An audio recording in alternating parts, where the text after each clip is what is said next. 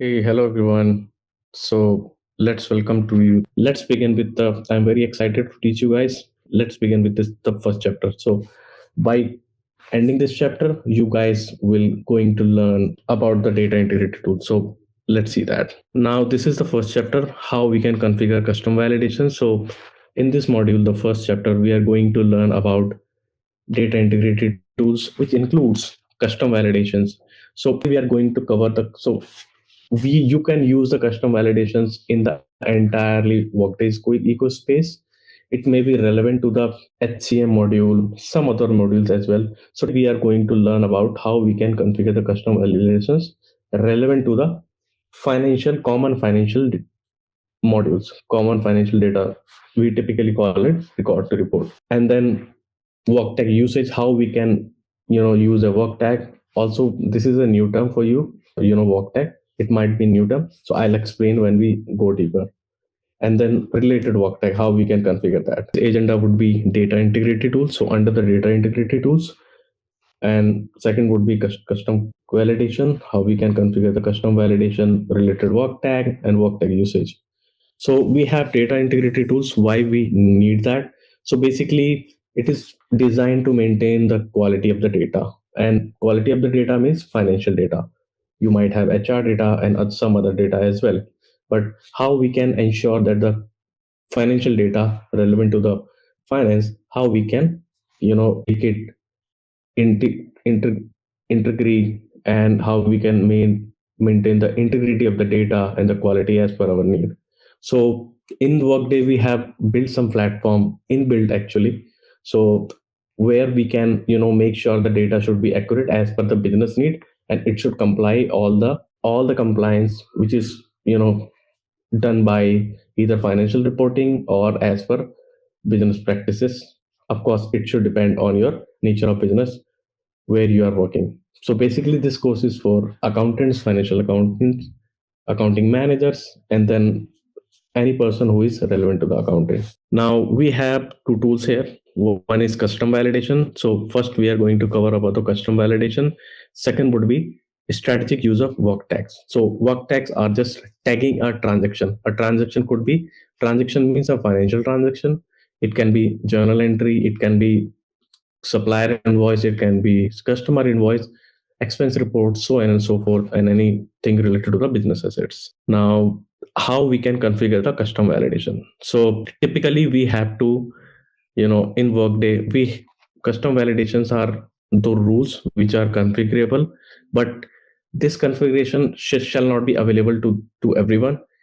Only a finance administrator can do this custom validation. So if you are in finance admin position, then you can go ahead and configure the custom validation. Or maybe if you are in, pertains to the any finance, or maybe you are part of the record to report team or controllership team, then a security person will assign you this put domain and business process, so that you can also go ahead and maintain your custom validation for your area, and also you can edit if there is a requirement. So first of all, you need to have a first financial admin. So for this session, I'm going to act as a financial admin who is having the access to configuration of custom validation, work usage, and work related. So security is, because of the segregation of duty.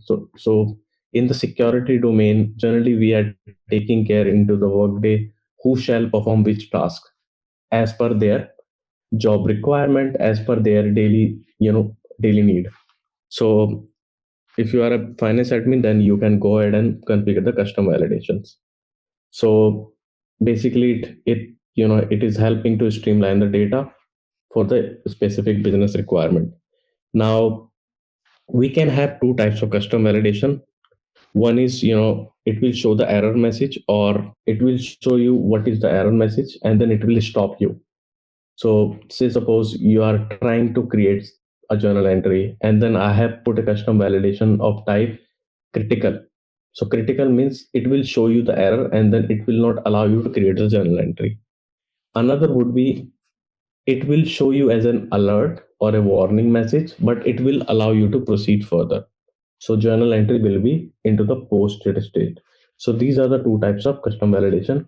I'll show you into the Workday screen. Now, how we can configure that? So we can configure through defining the validation rules and the creating a custom message. So that's why it is the name is given a custom validation. It is not like that if you put a custom validation, then there will be a standard delivered message. If you put a custom validation, which means you can give your alert type, what should be the content of the message. So if you gonna build it, then the same message will be showing while submitting the transaction. So custom validation generally triggers once you enter everything and then you go ahead to submit the transaction. Then we have to create a message, then specify the validation type, what kind of validation it is. So it can be of alert or critical. Now you have to define the rules and we have to give them the required information, how and when it can be used. We can put the custom validation that cost center should be mandatory for every journal entry. So we have to mention the cost center. Like if any revenue GL will be used, for example, then the cost center is mandatory. Then we have to define the rules and we have to give them the required information. That's a revenue. So we have to give some certain type of GLs of revenue. And then also we can also put custom validation like it will prevent the duplicate entry. So we can also do that. So these are some example custom validation on billable project transaction. So we can enforce the business rules during the project billing, and then how we can manage the project billing and how we can manage through the custom validation, and that we are doing generally to compliance before finalization of the billing. So for example, we need to have a revenue adjustment reason if amount of billing is it should not be equal to the billable amount, like $1,000. So we can also build these kind of rules, and once we do that, so basically it is very helpful in the reporting and as well as auditing purpose. So whenever any person requires to audit something, so they can go ahead and audit to audit these things, because whatever we do into the workday, it creates a log. So they can go to the audit trail, they can see the timestamp and who is performing which task, so they can see that. So it is very helpful. So it is given a project billing. I'll show you the example when we come to the workday scale. Now this is very important. When custom validation will trigger, so it will trigger on the submission. So it is not like you will be putting a data then it will trigger. No, it will trigger once you put the data, and data is not complying the condition of custom validation that you have put in. So once you submit the task, then it will trigger, okay, this is not complying as per the situation, then we need to pick this thing. And also suppose a, a journal entry is already created. Let's take example of journal entry. It is already complying the situation of custom validation, and then you are going to edit the journal entry, and then you are changing to a certain specific condition you are not complying. So for example, if we have given that the cost center is mandatory and journal is posted with the given cost center, now you are going to change the journal entry and you are removing that cost center because you are changing the data, then it will also trigger. So once you change the data and you again go ahead and submit the transaction, then it will trigger. So basically it is not triggering once you enter the transaction. Once you enter it and then you click on submit, then it is triggering. It will show you a custom message that you have defined during the custom validation. And also when you change the data, basically you are not complying with the data. So we have given this transaction, what kind of transaction we have. So we have given an example of project billing transaction. So it can be transaction type like project billing transaction summary and project billing transaction details. So it will capture on the both the situation. I'll show you when we come to the workday. So let's begin with the workday screen. So yeah, so this is the workday screen. Typically we need to sign in. Now if you land up to the workday screen, you can see on the left side there is a username and password. So once you will be assigned to a role after your post recruitment, and I'm assuming you will be, if you're taking this course, so either you should be dealing with the financial data, Or maybe if you are a HCM person who's already learned how HCM is working within the workday, now you want to learn, how finance is working. So this is all about related to the financial management course. Now you will be given a username and password, so you will do the signing, and then there might be a certain, multi-factor authentication that you have to do. It that depends on the business. Now since I have login as Heather, now you can see the workday screen. Let's see. So on the left hand side we can see menu. So in menu we can see that it is accounts payable, account receivable. So this is pertains to your area. GL. So we are talking about also general ledger, because this is course organization, projects, recruitment. So anything which is relevant to your area as per your role, like you're an accountant, so you will see all the things related to the financial accounting. And then you can see W screen, that is Workday home screen. Whenever you are at any page, if you click on that, then you will land up to the home screen. Now we can see the search bar. So if you come to the search bar, you just need to type whatever you need. I'll show you. And this is the notification item. So notification means if you are part of any security group, like you're an accountant and you are part of accounting domain, so you will get notified all the things which is happening for that domain, like financial accounting domain. Task item, as for your what all task which is pending to you, so it will come here. For example, you are working as an accounting manager and some accountant has passed some journal entry. Now it has come for the approval to you as an accounting manager. So as an accounting manager, once he submit his transaction, it will come to you as, and the transaction will be in progress. So for the journal entry we will talk in details in our upcoming chapter, but as a thing, once it is pending to you because you are accounting manager, so it will appear into the my task, and you can see your profile, my account, workbench related to your working area if you're an accountant. So all the things relevant to your financial record to report area. You can also, if you like something, then you can add to the favorite. We get favorite option, your drive, my report, and something like that. Now let's talk more about this search bar. So in workday, what we are doing is we don't need to remember any codes. We just need to try to type few things in English, and if you are having any permission for that, then you can see your things. Like I am an accountant, so I'm login as a Teresa Serrano, who is a financial admin, so that I can perform, as I said, custom validation and some other things. So I'm a start proxy. Proxy means I'll do everything on behalf of her. So I just need to. So if I'm typing T Serrano, then John D is coming up. So I'm assuming he's the financial admin and he's relevant to the financial data. Now I have landed to this page. Let me duplicate this page as well so that I can perform so many things at the same time. Now about the search bar. So whatever you think, you can find it here. So I'm thinking, let's create a journal. So you just need to type create journal. See, the task is coming up. So task, you can see create journal under the task. If you are finding a report, then it will appear as a report. Let me show you. Like creating journal is a task, find journal is a report. You can see find journal, and under that you can see the report. So it will also give you the bifurcation what it is. So let's begin with the custom validation, how it is performed. To more on the search bar, whatever you think, you can find it. Like you want to see the find customer invoice, you can see that. See find customer invoice, find customer payment, and also you want to think about find supplier. See find supplier. So anything which is related to the supplier, you can see that find supplier invoices, something like that. So John D is a financial admin, and I have logged in as a John D, who is a financial admin.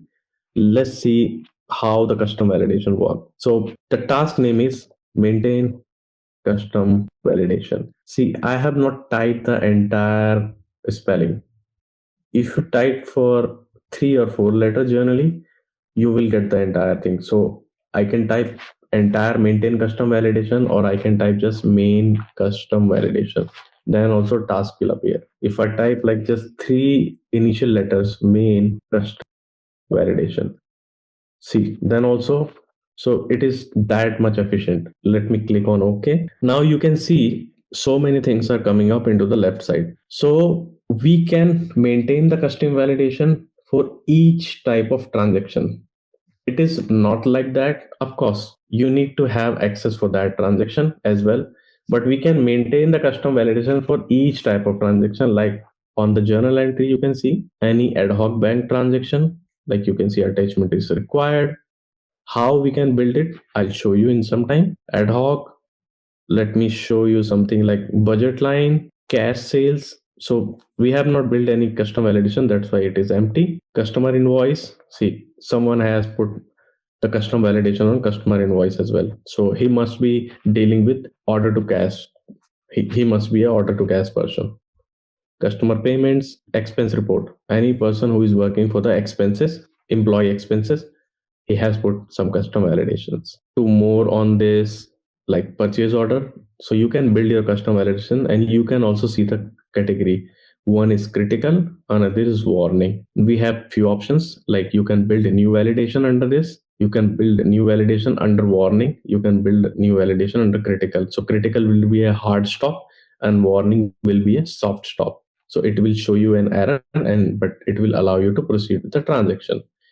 Under the maintain custom validation, you can see and you can also test the validation. So let me show you for the demo purpose on accounting journal, because that should be related to record to report. So see, one caveat here, this is a working tenant, or an environment. Yeah, tenant means Workday ERP. Whenever I say tenant, which means Workday ERP. So since this is the working tenant for so many persons, working on this, they might have built some custom validation or journal entry, but we gonna create a journal entry for us. So let's build that. We can just go to the new validation.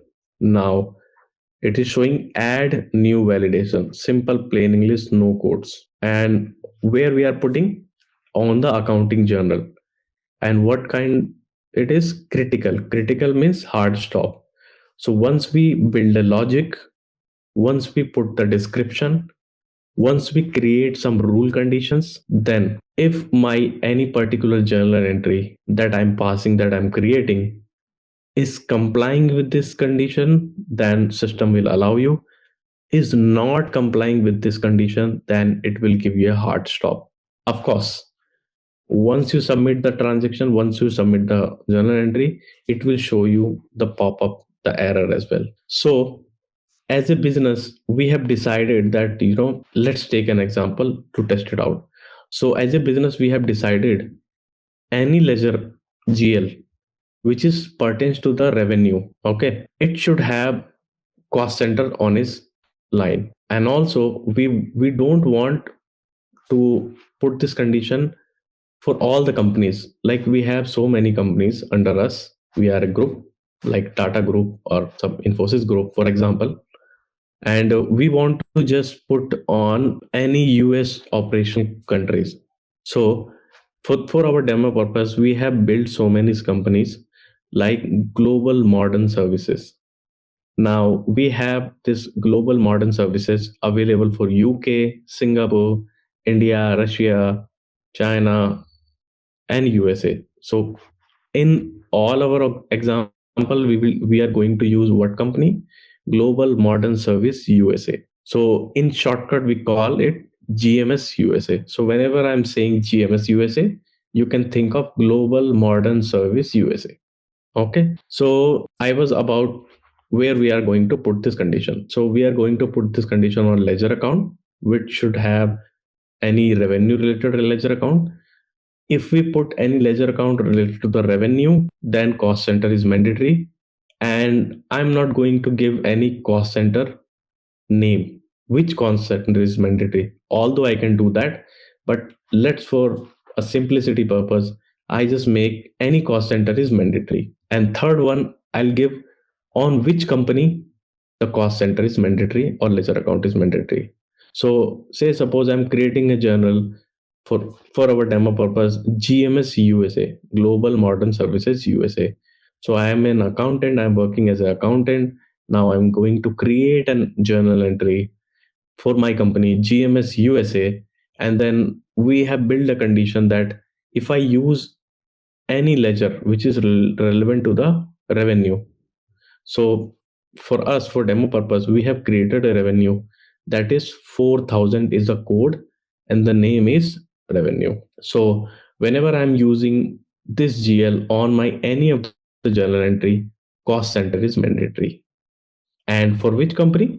Of course, Global Modern Service USA. So let's just build the logic. So how we gonna build the logic?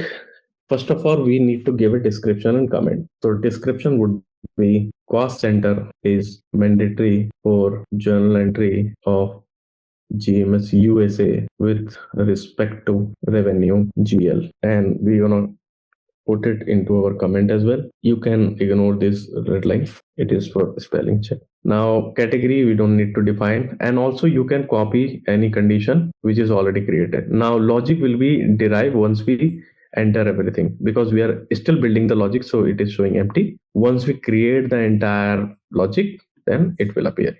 Now how we gonna start? So if you want to put a custom validation which is of only one line, that cost center is mandatory, then you can go ahead and in the source you can mention the cost center relation operator. We will show you how we're going to do that.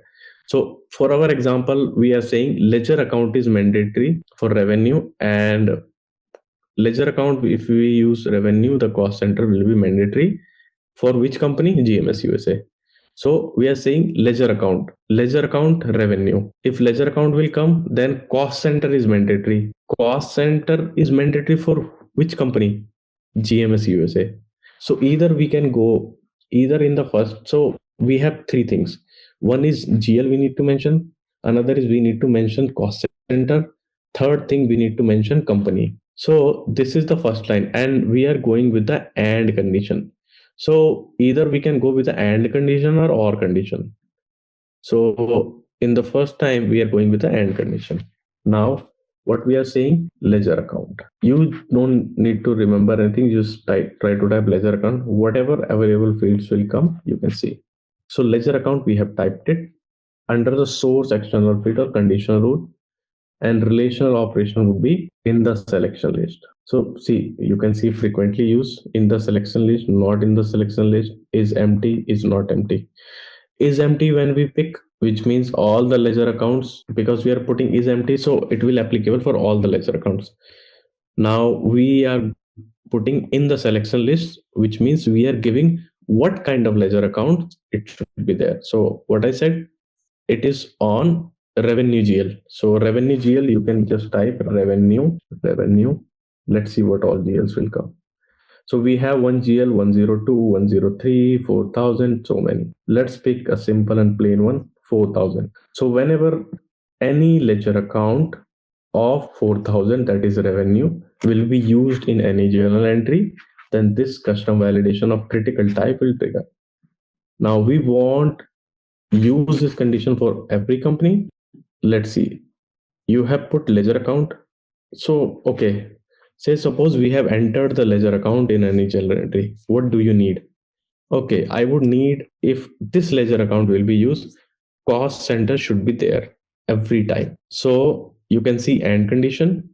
We don't need to put anything here. Under the source external feed or conditional rule, you have to type what you need actually. I need cost center when the ledger. So it will check for first condition. You can see the order. It will check for whenever we any person like accountant is going to create a journal entry, it will check for ledger account. Now I need cost center. Just click on cost center. Okay. If you want to use a certain type of cost center, then this logic will drive, then you can also go ahead and select in the selection list. So once you can click in the selection list, then you can describe your cost centers. What kind of cost center is you want to see. So these kind of cost, and then what will happen? This, say suppose you have opted for training services, then what will happen actually? You will select any revenue GL entry on debit side or credit side. Of course, we know that revenue should come on the credit side. On either side, then this kind of cost center like training should become.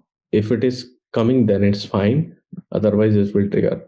So let's see. I'm not giving any list. I'm just saying blindly cost center only. So we have to keep it is empty. So I'm not defining any cost center. So with this GL, any cost center you can put. Third, it shall not be applicable for all the journal entries that we are going to create. So what we are going to use is we need to define our company on which company. So suppose you are an accountant of GMS USA, then you need to define the company because you are defining the company. So you have to select is on the selection list. And what company we call is Global Modern Services. If you type Global Modern Services, we can see so many companies are coming up. What we need to select is GMS USA. So these are for demo purpose. You can directly type GMS USA, then this company will also appear. Now you can think of the sequence, and it is showing the and. So whenever we are building a rule, it is pre-mandatory that it will come. So it will check for the ledger 4,000. If 4,000 you have entered a 4,000 ledger on your journal entry, then cost center you need to mention. Is empty means any cost center you can mention, any cost center. And then for which company it is applicable, any journal which shall be created for company Global Modern Service. We just gonna click OK. Now let's again go to the accounting and see. This is our rule. Once you build it, you can see description, comment, and it is also derived the logic. What logic? A ledger account in the selection list of 4,000 of revenue category, and cost center is empty. Any cost center is required, and company in the selection list. So we have given GMS USA in the list. So it will come. Now this is our Workday screen. I'll keep it here.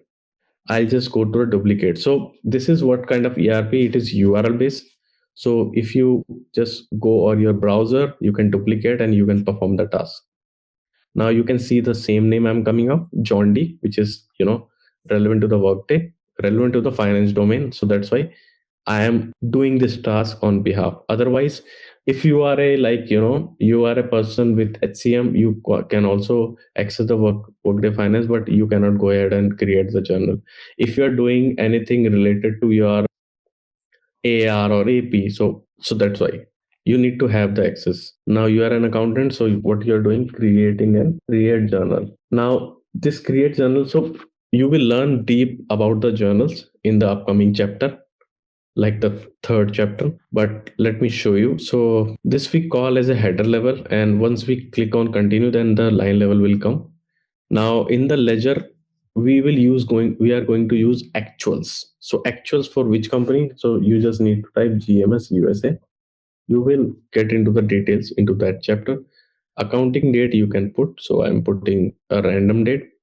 See, period, this is came for December 2025, and actuals. So we have some types of ledger, commitment, obligation, and actual. So it will impact the actual ledger, the actual. And while setting up the company, because it is pertains to the USA, you can see the currency has already came up. So when we are configuring the company, we are also need to define the functional currency, in which currency they are dealing with daily requirement. So you can see currency has already come up. Journal source. So source is, we have so many source through which journal is come, operation source like operation transaction. So we are doing it manually. So we have created a manual journal source. And you will also get to know about the journal source and sequencing in the upcoming chapter in detail. So book codes, you can get it in detail later on. Memo, if you want to give anything, you want to create a reversal, you can do that. So you will get to know about all this field into the journal chapter. Now, generally into the Workday, we call it at a header level. You can see in the top. Once we scroll down, we can see two tabs. One is journal entry lines, another is attachment. So into the attachment, we can attach anything like approval or any evidence. So you can also build a custom validation that every journal entry must have an attachment. You can also build that. So you can simply try on that part as well for GMS USA. Now I'm going to use a GL. So let's put on the debit side cash. Now I want to comply with the condition. Okay, so I need to type revenue. So either you can enter the code or you can just simply type in English, so it will appear.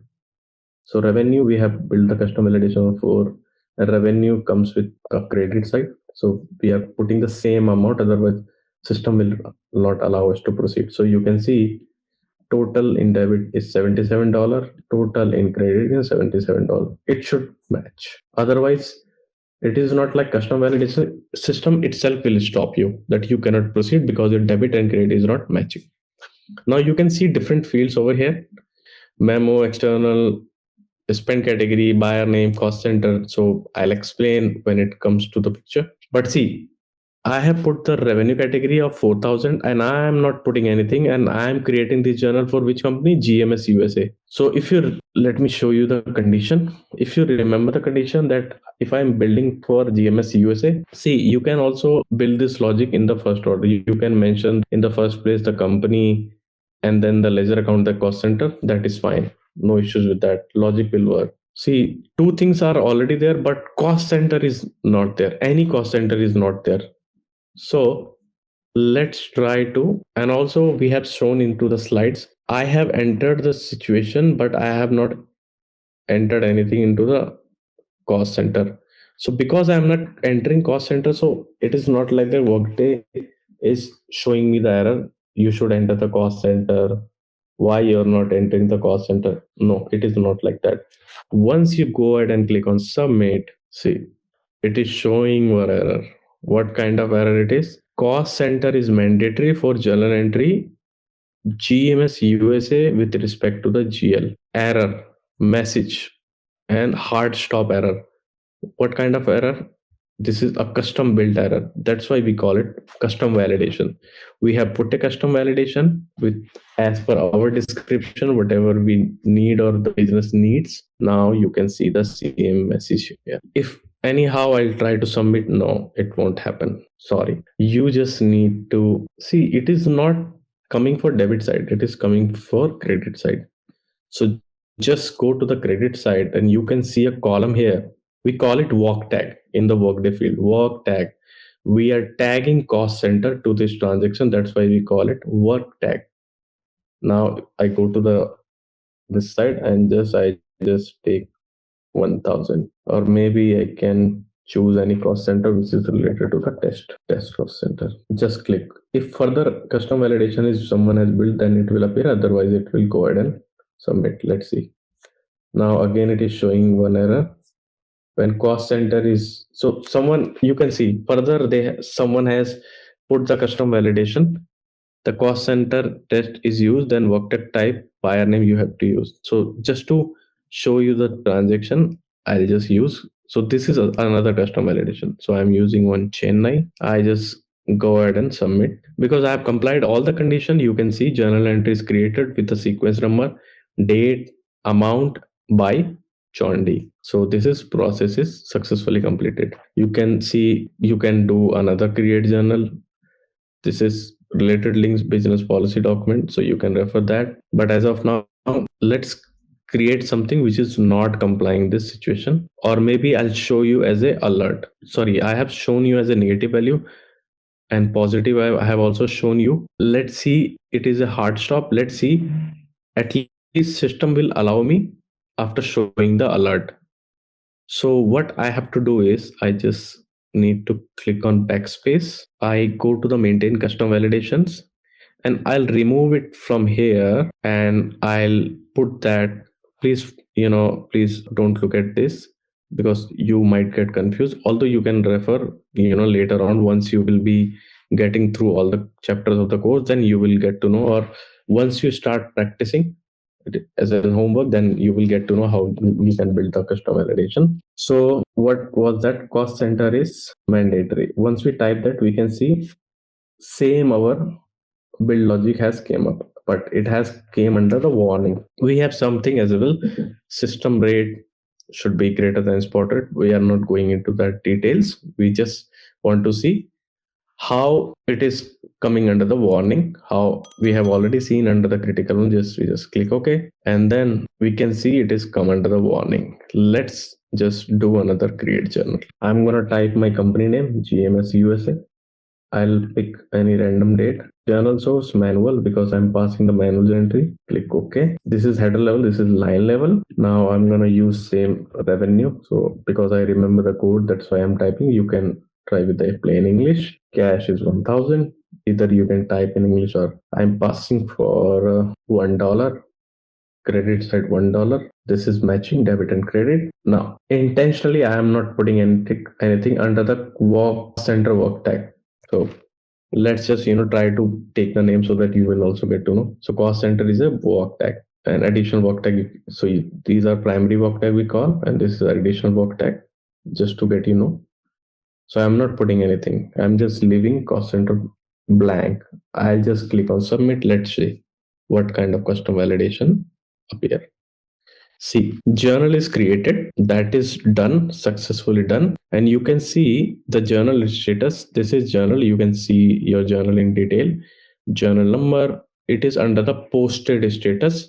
This is also journal sequence number. So, number of the journal entry. Okay, you can see manual. But if I go to the alert, it is showing cost center is mandatory for the journal entry. The same we have created. For which journal line? Revenue journal line, that is 4,000. Okay, so it is posted, but it is done. So that way you can build your custom validation. You can also do more practice by adding a simple single line, 2 line and 3 line. So I have given you one example related to work journal entry, but it is same applicable for all the transaction that I have showed you: customer invoice, supplier invoice, business assets, for so many things. Let me show you the list again. So you can try out on this. Of course, it should be under your area, like asset registration. You can build some custom validation. Cash sales, you can build the customer contract, whatever list you can see. So you can build your custom validation of these type of transactions. So we have lots of variety of the transaction that we can build a custom validation just to maintain the data integrity as per our business need. So yeah, that way we have covered custom validations, how we can build the custom validation. Now into the data integrity tools, we have another chapter, that is work tag. So what is work tag? How we can use the work tag? So work tag is simply means tagging a type of transaction. Transaction here, it means financial transaction. So I'll again, use the same example of journal entries to explain you how we can see the workday. Okay, let me go to the workday. So this is workday screen. So now our next topic is, we have covered so far how we can build the custom validation of critical and warning type. And once we put the critical, it will give me a hard stop. It will not allow me to go ahead with the transaction. But if I put the same condition under the warning, so what it will do, it will just allow me to go ahead with the transaction, but it will show me the warning. And what kind of warning? The custom made warning that I have built. And also you can try out for so many transactions. So I have shown you on journal entry. Now I'll use the same example. Let me show you what is work tag. So basically work tag is simply, as I said, work tag, tagging a transaction. Okay, so how we can tag a transaction, how we can do that. Now in this work tag, how we can configure the work tag usage, how we can do that within the workday, that we are going to see. Although I have seen you some of the work tag onto the journal line, you have seen cost center. So cost center is a work tag. Revenue category, which is pertains to the revenue, it is also a work tag. Sales item is a work tag. Spend category is a work tag. So I'll show you, we have lots of things as a work tag. Now what kind of work tag we have? So work tag is just assigning or labeling a financial transaction, tagging, and where we are deciding the work tag. So basically this this is related to the financial model, financial data model. We call it FDM into the workday space, where we are just defining the chart of accounts, and under the chart of accounts we just defining the what kind of work tag is required for certain type of transaction. I'll just give you one example. If any transaction is related to the O2C, then it must be related to the revenue. Then revenue category kind of work tag is required. That is decision taken by the client, and we as a financial data model configurator, we are doing that. Okay, and we are just want to make sure, okay, whenever we have customer related transaction, revenue categories should be there. Likewise, many of the financial transactions must need a cost center. So cost center is a very famous work tag. Similarly, if we are a P2P person, we know that purchase item, spend category, some sort of things related to the procurement should be there. So we can use spend category purchase item as a work tag, and it should be there. Now, how we can configure the work tag? We just need to define the work tag carefully. Why? Because there is a limitation into the work tag space. I'll show you what is the limitation. And assigning work tag to the transaction. Similarly, with the custom validation, we can assign a work tag for all type of transactions. We have a list what kind of transaction we can. Now you need to train the users how we can tag this work tag on a type of transaction, like financial transaction, transaction to the customer, transaction related to the procurement, expenses, employee expenses. Now we have, driver work tag, which is a driving force, which is the main part, like you can say cost center or a project is a driver work tag. Optional work tag, we can have the work tag, but it should be optional, it is not mandatory. Operational work tag, so whenever we create any, so most of the time, like you will create a supplier invoice, and then you can see after creating a supplier invoice, an accounting entry is already generated for supplier invoice. Some sort of, you have procured something for someone. So through the account posting rule set, you can see, some kind of operational work tag, related work tag. So related work tag, we will cover it in the next chapter, but I'll show you. Whenever we try to, put any driver work tag, so related work tag can be auto populated, or we can make it mandatory. I'll show you into the next topic, that is related work tag usage. So now this is related to the related work tag. So related work tag is, ensuring the data consistency and reducing the manual data entry. So because we just need to make sure this kind of work tag should be there, and it can auto populate. I'll show you. So let's jump into the, okay, let me explain it further. So again, related work tag is also configured during the financial data model. Now, once you click the driver work tag like cost center, then another work tag like location, region, project, it will auto appear. I'll show you how we can do it into the workday. For example, if you select a project like project 123 in a in a field, then related work tag, like I have tagged project 123 with a cost center of 30,000. Then whenever in any transaction I would select a project 123, my cost center will auto populate, it will come automatically. Okay, so this is a popular example of related work tag. Now I have entered a driver work tag which is project 123. Related work tag cost center 30,000 will be auto populated, or vice versa. I have a driver work tag of 30,000, and related work tag like project 123 will auto populate. So this is work tag usage. Now we can also, derive the logic that this kind of work tag will be applies to the hierarchy. We can define the hierarchy, like what kind of transaction the work tag and work tag usage or related work tag shall be put on, such as expenses, our example journal entry, you can put it on time blocks.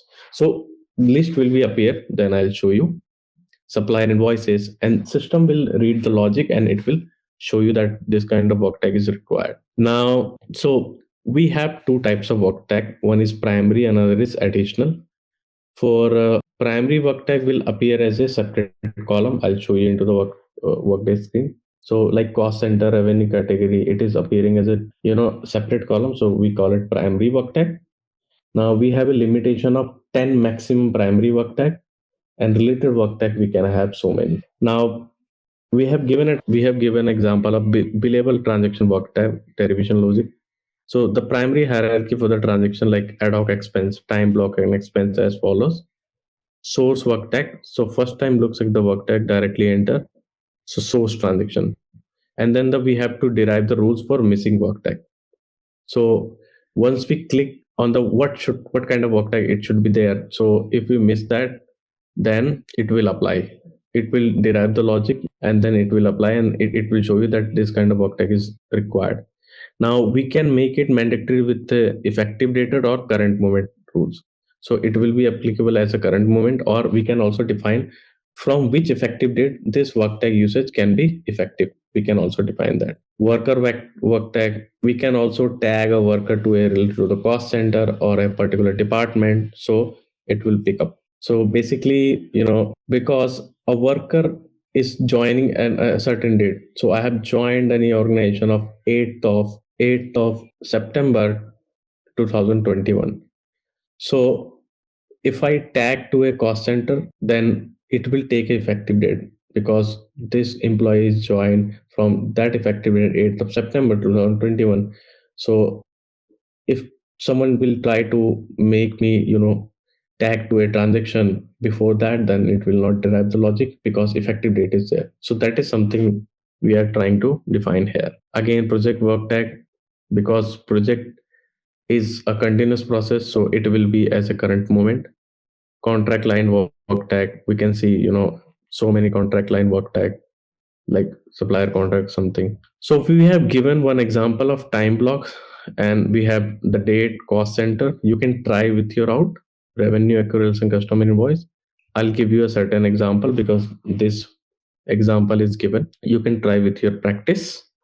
I'll give you some other example. Okay.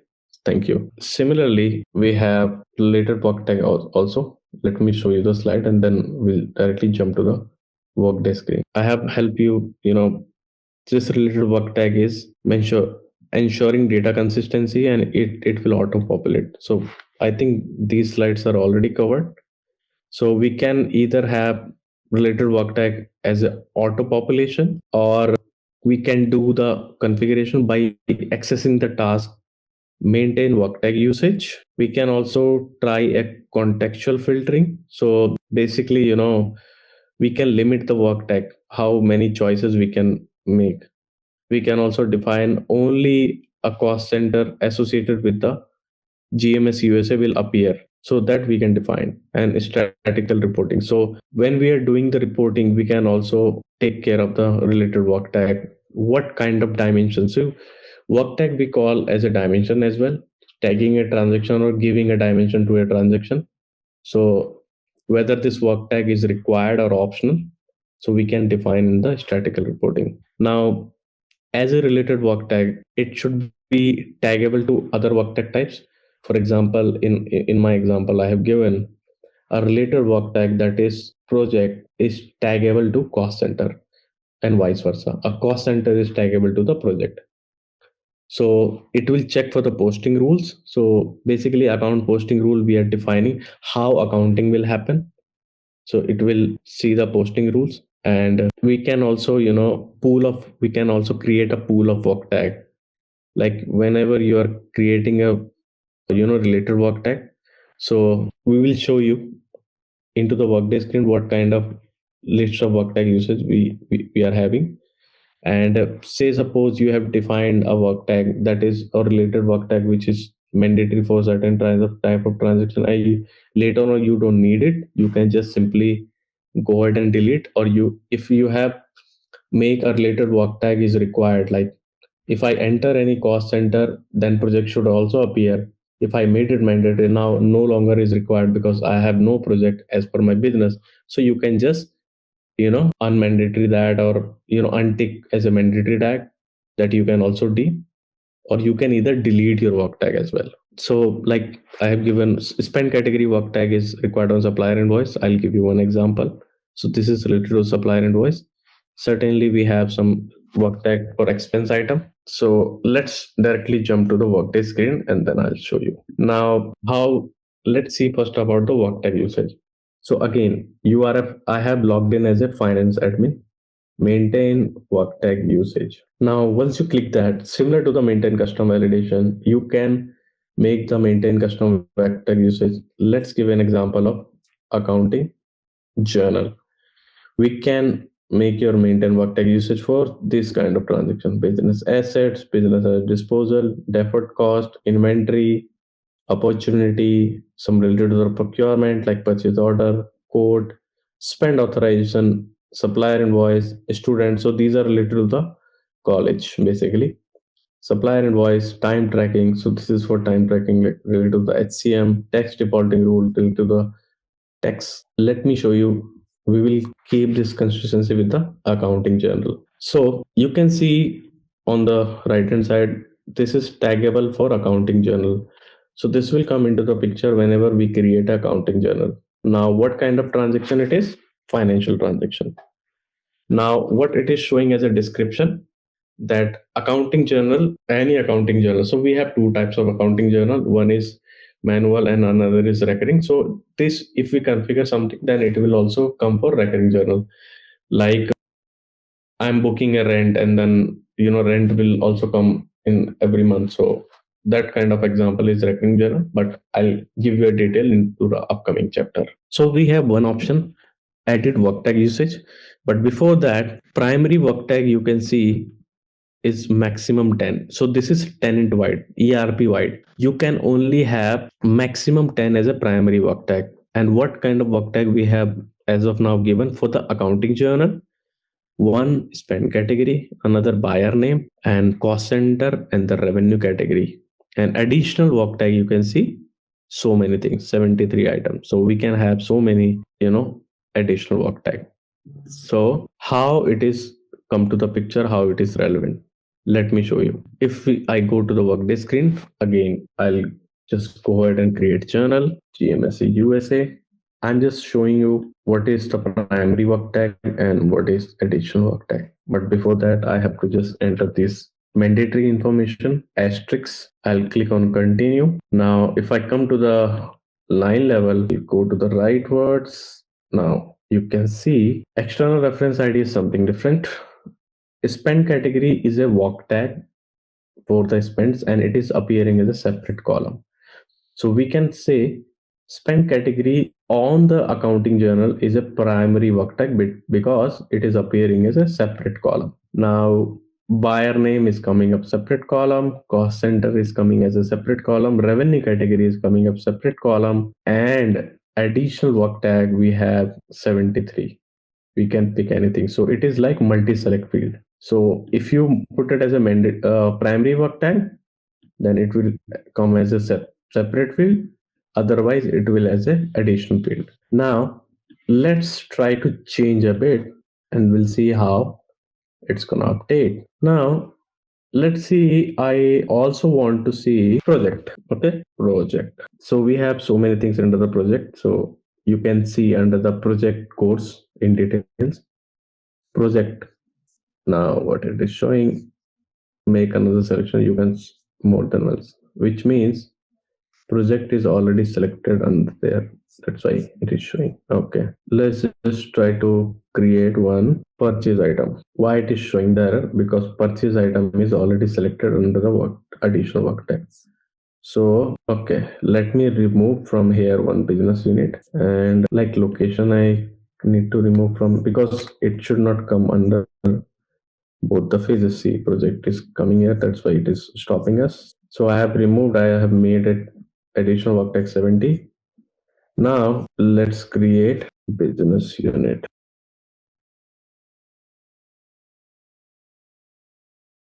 Okay, business unit is also there. Now purchase item is there. Okay, and I'm gonna add, and you can project. Okay, now you can also define the sequence which should come first. So let's see, cost center should come first or something. So as of now, spend category come first. So I can make it at the last. So maximum you can add 10, and that's all. And additional work tag you can have so many. So just click OK. Now earlier you were saying spend category, buyer name, cost center, revenue category.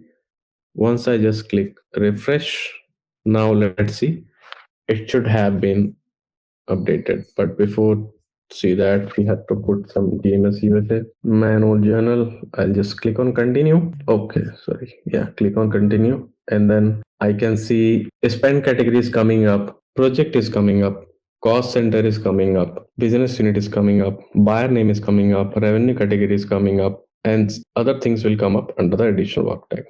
So that's the difference. Now, with the same thing, let's do one thing. What I'm gonna do is edit work tag usage. I'll just say whenever you create a journal entry, cost center should be mandatory. And don't be get confused with the custom validation. Custom validation we have put for certain condition. So any sort of accounting journal, whosoever is create, cost center should be appear every time, every single time, and it will appear as a separate column, but cost center is every time required. So this is my business decision. Okay, so and you can see disallowed inactive value. So say suppose you have 10 cost center, if you click on that and some cost center is inactivated, reluctant, then also it will come, but generally we are not keeping s. And you can also make some of additional work tag as a mandatory. So let's just now we will say, see, spend category we cannot make it mandatory because spend is related to all the expenses. We can have revenue expenses as well, bank transaction as well. So let's say cost center is mandatory and business unit is mandatory. Okay, now let's take same example 1000, and let's take, this is our deferred revenue. See, intention, you can see it is not credit debit. If I go ahead and click, then system will give me another. So I'll show you in details into the journal chapter. Now I'm not going to enter any cost center and project. Let's just click on submit. Okay, sorry, why it has happened. I just make it mandatory, but I was forget to do click on okay. Let's just click okay and then recreate the situation. Sorry for that. Now it is mandatory. Let's create another journal. So I'm gonna use my ledger like GMS for GMS USA 20th. Journal source will be manual. Click on continue. I'll come to the line level. I'm gonna use same 1000 and then I'll pick any journal entry. Let's use the same so that also you would get to know. Okay, it was, I think, this one. Deferred 1, 2, 3. 1, 2, 3. And if I go to the right words, I am not putting any primary work tag spend category. So see, once you have clicked on as a mandatory, it has came as an asterisk.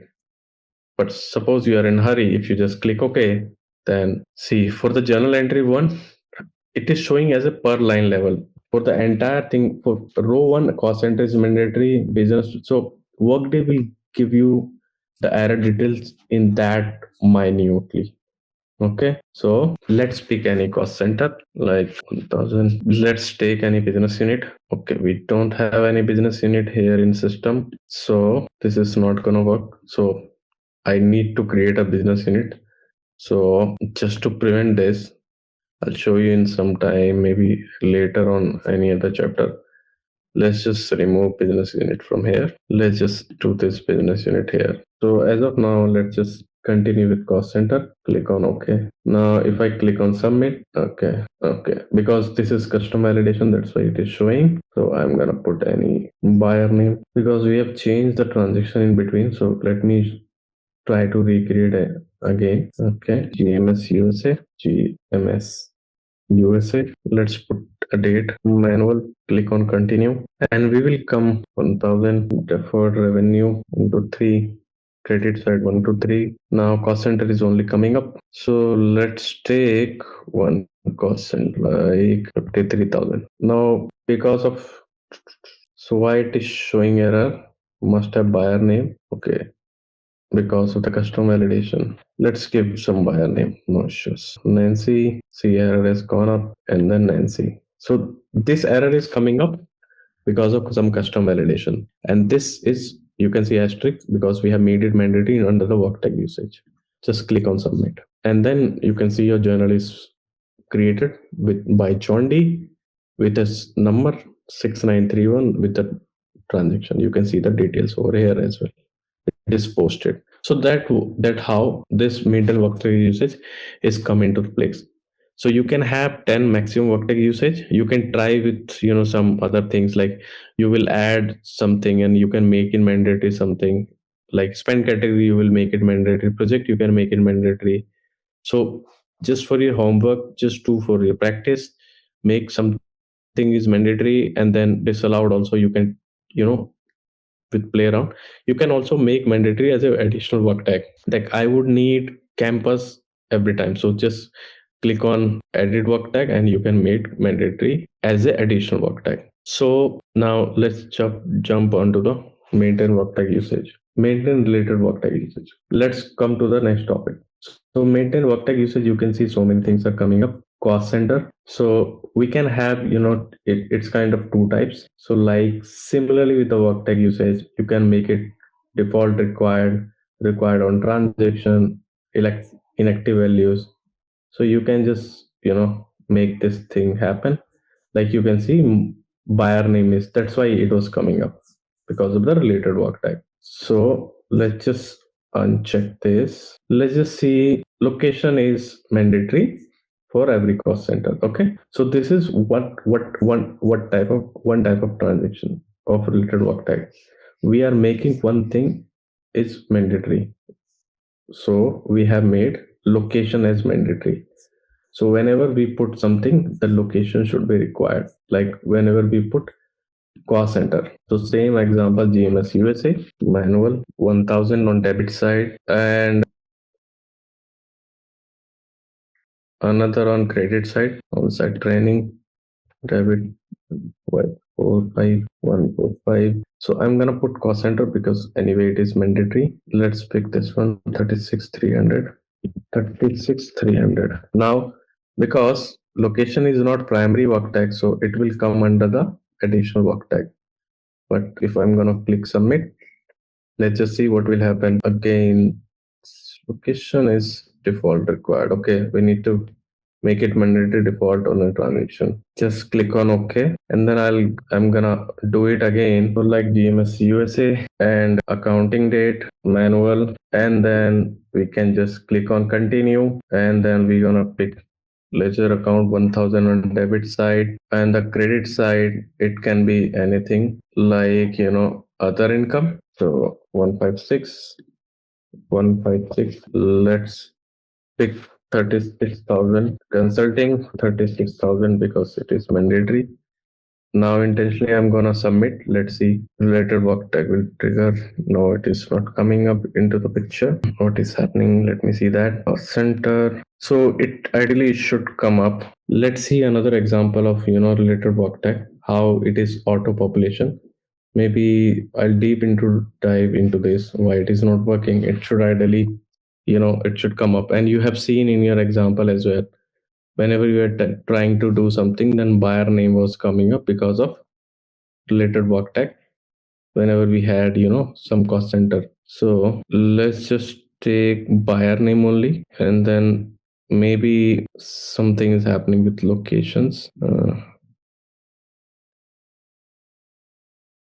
Okay, let's try again with the buyer, GMS USA. So basically we are in as an accountant of global modern services. We call it GMS USA. Now, let's again take an example of journal entry. So, to maintain work tag usage, we have to access a task, maintain related work tag usage. Now, let's see. So, first of all, we need to see whether cost center is mandatory or journal entry or not. How we gonna check that? Is maintain work tag usage. So I'll do in two ways. First of all, see cost center is mandatory, and once you try to create a journal, you can see cost center with asterisk mark. Let's just do one thing.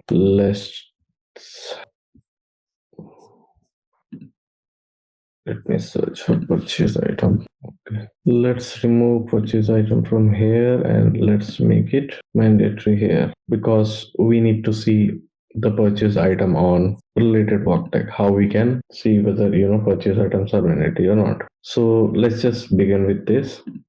So if anywhere cost center will be used anywhere on any financial transaction, let's just do one thing. Let's make purchase item and buyer name as mandatory. Let's click OK. Now let's see again on the cost center. If we drill down a little bit, buyer name and purchase items are mandatory. And here what we have done on accounting journal, cost centers are mandatory. So in a nutshell, as per Workday usage, cost center is mandatory. But in the related Workday usage, we have made whenever any cost center is tagged, we need to have buyer and this one. Now, how system will tell us? Let's see about the related Workday usage. So I'm gonna create a journal. So let's just type create journal. Ledger, we need to pick our company, GMS USA actuals. Let's take one date.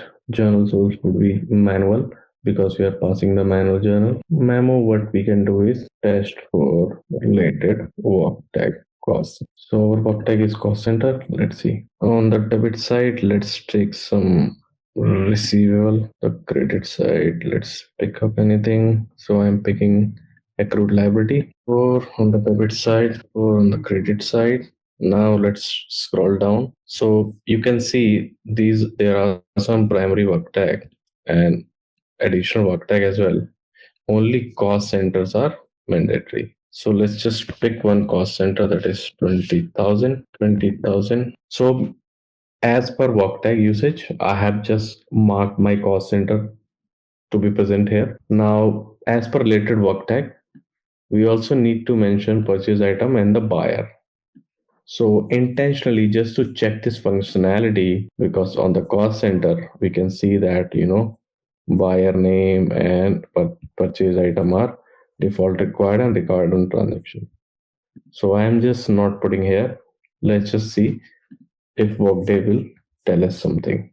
So Workday is saying when a cost center, so basically we have mentioned this cost center. When a cost center is entered, then these work tag types must also have value. One is buyer name, another is purchase name. Similarly, for the journal entry, so it is showing for row 1 and row 2. Now we can see we have made both the things mandatory, buyer name and purchase item. So what we're gonna do is, let's just try to pick any buyer name, Robert and Robert. So I'm just putting one buyer name. If I just click OK, then it will pop up for purchase item. Let's go for purchase items. Let's take one purchase item, bags. And if I click on submit, now see, system is not preventing us. Now journal has been created. You can see the entire journal entry, journal number, status, sequence number, some memo. So we have put memo test for related work type, that is cost center. You can see our company and journal line as well. Some GL, amount, purchase item. You can again see cost center with the asterisk mark and buyer name. So that way it has been completed. I'll just click on done. So that is one way of making related work tag usage as mandatory.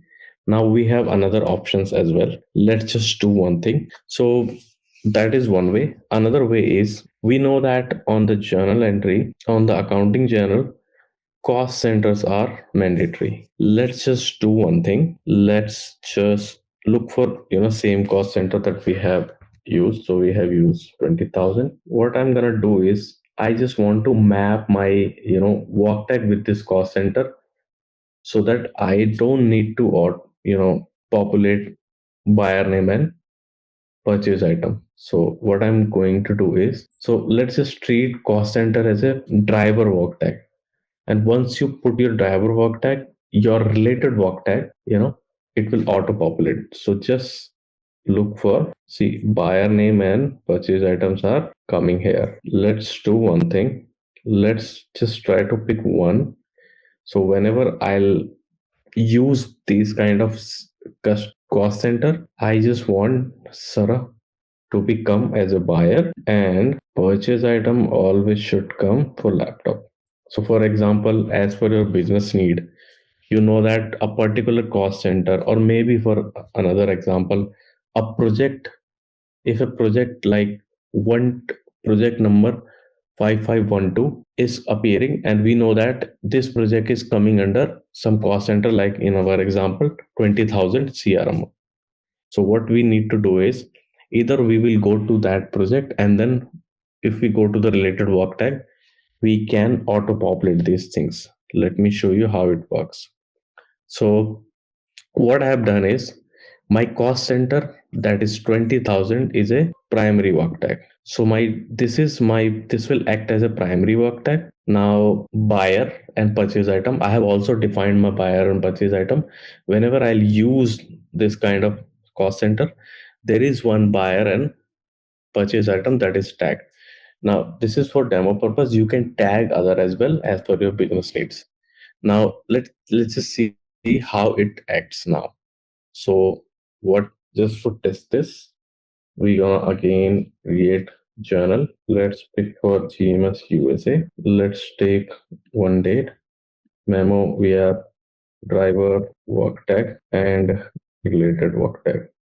So we are just testing driver work tag. Test. Just putting this memo. Journal source would be manual. Click on continue. So ledger account, let's just take anything. The debit side, I'm putting 999. 999. Now if we go to the right words, let's just see. So you can see purchase item and cost center. Now what I'm gonna do is, I'm just gonna type my driver work tag, that is 20,000. So you can see that the time we entered this one, 20,000 office of CRMO, our buyer name that we have just tagged in Sarah, and purchase item laptop is coming there. Now what we gonna do is, we'll use a separate thing for this one. Now we'll use a different cost center, then it will not appear. But if I'm gonna type the same one, it will auto populate. So just I'm gonna click submit, and there you go. Now you can see your journal and name with amount and who is done. So John D is accountant of Global Modern Services. That's why he has domain security policy to create this journal. This is our details. This is process, how it works. So this is basically business process. I'll explain you in upcoming classes what do you mean by the business processes. So basically, what all steps to create a journal. So this is done. Now you can see other information. This is our journal entry details just for driver work tag. You can see company, GL, debit credit amount, total debit, total credit, purchase item, which is auto populated as a related work tag, cost center, because this is the driver work tag, and buyer name as a Sarah. So okay, 20,000 CRMO. This is related work tag option. You just scroll down and you can see we have mapped this. If we do something else, like I just want, if I put this one, then location should come up and required on transaction. I'll just click OK.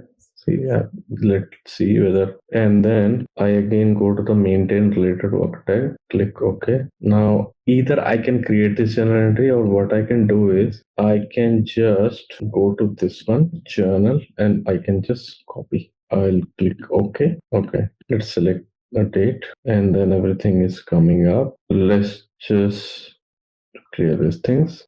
Again, we're gonna type 20,000, 10,000. So intentionally, I'm using different work tags, so auto population is not coming up. But anyway, okay, because we have not made as a driver work tag. Anyway, purchase items are mandatory. Click on submit. You can see the details. It is posted. But since we have used a different cost center, so it has not auto populated. So we have populated. So that way, if you can try with some other things, like, so these are highly interlinked.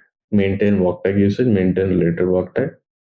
So you can try other options as well. You can either go for work tag is mandatory for accounting journal. Similarly, because I have shown you one example on accounting journal, you can go ahead. If you have any idea about the business assets, you can try with these areas. Business asset disposal, you can simply, what you need to do is, you just need to edit work tag usage. You just need to try to create a customer invoice, but you must be from You just need to see for a customer invoice, security should be there. So that way, you just need to go to the company like global modern service. So how you can see the roles also, let me help you so that you can use that person. Global modern service USA. So this is our company. We can search for the company. Now you can see the roles. Let me show you the roles as well for this company. So I was acting as an accountant, and who was that? John D. So I've created for GMS USA by John D. So I have done everything by John D. So security you need to decide. That's why I have done everything on behalf of John D. So how we are doing that? Start proxy. So if you have any implementer access or for testing purpose, they will provide you the implementer access. You can see your profile here and say suppose your name is something else like XYZ, and then because you have to test out for transactions like for accounting, especially related to the R2R. Accountants needs to do everything related to the R2R, and accounting manager typical approves that. So what you need to do is you need to find out for which company you are trying. Most of the cases we are trying for the global modern services. You just need to search for the company, see the roles, and then either you can do the, let's take one example of Andrew Walden. So how can I start proxy? Because I need to act as an accountant. So I just click on start proxy and then I just need to type Andrew Wall. You can see if I click on OK, good evening on behalf of Andrew Walton. So I'm an accountant. Andrew Walton is an accountant of GMS USA. That way you can create journal and most of the things in this entire course you can do, especially related to the record to report or common financial management things an accountant can do. Now I can either explore maintain work tag, related work tag, I can do everything. Okay. Now, so in this class, what we have done so far is we have explored custom validations. We have explored how a work tag usage can be done. So basically primary and so additional work tag, whether we have multi-select primary, it will come as a separate column, but we also need to keep in mind that maximum limit to make an work tag as a primary work tag is 10, that is tenant wide. You cannot exceed extra from 10 because I think 10 would be so much you can capture so many dimensions because we have limit of 10. And then how we can use a related work tag. So related work tag, either we can make it mandatory or we can act as a driver work tag. So driver work tag, we need to go to the driver work tag like a cost center, like a project or anything, like a location, like fund if it is for non-profit. So once you go to a particular driver work tag, you just need to go to related action and then into the related work tag you just need to put down some default values. So in any transaction, be it create journal, be it registering the assets, be it creating the supplier contract, be it creating the supplier invoice, anything, or making some transactions, any financial transactions, once you try to populate your driver work tag, the related work tag will be auto populated. That I have shown you an example. For your homework, what you can do is you can try with something else, like you can just make one driver work tag like project, cost center, or anything. And then what you can do is you can just go ahead and go to the related action, make some default value like your driver work tag will be a project 123. You will go to that project, you just click on the related action, and then you will go there and then make some default values, and then you just try to create one demo transaction, and then you will see once you put that same value it will be auto populated. If and else if it is you just make it required, then once you try on submit, then system will show you, okay, for this one because we have mentioned some work tag, we just need to mention some related work tag as well that we have done in the setting. So yeah, so that was the first class. Now that we have learned so far in the custom validation, so you will learn more by practice, and you will also get to know more about these chapters once we go ahead with the next chapters. Like, next chapters we will cover like how to create a journal sequencing, basically a document number. Whenever you create a journal entry, you can see some number over there. Similarly, if you register an asset, so business asset registration will be there, some number will be captured. Similarly, with the customer invoice, supplier invoice, some document number basically. And then we'll explore these fields, how we can do it into the workday. And then later on, we'll discuss how we can, so many things about the journal entries, how we can create the journal, how we can upload the journal, what if my journal is not matching. So lots of things about the journal entries. And then later on, we'll explore intercompanies, allocations, and some other things. So yeah, all the best, take rest, and read more, and have a nice work day to you all. So, hello everyone, and welcome back to this series of financial management course that is for record to report for Workday Finance. So, let's begin with the second module that is journal sequencing. So, what we have covered so far in the first module is how we can enable custom validations, how we can enable for work tag usage and work tag related work tag usage. So, we have seen so many examples, and if you haven't done so, please go ahead and log into your workday and then have some practice over there. Now let's start with our next topic, that is journal sequencing. So as the name suggests, it is for sequencing a journal. So let me share my screen. Okay. Now, so basically, we have three things here, how we can create the journal sequencing. So we have some sort of rules. We need to create some sequence generator rules. And then suppose we have created a journal sequence rules. Now we want to edit it later on. Now, so how we can do that? So we have some task for edit sequence generator rule as well. So the task is edit sequence generator rule configuration. Basically, if you want to have a specific format for customer invoice, supplier invoice, some other things like related to the assets, banking, then you can go ahead and for the edit sequence. Now, and the third one is you can enable the sequence rule for a specific company, or you can take it from the tenant wide. So we can configure it for the tenant wide that every company will be complying with the same condition. If you want some deviation, then we can do the same as well. Now, what is the meaning of sequence generator rules? So basically, we know that into the financials, we have lots of transaction which is taking place maybe a day in and day out, specific to a month. So say suppose we have started our company into the Workday Financial ERP in the month of or in the year of 2004, starting from 2004, 5, 6, 7, 8. Now we know that we have to have incur so many business activities, like we will go to the supplier, we will procure something, and then we'll make the payment. And then similarly, our customer will contact us. We will have a daily business transaction. So how we gonna capture that? So we might have to purchase or procure some assets, journal entries. So many things are happening day in and day out.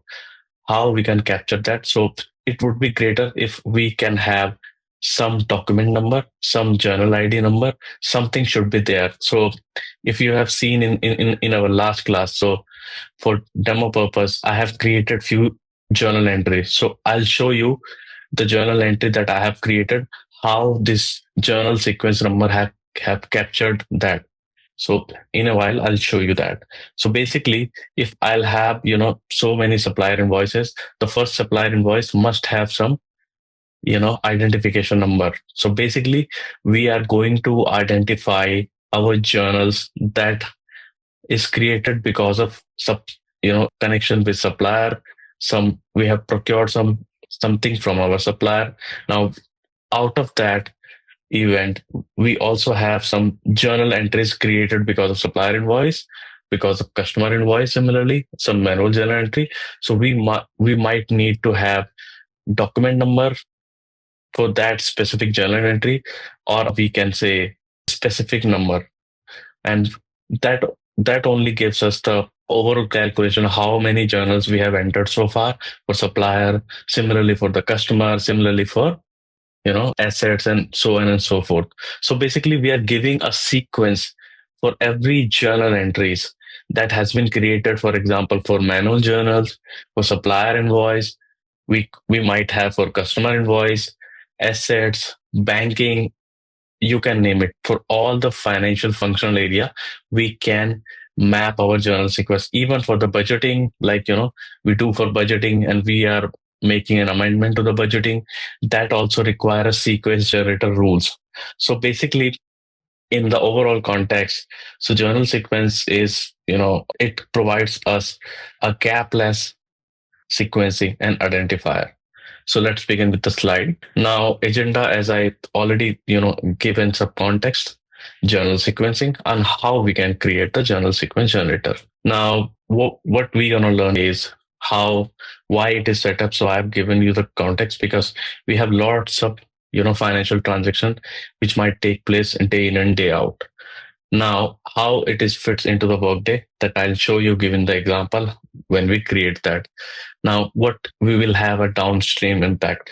So basically, if I go ahead and create a supplier invoice, and because of that supplier invoice, we might have some accounting journal created. So we must need to know how many supplier invoices has been created, how it is impacting my one ledger to another ledger, one ledger on the debit side, another ledger on the credit side. Similarly, that ledger will form an overall report of trial balancing. And under the trial balance, I can drill down how many supplier invoice, or for example customer invoice, how many assets I have procured, and what is the unique identifier that capturing all the transactions. So that is the downstream and upstream effect of the journal sequencing. What security requirement that we need to see, and what business process. So basically for that we need to look out the now, what is the meaning of business process? So business process means approval metrics in a simple term. Now let's take one example of journal entries, because I have given all few examples of journal entries. So let's give an example of journal entries. So we have a business process for journal entries, BP colon journal entry event. Now, who can initiate that journal? For example, who can initiate is accountant, and who can approve? We can have some other approval, like accounting manager. So who will initiate? Accountant. And who can approve? Accounting manager. That we are defining in journal business processes. One business process, I have given one example, that is of journal entry. Similarly, we can have business process for supplier invoices, customer invoices, registering the assets, so on and so forth. So business process simply means approval metrics. We can also put some condition under the business process, which you will see later on if you go to the course, ahead. I'll show you some of the business process and some of the steps. So we need to add the steps, and we can put the conditions as well. And basically, it is a sequence, or I would say, what all steps that needs to be there with the condition, with approval authority, so that one cycle of any financial transaction can be completed. Now we have some limitations and something like that, so that we will talk later. Now basically journal sequencing, as I have given you, it enables a gapless and sequential identifier of the journal. So whether it is journal for supplier invoice, whether a journal for manual entry, customer invoice, registering the assets, creating some bank payment, bank transfer. So journal sequencing enable us to give a unique identifier, and how we can see the journal sequence number, that is in our hand, but we need to comply with certain rules so that we can have a journal sequence number into the place. So we can use some, it will capture some period, it may capture some month, it may capture some unique number as well. We can give the how many digits should be there for a journal sequencing. We can name, we call it padding. So it can be 2, 3, 4, 5, 6, 7, 8, and so many things. Now, why journal sequencing is required? So one example I have given is because we have lots of transaction for our reporting purposes, we need to that. But in all the countries we have applicable financial rules, or we call it accounting journal, accounting provisions or financial reporting framework that says we must have unique number for every financial transaction. That is one. And another is any statutory reporting requirement such as SFAT. So SFAT requires to have bifurcation of all the financial transactions. So basically it assists to the auditors. So financial auditors can go ahead and they can see, okay, these are number of journal entries that have been created. Now let's just check that on the sampling basis. So that enables auditor as well, so that they can go ahead and check whether all the transactions are correct and truthful as per the applicable accounting standard or not. And then later on they can go ahead and report to the authorities. So in that sense, journal sequencing plays a critical role. Now, what we can do is either we can, give sequencing start from the period, we can give it for the ledger years, and we can give it independently. The main thing is, so we have two types of ledger into the workday. One is primary ledger, another is alternate ledger. So we can enable journal sequencing for both. Broadly, most of the clients are doing for the primary ledgers only, but if you want, then you can give for alternate ledger as well, and you can give it for both. So you just need to keep in mind, okay, the format. So you will put something, journal sequence for primary ledger and sub period and something like that, and similarly for alternate ledger. Now, once we start for the journal sequencing, it should be for legal requirement, and we can do it the journal sequencing for ledger periods. So ledger periods. So once I'll do that, you can see we have some options. So ledger period means monthly, and ledger year means throughout the ledger. And continuously, if we click on the checkbox, the continuously, it means it also includes multiple years. But we need to make sure if we are going to select the continuous across multiple years, year should be created. Yeah. So there are some prerequisites because it's a uh, because this is a mature tenant and we have done already configuration. But if you will have a fresh tenant, then you must have ledger year should be there. Ledger should be created. Ledger as in actuals, ledger period, and it should be there. Ledger status, it should be open, close, or available status. Then only you can go ahead and enable the journal sequencing. So for example, I'm standing in 2025. So if I'm going to use continuous across multiple periods, so I need to make sure that my next year should be up there into the workday, and similarly next to next year. So some years down the line should be created into the workday, so that we can go ahead and use this continuous across multiple periods. So we can enable the journal sequencing as a tenant wide, and if we want, then we can go ahead and create journal sequencing for my own company. Like for example, so we have a demo company created within the in our workday system, that is Global Modern Services USA. Similarly, we have Global Modern Services Spain, Singapore, Russia, etc., Belgium. So I'll show you one of the example how we can set up for a specific company, or we can borrow from the tenant wide as well. So now, before that, we must need to check for the security, because if you want to enable this journal sequencing, there is a security group, that is user based security group. Now, let me give you a brief about. So user based is basically all the admin's role: procurement admin, financial admin, bank admin. These are the security roles into the workday terms that are user based. So, and another we have role based. Now, if you want to enable this for your company, then you must have financial admin user based security enabled for which area? Set up company journal and common financial. So if I'll show you it within the workday screen. If financial admin is not there, so we cannot go ahead and enable the journal sequencing. So I'll show you. Now, yep. Basically, the thing is we can give it a unique journal sequence. A journal ID should be created, so we can see that. Now, once we create for generator, once we create a journal sequencing generator, it can be enabled for company or maybe company hierarchies. Now, if we click on some of the options, I'll show you within the Workday screen. If we like, okay, let me give you. So companies, we can select for company or company hierarchy. Another is replace unused generator.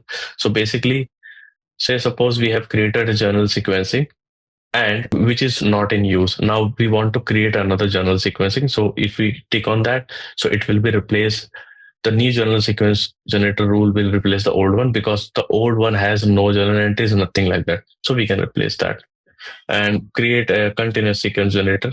So we can do that, but the thing is the next period should be created and this should not be open and we should not have any posted journal. Now, another caveat is you can note it down if you want to. If we have created a journal sequencing generator rule, and somebody has already created a any transaction journal entry or supplier invoice, and then if we can see any sort of journal entry, we cannot disable that journal sequencing. We can go ahead and edit that, but that shall be applicable to the next available period. Okay, so now for the create continuous journal sequencing, so no, we need to make sure three something should be there. One is ledger period should be created, ledger year should be created, and also the the status of the ledger period, it should not be open, and we should not have any posted journal for that.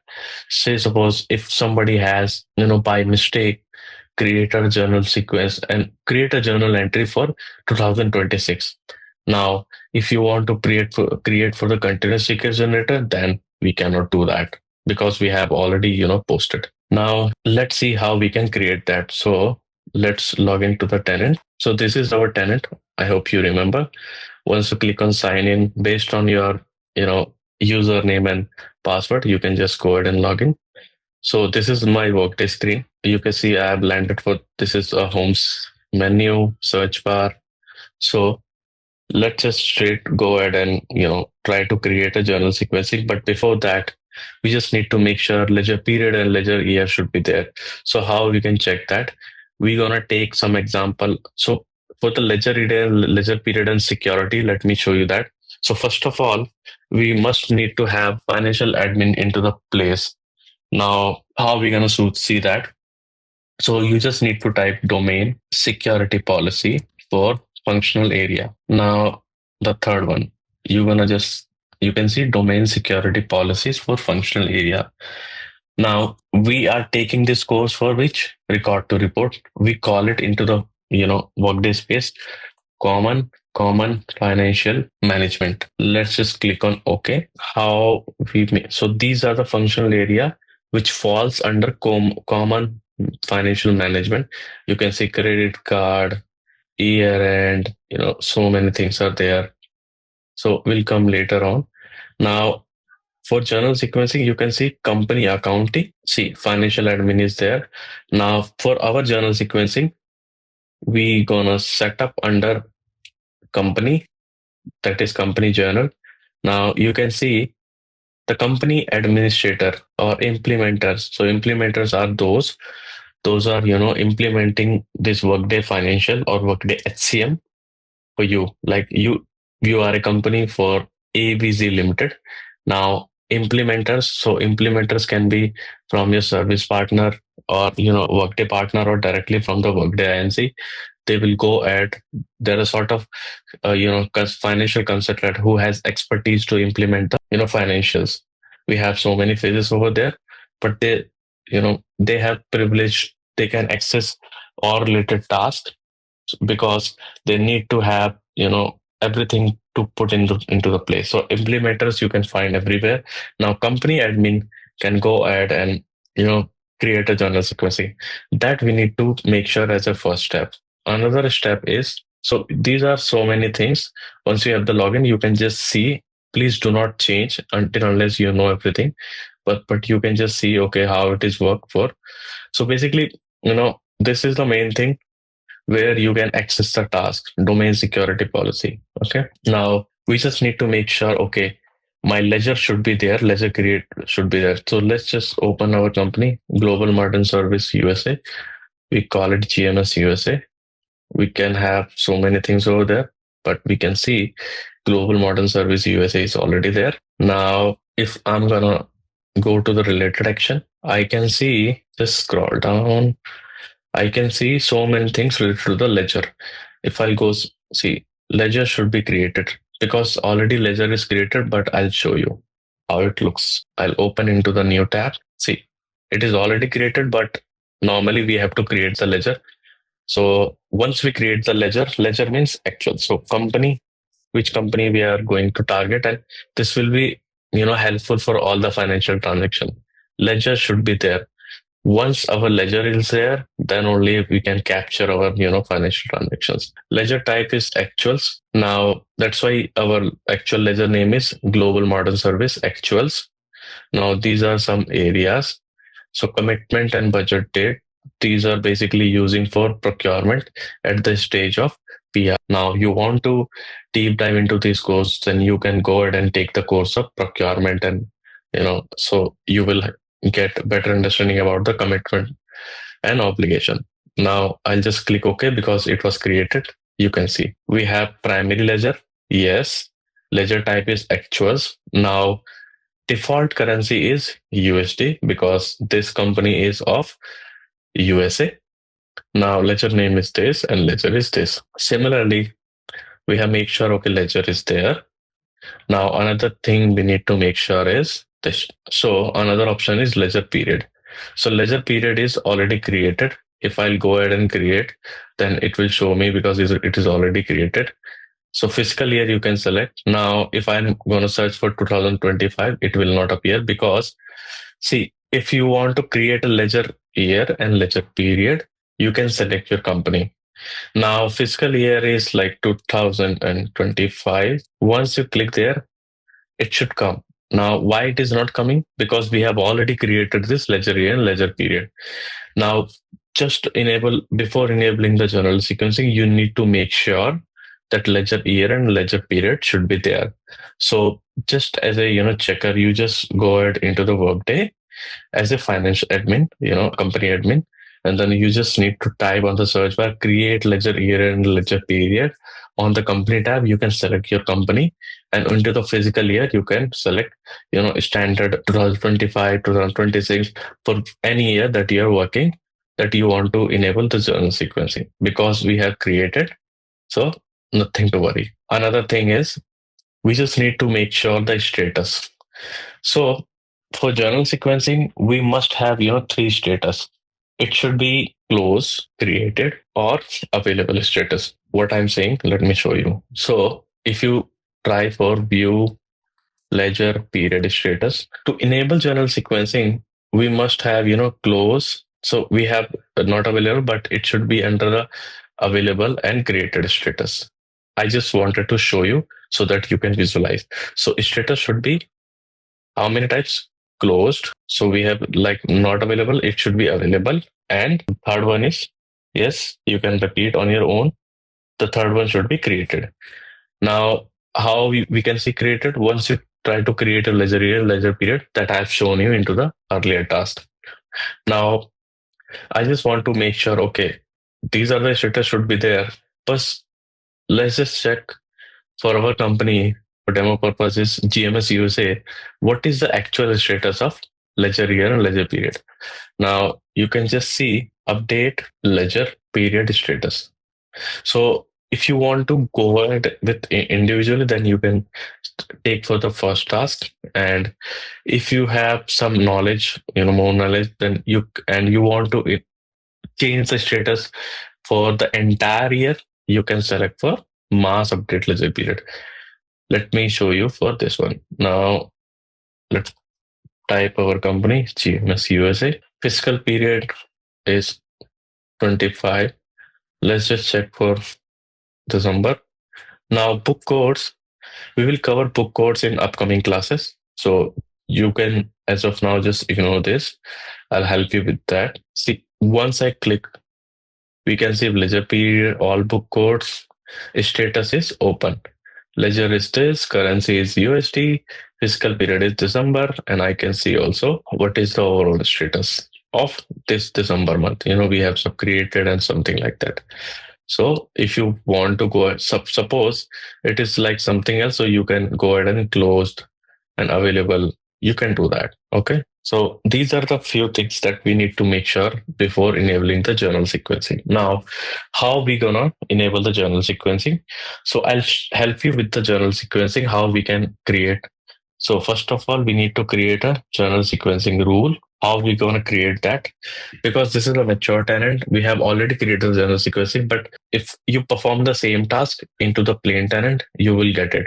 And I'll show you how it looks like as well. So just go ahead and create. So the first task is create journal sequence rule configuration. Now you can give your configuration name as well, and we have some things available here. Now, just for our purpose, I'm giving demo Zarentech journal sequence. Now we have given the name book. We can ignore as of now. Let's leave it.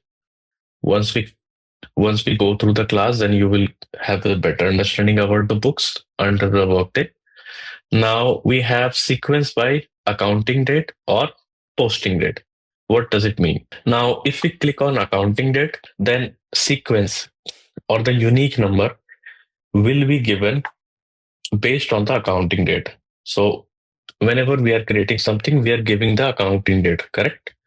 Now, and Workday initiate the sequencing when you have closed your period. Now, once we click on accounting date, okay, see, Workday assign the journal sequence number when you have the close the ledger period. Now, if you have creator journal sequencing and your period is closed as well, later on, you just want to make some edit. So how it gonna take place? So if you want to edit, then changes will be effective once you reopen the period.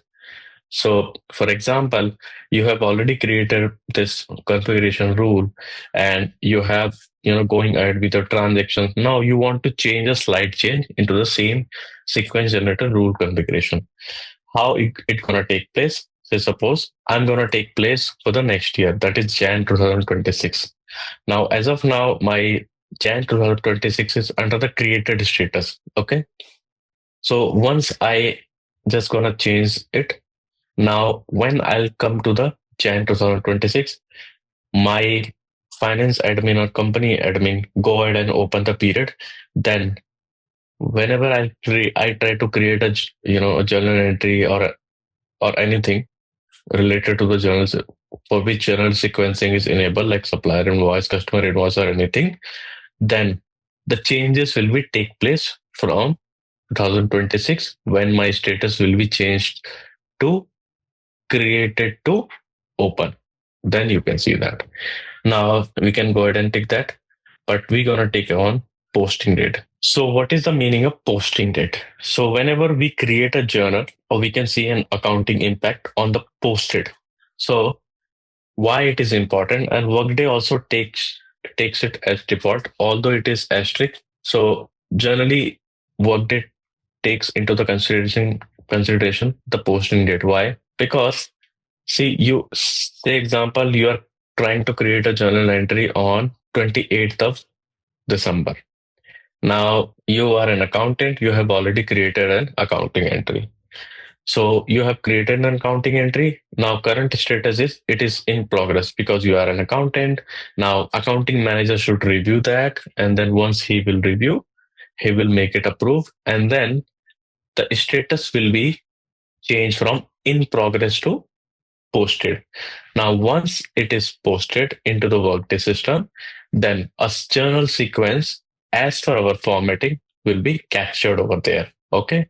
So we were creating the journal entry on 28th. Now, say suppose accounting manager was on leave and he has seen, the into his task when he log in on 29th. After that, so many journal entries are created, and we have some other accounting manager.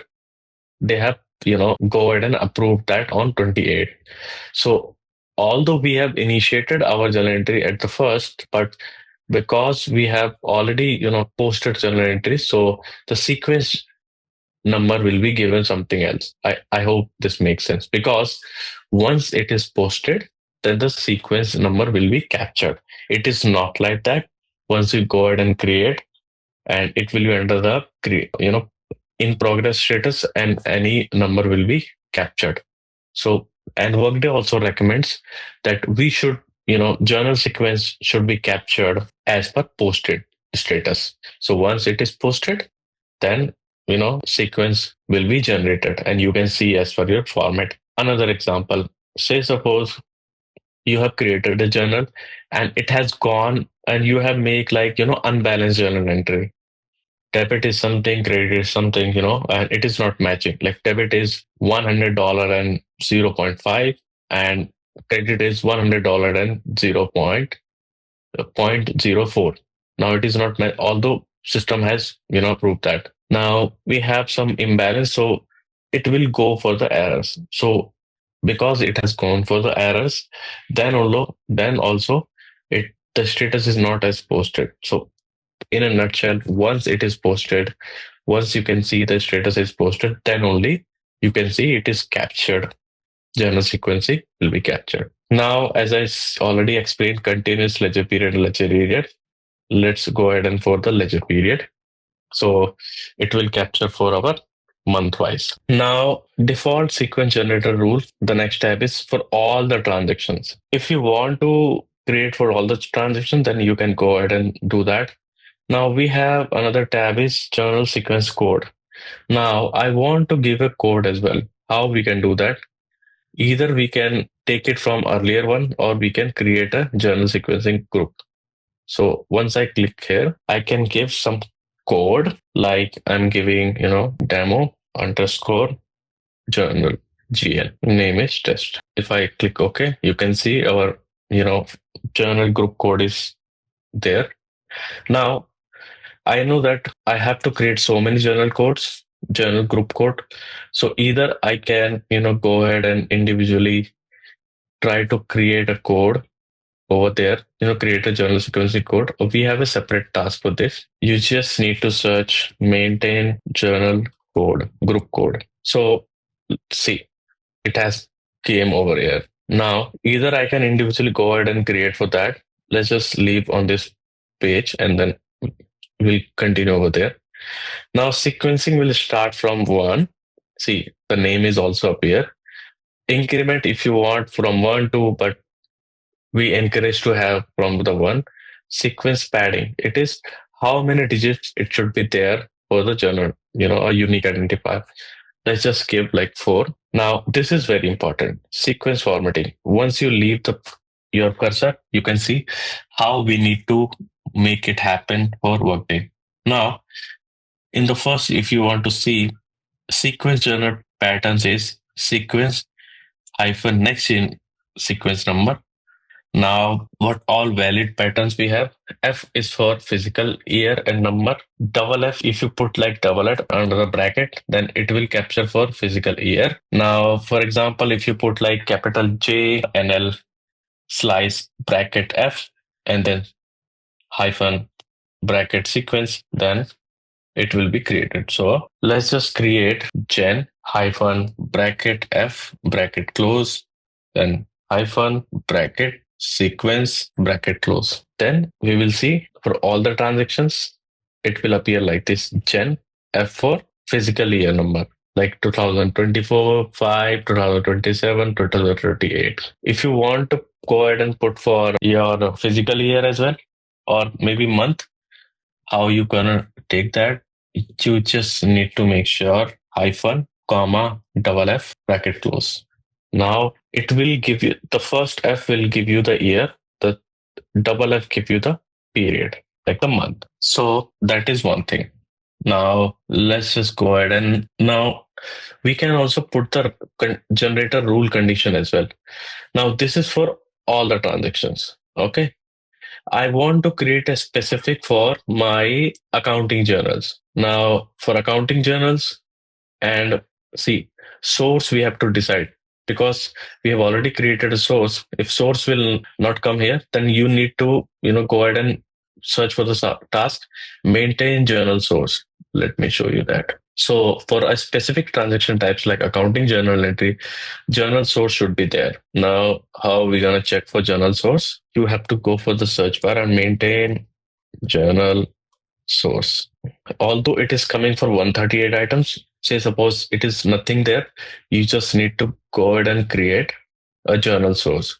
So I'm going to create a journal source, demo journal sequencing underscore test 123. Now it should act as an accounting source. We can cover it for ad hoc transactions. So once you go for P2P courses, you will get to know these things. Now, so I just want to work this source. Just gonna click OK, done. See, it will come. So we have just created demo GNS test. So as of now, we're gonna take for manual journal because we're gonna create a manual journal. So it should appear as well. Now I can pick any journal group code from what we have created, like I'm demo GN. So I'm creating another journal group code, demo underscore manual. Group name, journal entry. Okay, click OK. Now if I go there, it will come all demo manual. Now see, group name is also come. Sequence start from one, so same pattern. Padding we will give like 4. So what we gonna do is manual because see, general source will capture as a manual. So we want it should come like manual.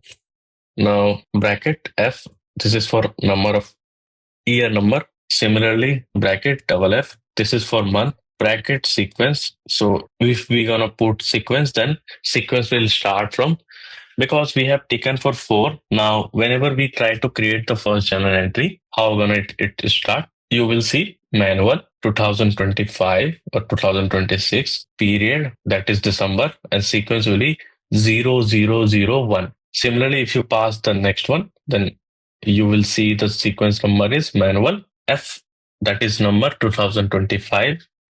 Double F is for December.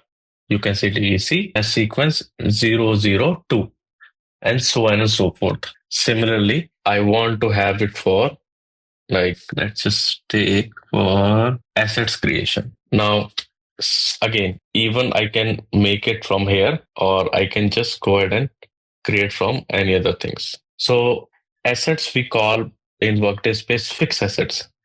Now, either I can create from here or I can create from general sequence code. So let's just create from here only. So I'm gonna give it name for demo underscore fixed assets. I think it's too big. Let's just keep FA. FA means fixed assets. Now under the name we can give for fixed assets. Just click OK. Now you can see fixed assets again. So instead of manual, I'm gonna give fixed assets underscore, not underscore, hyphen F for year, bracket double F for period. That is month, sequence, and this. So this way, if you want to add some more, like, okay, let's add for supplier invoice, supplier invoice. So you have to, if you want to define, then you can define for every areas. Similarly, same, the code should name as supplier invoice SI. Okay, demo underscore SI. Name supplier invoice. Click OK. Okay, I forgot the padding. So that is how many numbers should be there. Please keep in mind if you put 0, then it will start from 1, 2, 3 because we have lots of transactions. So I have seen normally 6, 8, or maybe 10 as well. Generally, I have seen 8. Now, similarly, SI, first bracket for year, second bracket for period, that is month, and sequence. Now, what other types I should add? Just think of it. Accounting journal is there, assets is there, supplier invoice. Okay. Yeah. Whatever you think, I'm also thinking the same. Customer invoice, demo underscore customer invoice. It will start from 1. Padding should be 4. Customer invoice CI first for, and you should repeat, then you will for month and then sequence. Let's just click OK. Now you can see I have created sequence generator rule for demos and tech journal sequencing. For all, it is like that, and it is like that. Just try to think about it, and then it will feed into your mind. And once you start practicing and once you try to create your transaction, you can see that. Okay. Now, the thing is, let's just see how actually it looks like we have formed. So let's take one example. So I think we have already created some transactions like manual transactions. Let's just go ahead and create a manual transaction. So this is the app created for demo, but we have already created for GMS USA. I'll show you. So if we search for edit, journal sequencing, rule configuration. So we have so many configurations because this is a mature tenant. We can see that. Now we can also find ours. Now generally GMS USA or other companies are governing by this. So they have made it for all like this. Padding is 2, and they have made it for accounting journal manual, and they have given like this. So I'll show you one journal entry where you can see it should be padding, should be the digit should be 3, and the format should be like manual FPP. Now, what is for PP? So PP is physical period name and sequence. So FF, so you can go ahead and see year name, year number, and something like that. So we have given that. Click OK. Let's just directly create a manual and then I'll show you. Create manual journal. Create journal, simply create journal, and I'll show you how sequencing it. Ledger, we have seen GMS USA. Ledger is there. Okay, GMS USA. Now, why it is not coming? Because Heather doesn't have the access. Now, who is the accountant? So we need to start proxy. So I'll act as some other person. John. No, I think this is the different John. Start proxy. Sorry, I have a bad throat, so please bear with me. John. Yeah, this one. So I have been logged in as John Doe. I'll just go ahead and create journal. I can see the task create journal. Ledger is GMS USA. You can see it is because for this company, John Doe is accountant or something related to the common financial. That's why it is earlier. Heather for Heather, it was not coming up. Let's just take accounting date. Now journal source should be manual. We have given that journal source in the journal sequencing. Memo, check. We can put like demo, journal sequencing. Other things you can ignore. We'll cover in detail into the upcoming classes. Broadly, we will cover later 2 journal entries into the next chapter. That is journal entry. Click or continue. Now you can see one is cash, another is you can pay payable 01, 101. Now just need to make sure that all the mandated things we just put there. Now you should also keep in mind your earlier classes purchase item and buyers are coming up. I'm not mixing, but I'm just keep you reminding that. Let's just click submit, and if something is mandated, then system will show us. But it is done. Now, if you go to the details, let's just notice something. See, journal sequence, how it is appearing. Manual 2025, and the PP period that is December 013, because we have given the padding 13.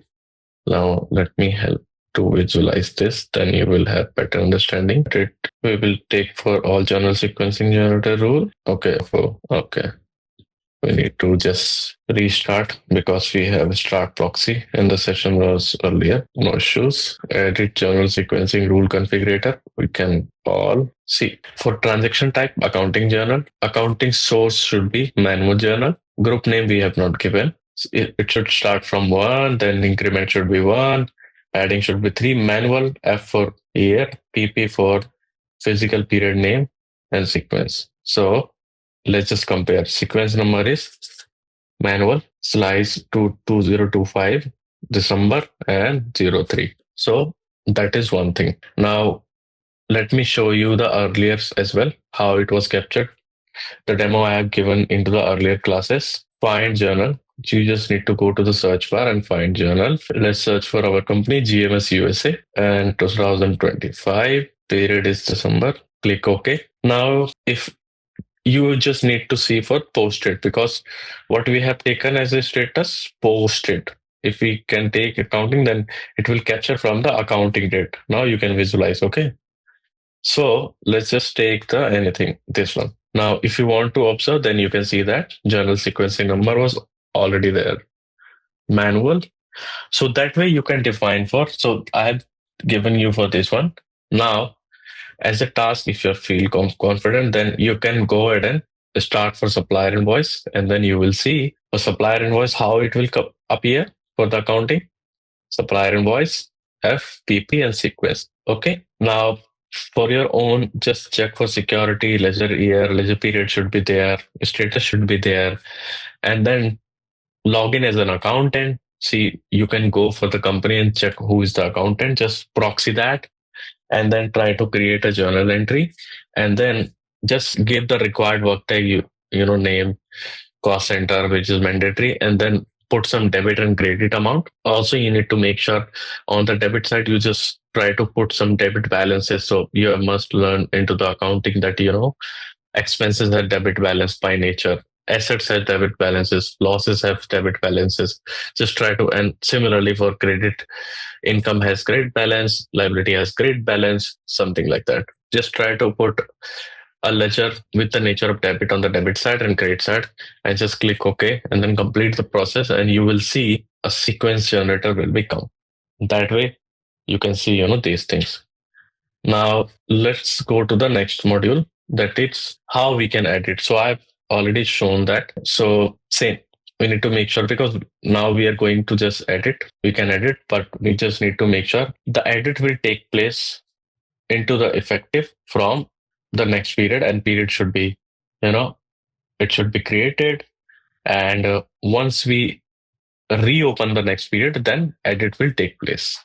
Okay. So this is sequence why we can already seen accounting date, posting date.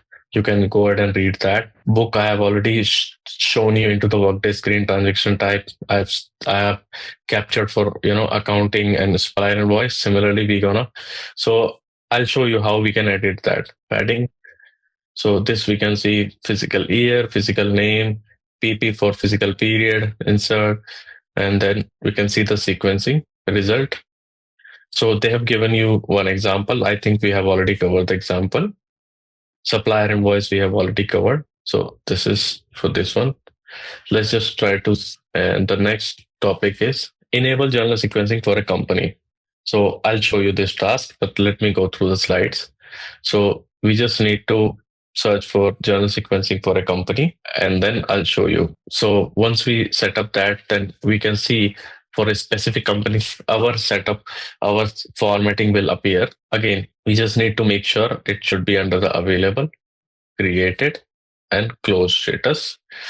Security, if we go to the domain security policy for the functional area, under the functional area, you need to type common financial management. And under the common financial management that I've shown you, company journal, company admin or financial admin should be there. Then only you can go ahead and perform these tasks. Once we enable for a channel sequencing, it only affects the actual ledgers, and we can apply or define the sequence for generator rules and conditions. So we have already seen we have created a condition for accounting entries and as well as supplier invoice.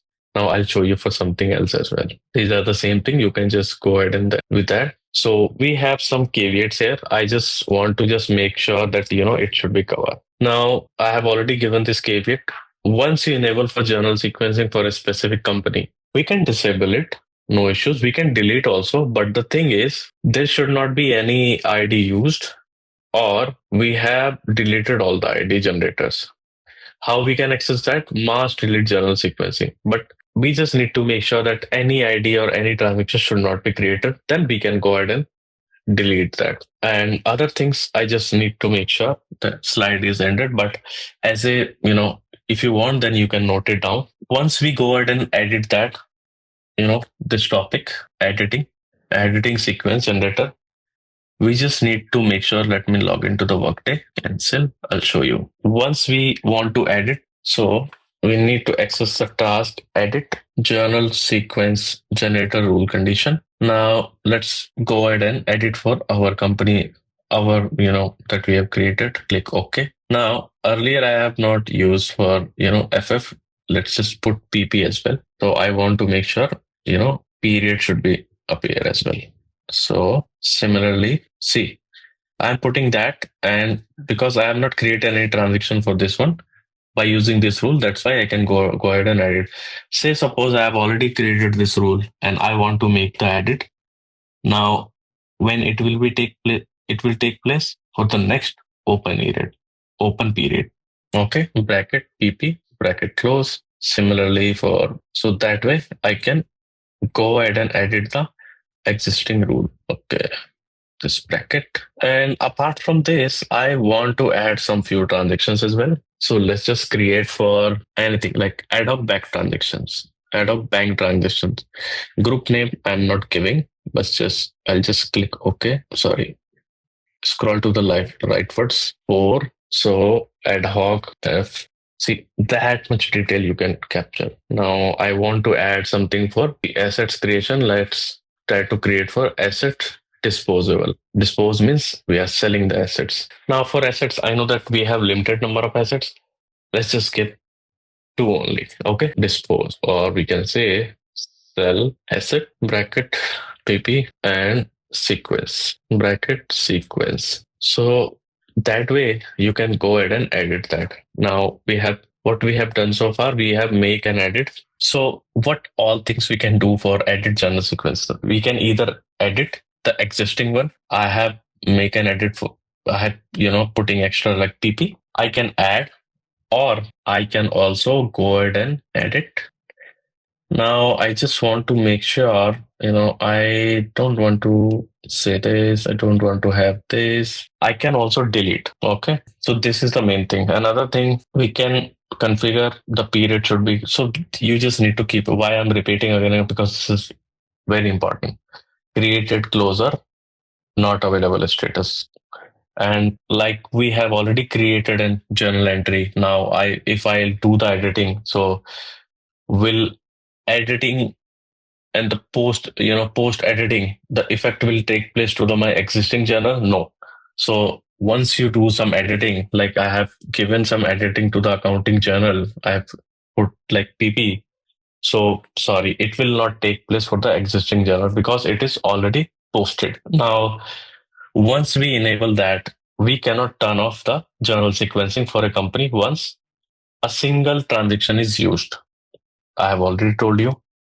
Now, another thing is we can define for so many transaction types where just adding a button, we can define for so many these many transaction types. We can define our sequence generator rule for everything. Supplier contract, supplier amendment, we can define that. Now we can edit the sequence generator at any time. Only the thing is, it will be take place once the next period is into the reopen. Now if Workday has assigned, another caveat is journal sequence number to a managed journal, we cannot change the journal source as well. Now, if I have created accounting journal. Now I want to create a journal source for accounting journal. No, we cannot do that. What I need to do is I need to go for accounting journal, and then I want to capture for any other journal source. Then I have to, add a line that add another line. So I cannot you know, change the existing one because we have already posted a transaction. Now, when we can delete that, if any sequence generator is not in use. Another thing is we have not posted any journal entry for that period. Then we can go ahead and delete that.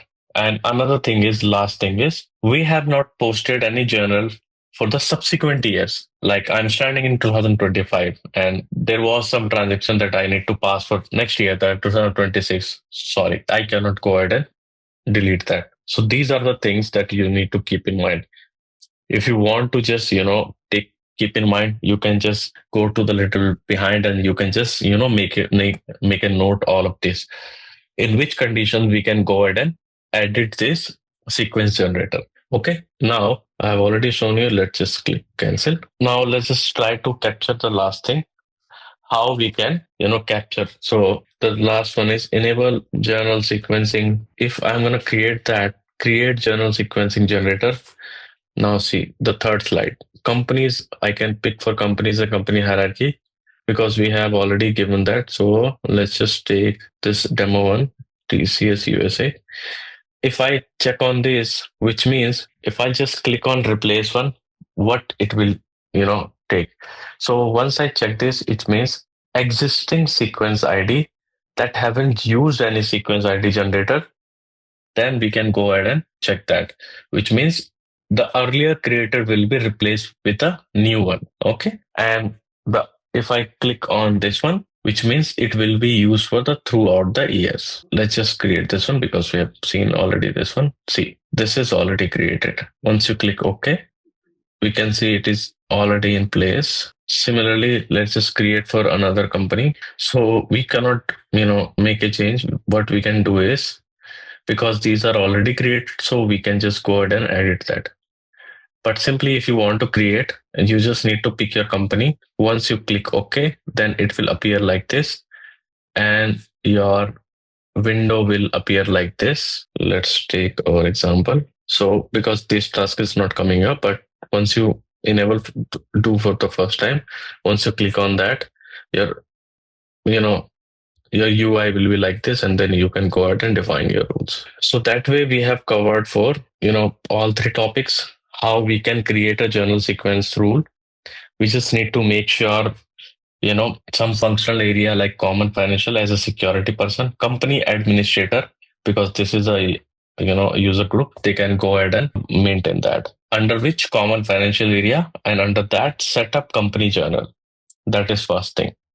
Another thing is ledger should be there, and ledger year should be there. Now we can go ahead and define our how the syntax, but syntax we need to just make sure we can put some name and then hyphen bracket, first F for your year, and then double F for name, the year number, first F, and then double F for year number, name, and PP for period, that is for month, and then sequence for sequencing. Now padding is very important.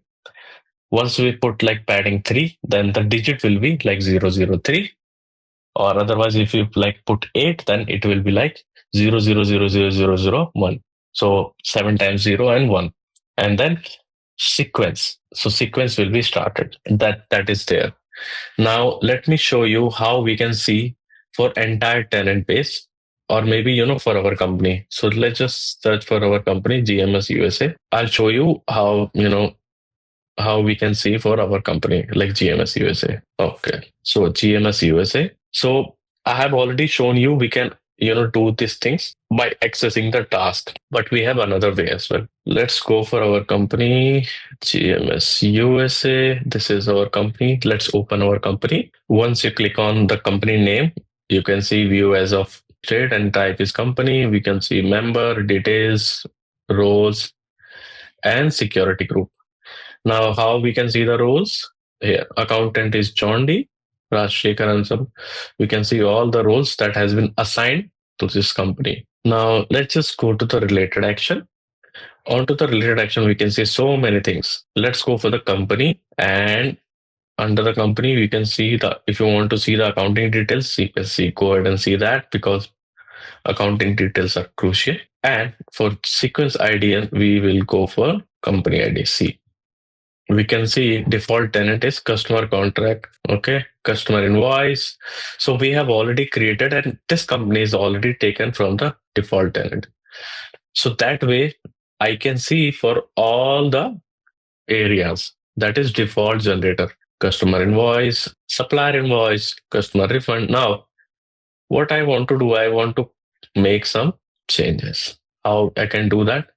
You can see some action is coming up, and then it has came on up. You can just open the definition, and then you can see. So this is coming in a different format, but the purpose is the same. Sequence name, customer invoice number, increment over 1, padding is 0. So what we can padding 2, 1, 2, but I'm just keeping 0, which means it will start for 0, 1. Click on OK. Similarly, customer refund. See, you can see the arrow. Once you click that, it will open in a new window. And once it will open, you can just go to the related action. You can go ahead and make an edit. Let me go through with all the things. Journal ID, requisition ID, purchase order. So this will be covered under the procure P2P, procure to pay. Receipt ID, spend authorization. This will be covered in expense module, expense report, supplier contract ID, settlement that is related to the banking, pre-note, again banking, accrual, we can see for all. Now, this is tenant-wide. Now, what is company specific? So we have created company specific GMS USA, this one. Okay, you can see all the area. Now I have shown you already there, but let me give you just for your understanding. We can go ahead and create a specific for budget amendment. Let's just see that. Okay. Now, how we gonna pick into the place sequence name? We gonna budget amendment. I'm just taking one random example how we can do that from this screen. Budget amendment. I'm sequence by one padding. Let's see two. Now sequence formatting. I'm gonna put is budget amendment hyphen 2025. You can put F as well, but I'm giving the direct because I know that. And 01. Once I click OK, if this format is nice, then it will show here. Because I'm giving the one, so it is giving me the alert. See, this will be rigid. So what I'm gonna do is just put bracket sequence so that it will go. So intentionally I have put it wrong way. Now, once you click like this and restart frequency, you can just leave as it is, nothing to change. You can see the example as well. BA budget amendment 2025 and 01. Because we have put the sequence, once we do the amendment to our existing budget for the first time, then the sequence generator will be captured like BA 2025-01. If we'll go ahead and do the amendment for the second time, 02, 02, 03, so on and so forth. Whenever we do some budget amendment, then this will come. If I'm going to click OK, this will be a company specific, and you can scroll down, scroll down, scroll down. Okay. Okay. This is under company specific. Let's see budget amendment. If you want to change, then you can do that. So either you can access by task or either you can go to the edit company definition. Then you can also go ahead and do that. These are some journal sequencing. So we have taken from GMS USA from all sequence generator. Now what we can do is we can go ahead and take from our as well. Where was that? Demos and type. So what it will happen? It will take from our format. Which format? Click on all demos and tech. Click OK. So all the journals, it will appear like this. Customer invoice, it will appear like this. CI. So what if I just go ahead and try to create one journal entry? Then it will appear like this. Okay, and we can let me show you so that you will have that is fine. But let's just do not change this setting because so many people are using this tenant. So let's just create all gapless. So we have gapless as well, but gapless is we have not created any sequence generator, and I want to have gapless, then we can go ahead and test that. None of our client has taken that. Let's leave it this is something else. So basically we can independently create a sequence generator and you can use under this one. You can create a company specific, otherwise we're gonna take the default tenant wide. That way you can see for your company. And that brings us to the end of this session. So what we have learned, how we can create a journal sequence independently, and we can make it happen in our company. And what all the things that we need to keep in mind, ledger year should be there, ledger period should be there. There are some syntax, there are some, a specific condition as per the workday that we need to keep in mind while defining the syntax of the journal sequencing. And I've shown you how once we create that, how it is capturing that. It will be captured once it is posted, and that is Workday default. There are some caveats I've already given, like it should be the ledger period status. We can take it from posting date, accounting date. We can we can see the status as well. If the status is changed, we can go ahead and update the status as well, update ledger year status. But the ultra important thing is you need to just keep in mind the role and the security. These all tasks can be performed by the company administrator. And because why I'm showing you, because this is ultra important. So we just need to make sure domain security policies for functional area. That's why at the end of the session, I'm just showing you this is common. And under this one, we have lots of things, but setup company, under the setup company journal, you can see company admin is there. That's why we were able to perform this task. Now, if you want to learn for more about the company, you can directly go to the YouTube channel of Zarentech and you can see the entire session of securities. Then you will have better understanding about the securities. Okay. Now we have learned so far under journal sequencing because this is highly interlinked with the journal entries. So into the first module, we have covered custom validation, work tag usage, related work tag. Into the second module, we have enabled the journal sequencing because journal sequencing is highly interlinked with the journal entries. So now we're gonna take for journal entries, how we can create the journal because I've already shown you, but I'm gonna define some other fields, how it is, the whole mechanism, how it is functioning within the workday. Is there any other tool whether we can put, lots of journal entries at the same time? Yes, we do have that. We call it EIB, workday training for financial common statement, or we call it, record to report. So let's begin with this training ahead. So far, so good. What we have learned is what we have learned so far is data integrity tools, where we have, basically touched upon how we can configure the custom validation and then work tag usage. So basically work tag usage for every kind of, financial transaction, whether it is journal entry, supplier invoice, customer invoice, and, registering assets, making a bank payment. So, and some all other areas for the financials, you can configure the work tag usage. And then we have seen work tag related work tag usage. So that we have seen so far. Second one, we have seen journal sequencing. Journal sequencing is just a gapless document number. So what we have seen is in our practice, once we create anything, any financial transaction like supplier invoice, customer invoice, even registering assets or creating a manual journal, we can see a type of a syntax given by us will be capturing all, each kind of transaction with a number. Of course, we need to keep in mind the syntax as well. Now, third one, we are going ahead with the accounting journal. Now, accounting journal means any journal which is related to the accounting. So it can be either we can do it in manually or we can upload it into the bulk. So to upload into the bulk, we have a separate Excel based enabled tool. So I'll show you when we go further. And this is the main agenda of the topic. So we are going to learn how to create an accounting journal, although we have seen in our past classes as well. But I'll go more deeper this side for the accounting journal, and then how we can upload a bulk accounting journals, and what is the practical case scenario where we need to actually load bulk accounting journals. So that we are going to see. Now this is our third module, that is accounting journal. Let's begin. So now let's directly jump to the slides.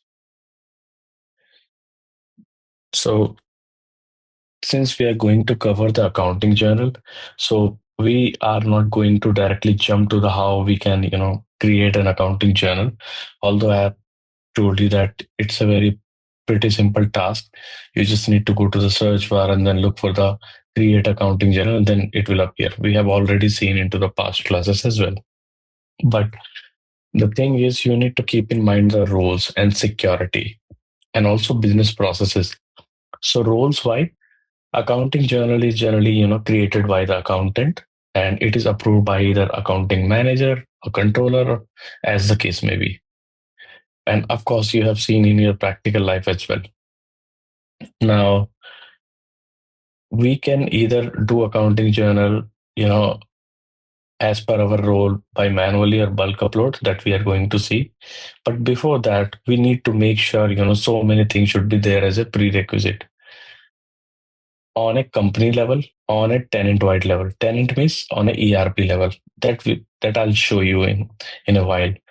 And also, if something is missing on the either side, like debit or credit is missing, what will happen to the system, and do we also how we can configure the suspense account as well that we are going to see now as I have already given the context. So our agenda is how we can create accounting journal. Now while creating the accounting journal we can also try to put some controls.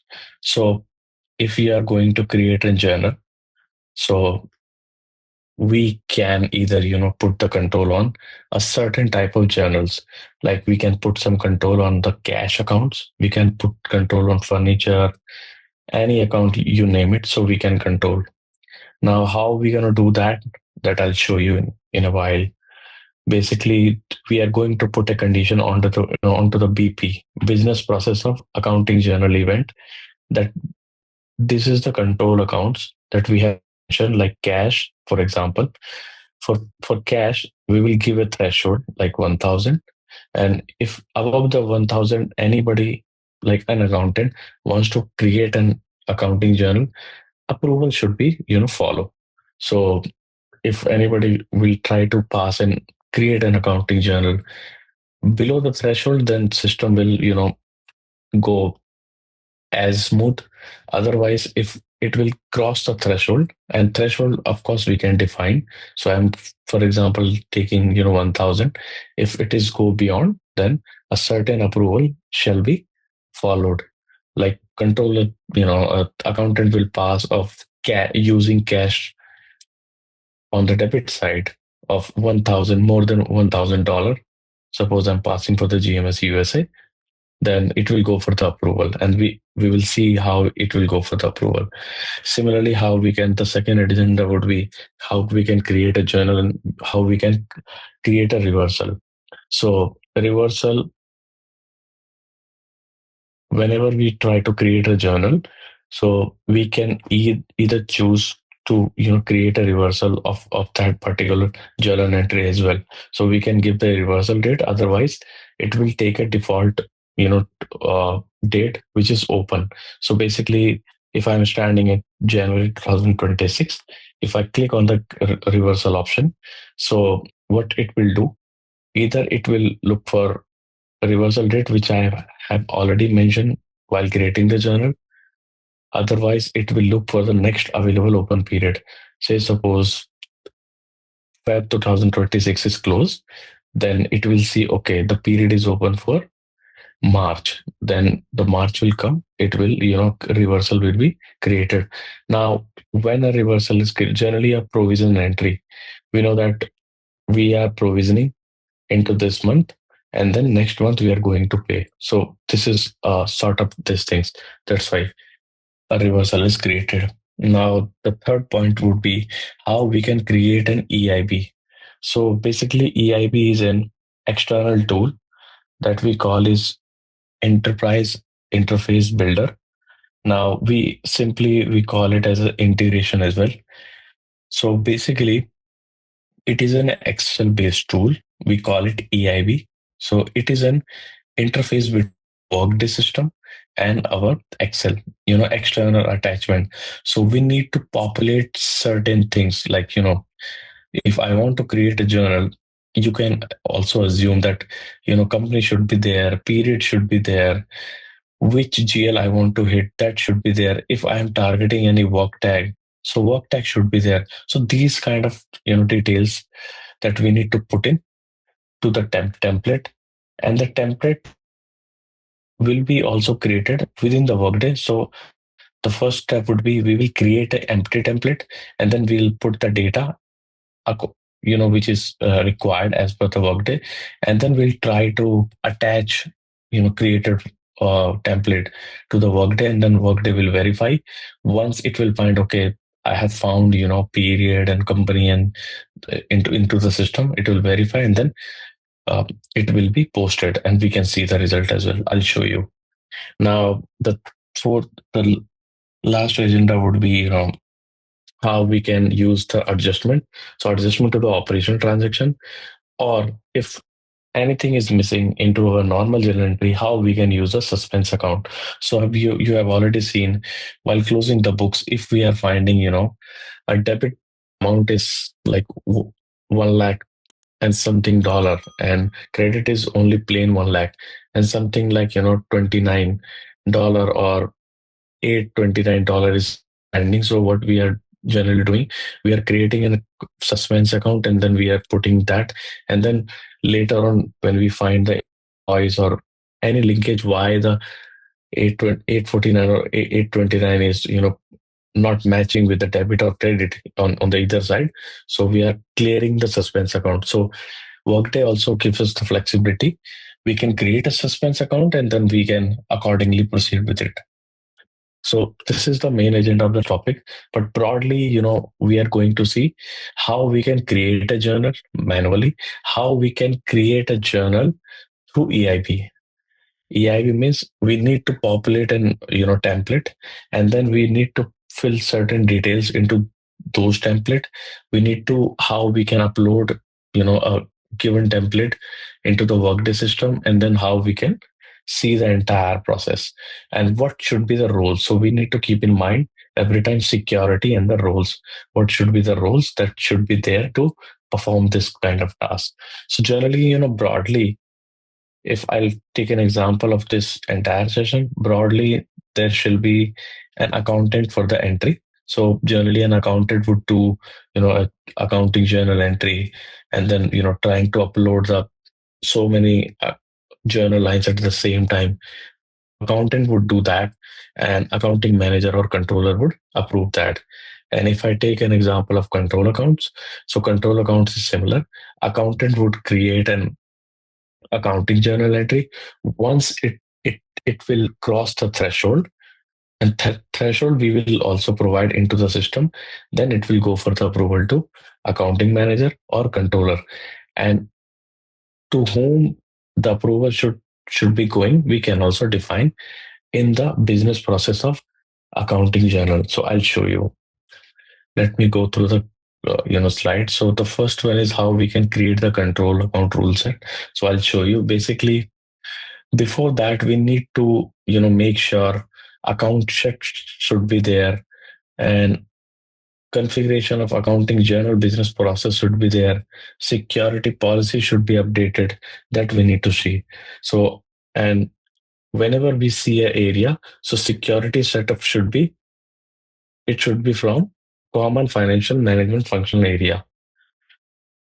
Now, so I have already covered the context is account control rule set when we are populating a basic approval threshold like 1000 for the cash account. So, and then accountant will pass an entry under the 1000, then it will simply allow the system.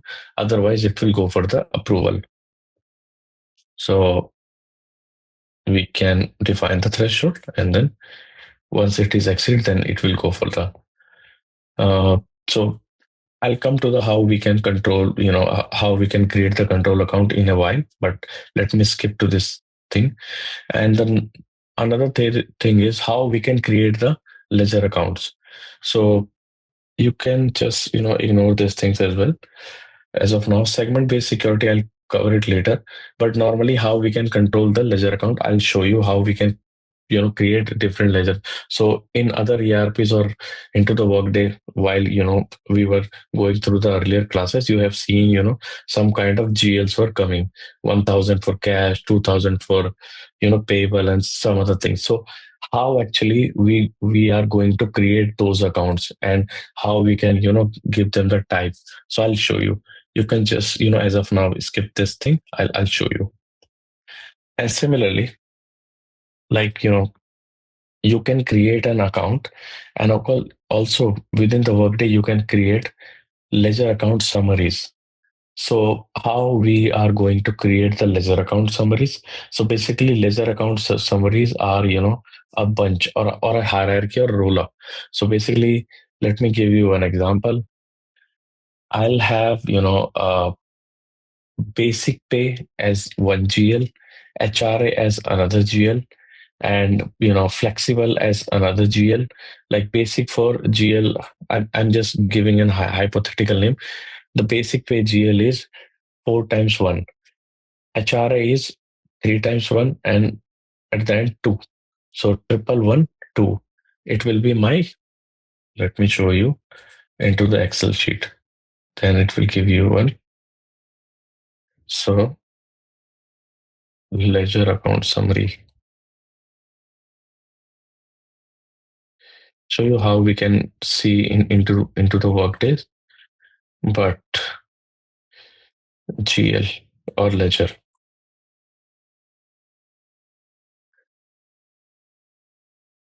For one is basic, and is my HRA. So these are different ledgers. Flexible,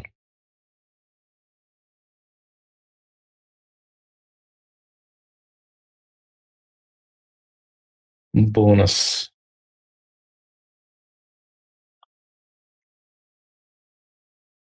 overtime pay. Now you can see these are some GLs. I want to create an GL summary. So I can create an GL summary of salary compensation. Now, what will happen? This salary compensation would be part of this. So we can call it, these are individual ledger accounts, and ledger account summary would be salary compensation. So basically, these four ledger accounts will be these four ledger accounts will be roll up to this salary compensation. And similarly, suppose we have salary compensation and another GL would be, um,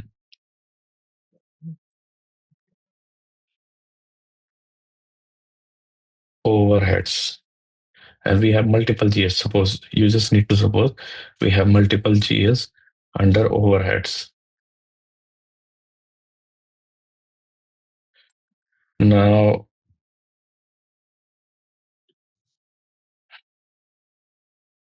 this salary compensation overhead similarly come like, other expense. So these are ledger account summaries, salary compensation, overhead, and other expense. Suppose we have, just assume we have few more GL under other expense. Now we will create another, GL summary of including these, and we will just name it, you know, direct expense. So direct expense would be my another GL summary. So these GL will roll up to this salary compensation, and these two will roll up to overheads. Some other few will roll up to the other expense, and these and so many like these will roll up to the direct expense, and this would be my another ledger account summary. Now, why we are using that? So first of all, if we want to consolidate something or we want to create a ledger account summary hierarchy, then we would need that. Ultimately, the purpose is reporting, because we just want to have a greater reporting. So we would be needing that. Basically, because of the reporting, we would require to have, GL and then GL summaries, then another GL summaries and ultimate GL summaries. So ultimately, what would happen? GL summary will be all the GL summary of, you know, uh, like, let me just P&L item, profit and loss, and another GL summary you could see similar to the balance sheet item. So in profit item, you could see, revenue and sales, revenue and expenses. Balance sheet item would be, some debtors, receivables,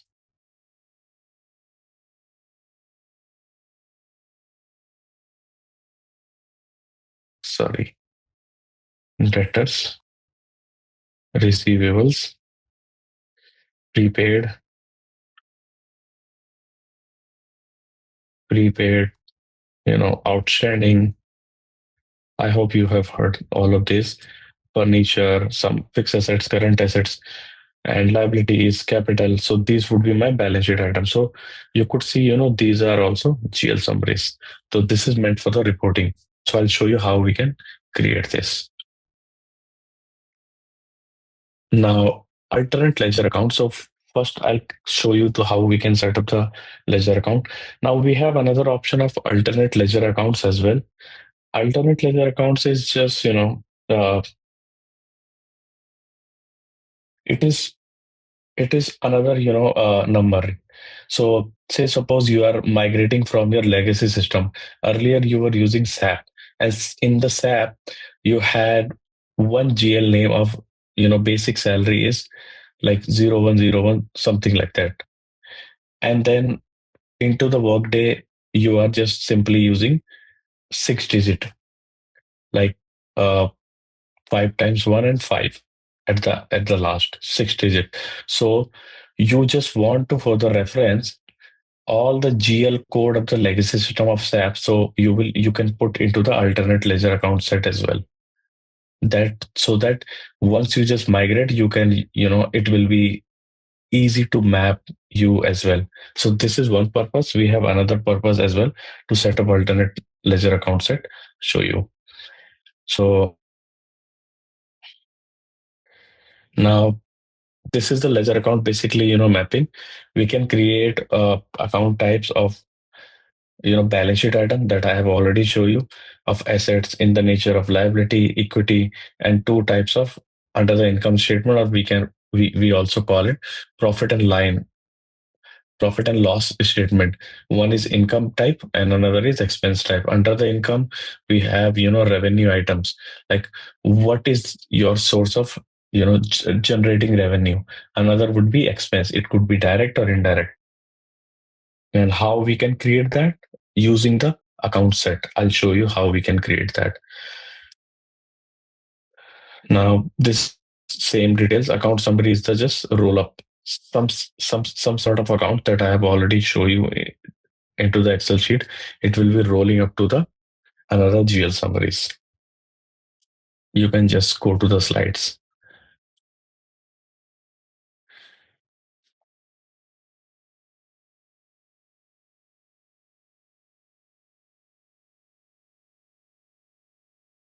So before creating accounting journal, we need to make sure that the accounting structure should be set up. You want to create an alternate ledger account, then you can do that.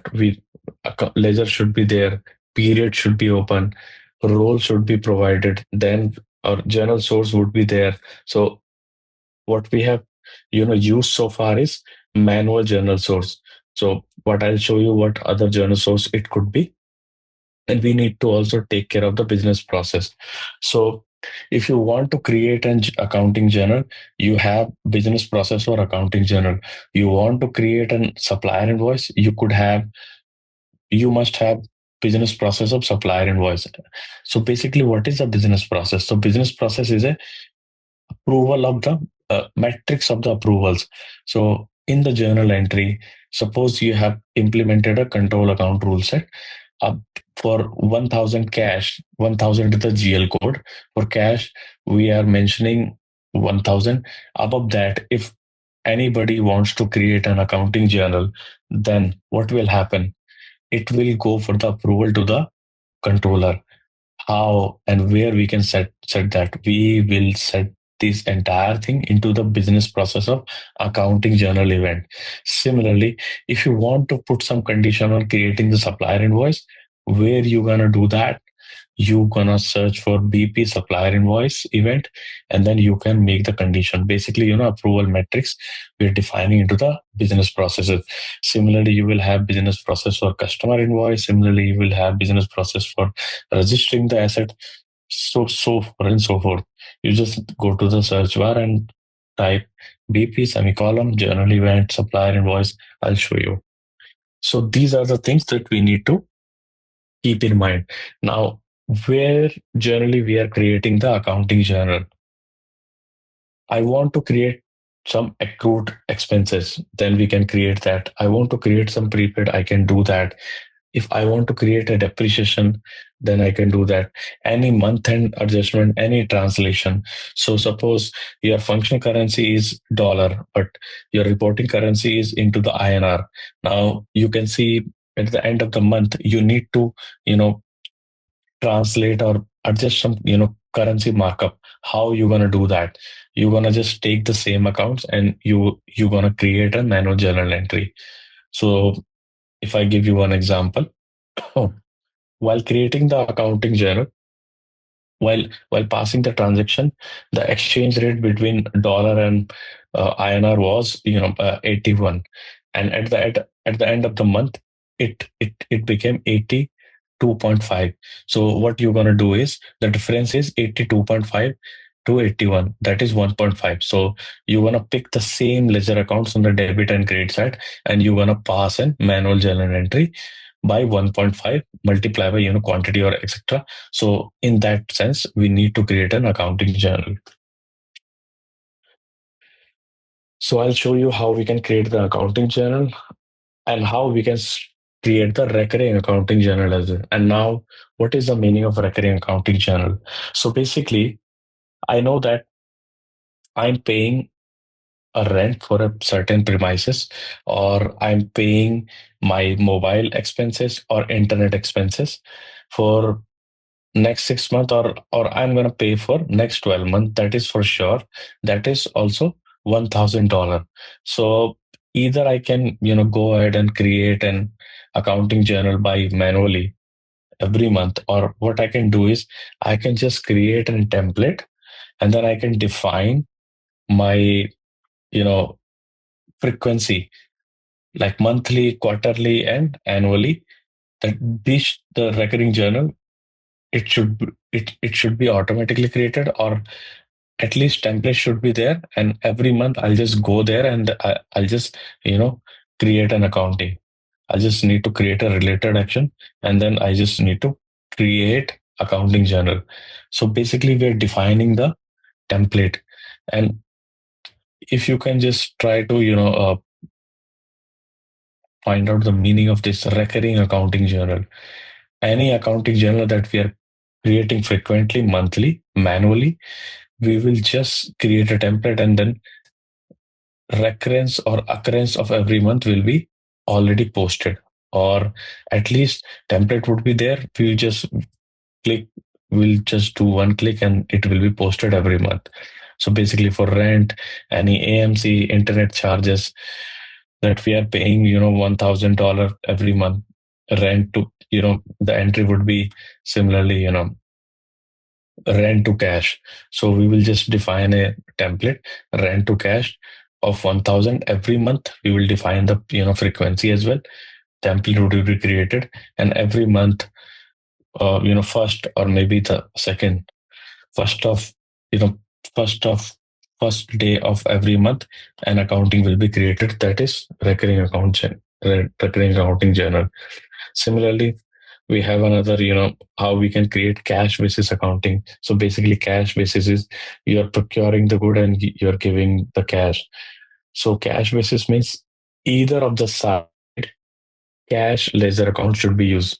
Either you're using on the debit side, so debit means you're receiving the cash, or credit means you're giving the cash. So basically, if you're procuring something, like you're procuring a charger, laptop charger, so what should be the journal entry? It should be charger account debit to cash. So how we can, so it is pretty simple. But of course, since this is cash basis accounting, if we have put some control based accounting, then we need to keep in mind above the threshold, it will go for the certain approvals. Now, how we gonna upload the bulk upload? So we're gonna use EIB. We call it Enterprise Interface Builder. It is kind of integration. So the template would be created within the Workday. The template will be out, and it is Excel based. We need to populate certain information. After careful consideration, it should and then that thing will be talk to the Workday system, and then my journal entry would be posted within the Workday. So we need to keep in mind certain things. I'll show you business process we need to mind. So I'll show you the all the tables and the columns, and then how we can fill it, and then how we can upload it, and how after uploading, how it looks like within the Workday system. Suspense account, if so basically suspense account when we are using, so suspense account, say suppose any journal is unbalanced, or either on the debit side or credit side, one ledger account is missing, or maybe you just remember the earlier session, you have configured an work tag usage, and some work tag is missing. Say suppose on the debit side cost center is there, but on the credit side by any chance cost center is missing, then we're going to use the suspense account. Adjustment is at the when we are approaching to the period, or there is a slight change in the terms and conditions, so we are creating an adjustment. For example, I have procured some goods from my supplier of 10 quantity. Now, what we have decided within the deal, that the per unit rate would be 11. But by any mistaken or by any mistake, he has, given me the same goods of 10 quantity, but the rate was 12. So since I have received that, so I'll just create you know, uh, an adjustment to these supplier invoices. So these kind of things we cannot do as an adjustment journal. So let me just you can go through the slides. Let me show you how we gonna see all these things within the workday. So let's directly jump to the workday. So this is our landing page. You just need to create an username and password, and then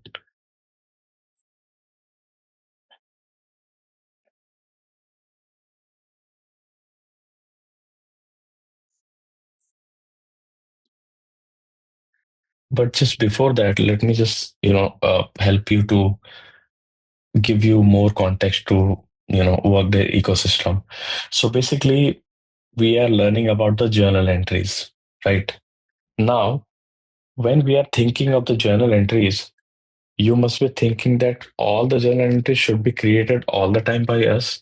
Like in a typical ERP system or in a typical business, we can see lots of journals like 10,000 or maybe a million, or you know uh, depending on the size and the quantum of the business transactions, we can have 10,000 in a day, 1 lakh in a day, you know 1 crore even in a day. So are we going to create that manually? No. Basically, in the Workday system, Workday automatically generates accounting for operational transaction. Now, what is the meaning of operation transaction? So basically, you are doing the operations, and in the operations, you are purchasing some goods, you are selling some goods, you are procuring some assets, you are selling some assets, you are taking on leases, you are creating. Now, once you are procuring the goods, which means you are creating the supplier invoice within the Workday ecosystem. You are selling the goods, which means you are creating the customer invoice within the Workday ecosystem. You are procuring assets, which means you are procuring the business assets, which means you are creating supplier contract. Okay. Similarly, your employee is expending something. So he is creating expense report. You got my point. So once we create either supplier invoice, once we create as customer invoice, once we register any assets, once we create any expense report, then in the background, we will mention something into these like while creating the supplier invoice, we will mention spend category. Now, what is the meaning of spend category? So spend category is, it is a category which will be tagged to some GL. I'll show you where it is tagged. So which is tagged. So while creating the supplier invoice, I have one option. I'll just mention my spend category. So say suppose I'm mentioning one spend category, artwork. Now I'll show you the artwork, or maybe other spend category will be tagged to certain GLs. Now once I just mention the spend category, then after creating the supplier invoice, because of that spend category is mapped to the certain GL, a certain GL will hit into the background. Because the certain GL will hit into the background, and journal entry would be automatically created. Debit side will be created, credit side will be created. So similarly for the customer accounts, you will create an customer invoice. You will just mention revenue category. It is similar like to the spend category. While creating the customer invoice, you will just mention the revenue category. Once you just mention the revenue category, see revenue category.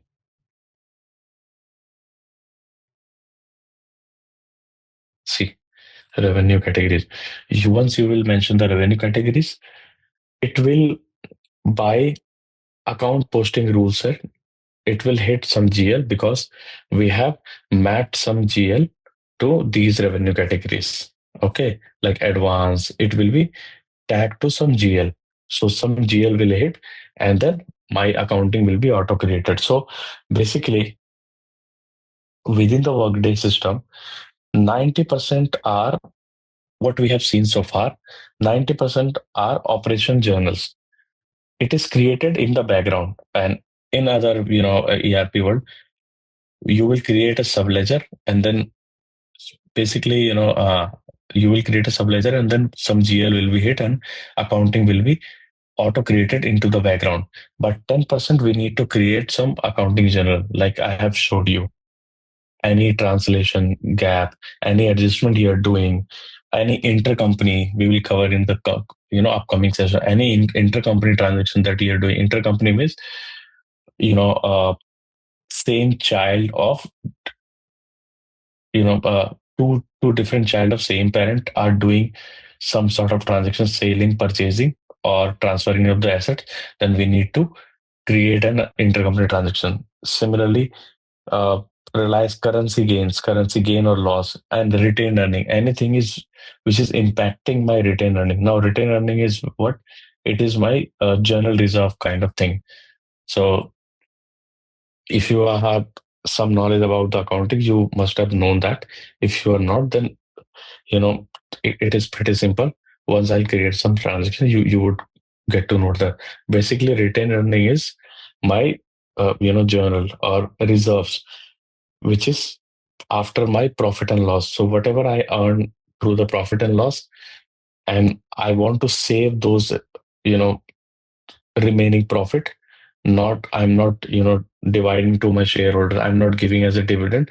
So that portion I'm retaining. That's why we called it retained earning. It is kind of reserve. So basically 90%, as I said, is operation journal. 10% we are generally putting the accounting journal. So now operation journal is hit through the account posting rule set. Into the account posting rule set, generally we are mentioning spend category, revenue category. Sometimes it is, expense item as well. Now you want to deep dive into these more more into these courses.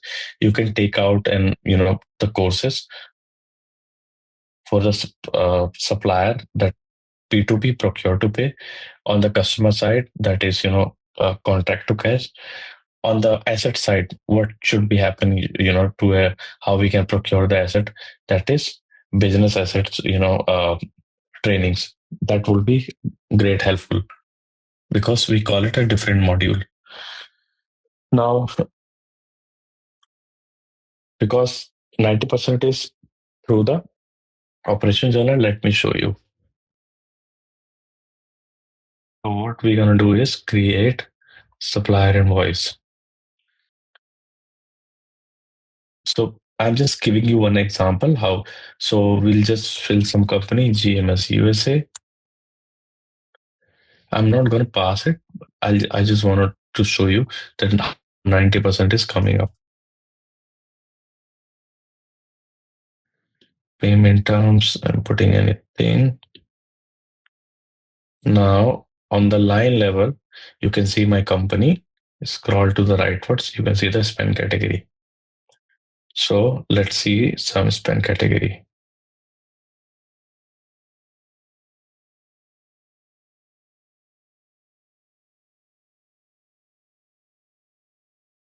Okay, let's take one example. PT tables. And I'm gonna put these things quantity unit measure. So you can learn these things into the P2P session, but I'm just showing you. See, I'm gonna fill this one, and you cannot see any GL into the line level or header level. But once I filled all this information, an accounting would be created. Now, how it is going to be created, I'll show you how. So view accounting account posting rule set. So see, account posting rule set, how the posting will happen to my normal corporate.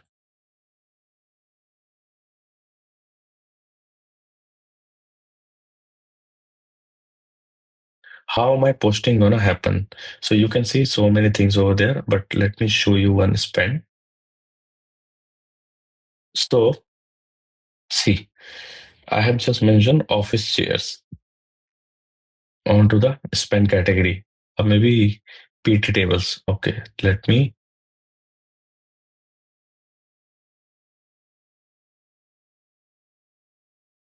PT office chairs. So suppose I have mentioned PT office chairs. Since I have mentioned this one, once I fill all the information, I just click on submit. What it will do, it will just, because we have mentioned PT is office share, that is a spend category. Now company we have also mentioned, say suppose I'm passing for these companies, this GL will hit, and our journal entry would be created. This is one example of operation journal. Similarly, but just keep in mind that, because this is related to the supplier, the AP team will take care. And similarly, for the customer side, AR team will take care. Similarly, AR team will, what they will do, create customer invoice.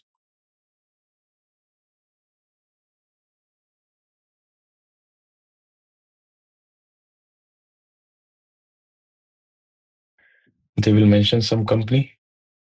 I'm just taking the first one.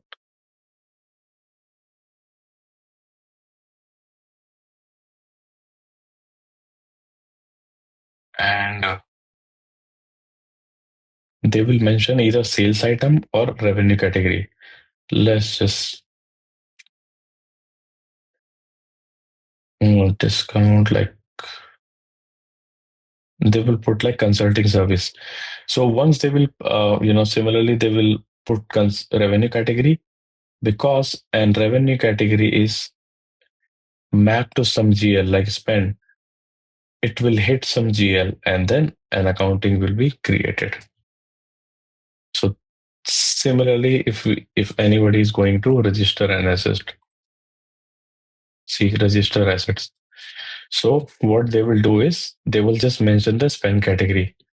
As I show you, they will mention some spend category, and then spend category will be tagged to some GL. Accounting would be auto created.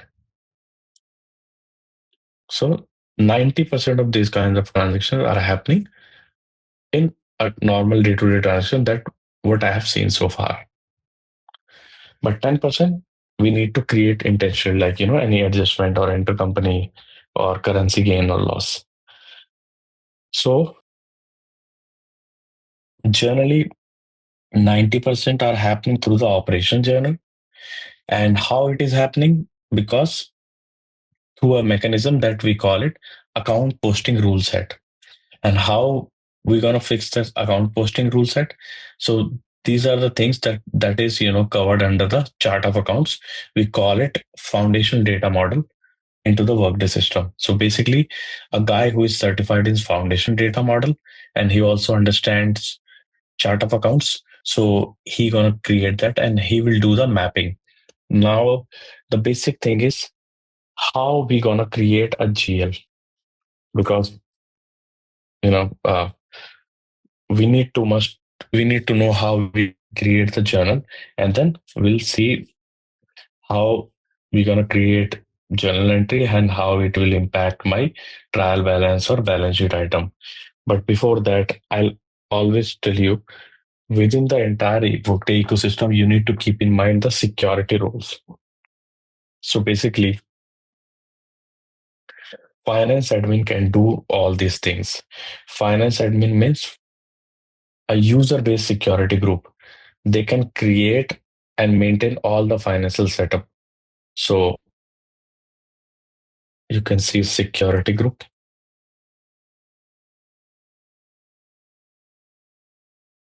see view security group,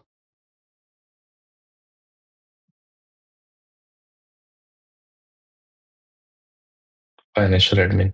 So the person who is financial admin can do these kind of tasks. Okay. See, these are the permission. Organization they can set up, work type they can set up, custom work type they can set up, accounts they can set up, currency rates they can set up. They can do, so many things. We have tons of list. So they can set up these things. So you just need to keep in mind that the person who is doing this setup must have the access of, and admin means user base, and it has unconstrained. Nobody will stop them. So you can just go to the details like ledger, general sources, these kind of things. Who will do that? Finance admin. Now, the second layer would be controller. And controller is a role based security group. So this is user based security group, and controller is a role based security group. So controller is what controller is generally doing. You must have seen that financial, they're just taking care of financial spend management, and control is also approval authority. Now third one is security group is accountant is also in role based security group. Accounting is generally performing the accounting functions. Now again, I'll show you how we can set the security. So you just need to find domain security policy or functional area. Now, if you want to learn about more about this thing,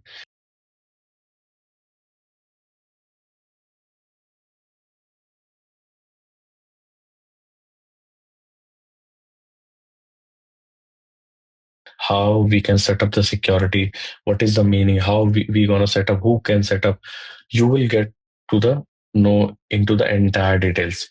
But just to as of now, financial common financial management, under we can see that company,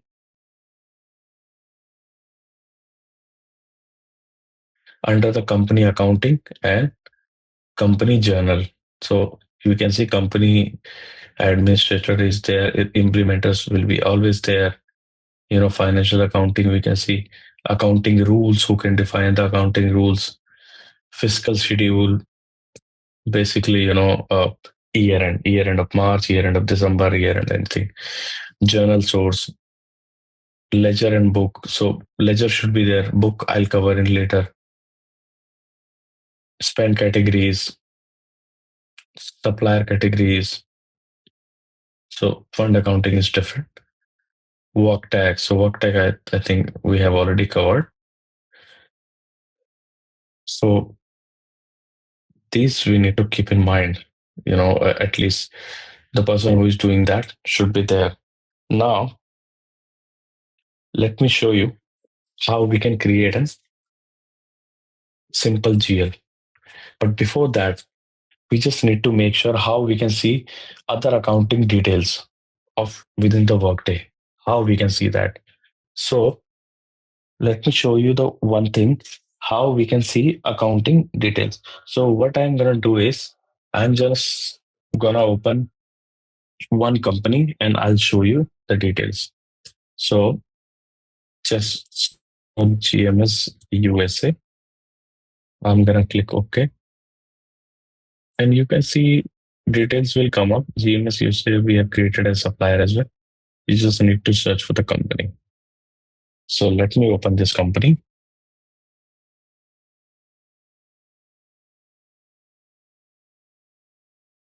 So this is the company details. You just need to go to the related action. You can see the company. Now you can see view accounting details. So this is our company name. If you go further there, you can see lots of options. Company within the company, so many options are there. If you click on edit, then it will do the edit. So until unless you read something about it, I do not recommend to click on it. You can similarly go for the view, and then for your curiosity, you can just explore these things. But the main thing is because you can see about ledger period, so many things are coming up, but integration ID, I'll open into the new tab. See, because we are going to use the bulk upload, integration ID would be the main thing. So integration ID is basically we are providing some, some codes or some name because Workday supports alphanumerical as well. We are providing some ID so that once we try to populate something outside of the Workday, how my outside thing will talk to my Workday system.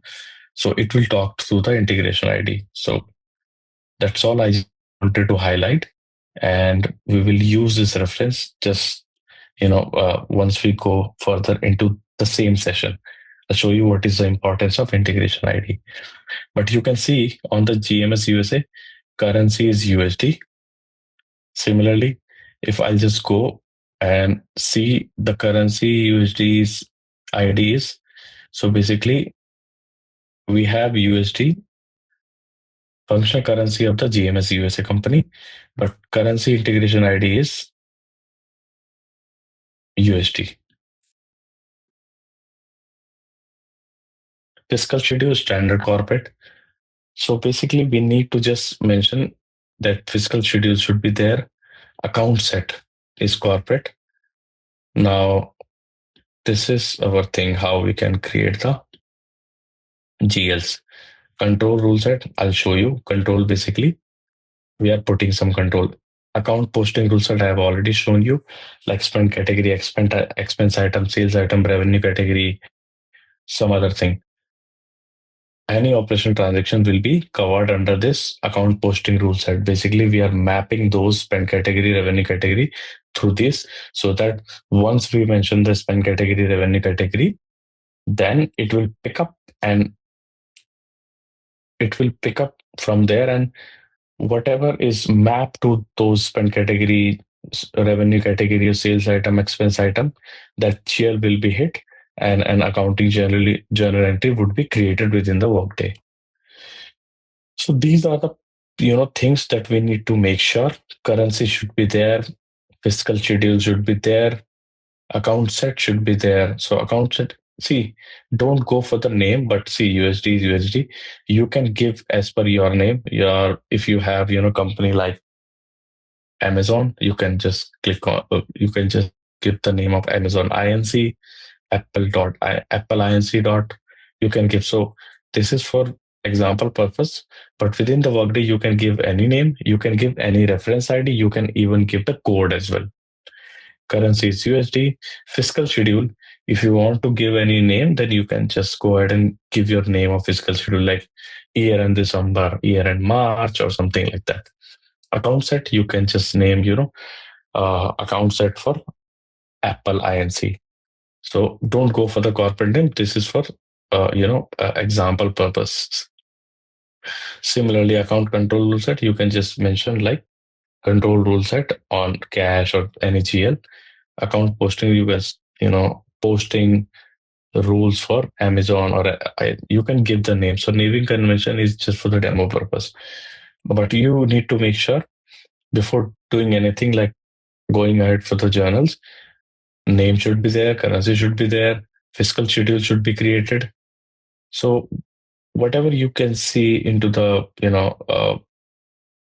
blue or something, it is clickable. It is clickable, and then you can see we can edit. Similarly, for accounting posting rules, no, we don't have the option. Corporate, you can see account set. So I'll show you. See, once I go to the account set, you can see so many things are coming up. Ledger account summary or something like that. So account set is the main thing which is related to the GL. So before creating any GL, before doing that, see, you can see so many things are coming up. Account set is corporate, identifier, cash, and now how we going to create that? Let me show you. Create account set. So I'm just going to name R2R training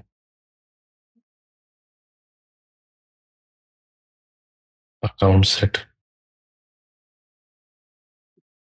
You just need to click. So I'm giving one identifier, 11111, and my account name would be cash. Now you can give the name. This is pretty simple. Now what should be the type? So we know that cash would be what kind of type? Is it of income or expense? No, it is an assets. Now, if you want to restrict to the company, you can restrict that. Say, suppose I'm creating a cash account, which I just want to keep use for Amazon INC or Amazon USA. And I would create another cash account that shall be used for Amazon India entity, that we can restrict that. We can also retire that if something is not in use. So we're going to add another thing, basic pay. Now, basic pay is part of salary, so it shall be expense.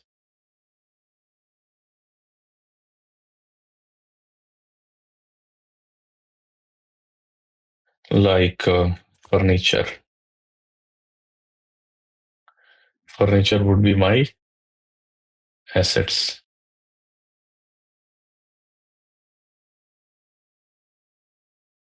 Accrued liability.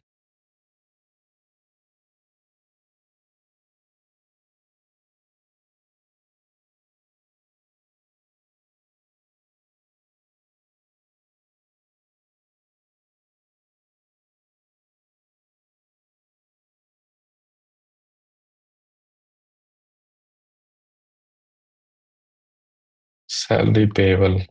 Because it is payable, it will come under liability. Similarly, we can just, add. Now, are we going to do it manually? No, we have EIB for these as well, but that shall be covered in, some other courses. So I have just made a mistake.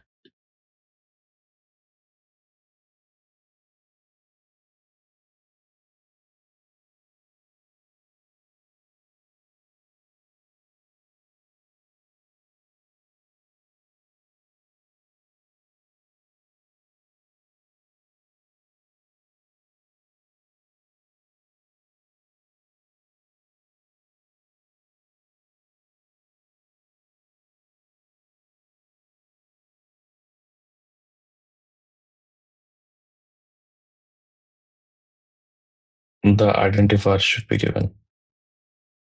like 5656. Similarly, we can give anything.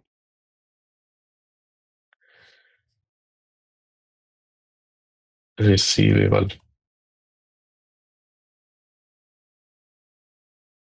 assets. So we also have, some EIB4 to create an account set. So that we call it put account set EIB. So I'll show you how it works, and you will be, once I'll show you how we're gonna do, journal upload through the EIB, then you will get to know that. But basically, manually, we can create, you know, GLs like this. And then once we will creating the GLs,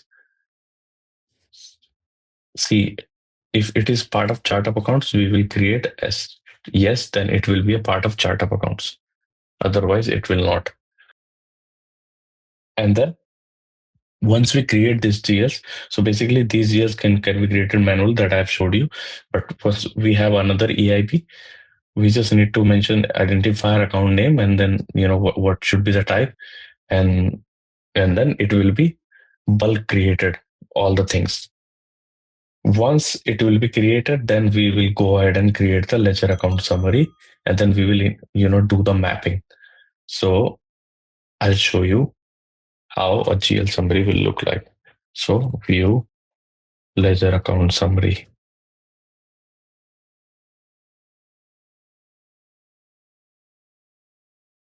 We have already created some GL summary. Let me show you.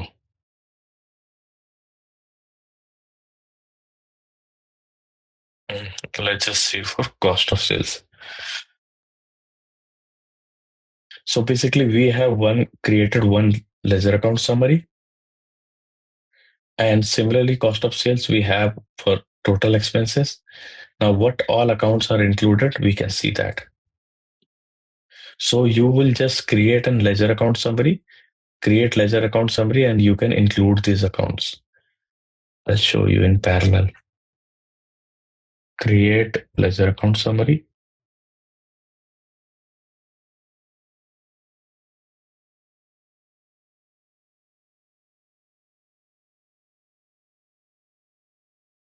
Summary name, you can just, test.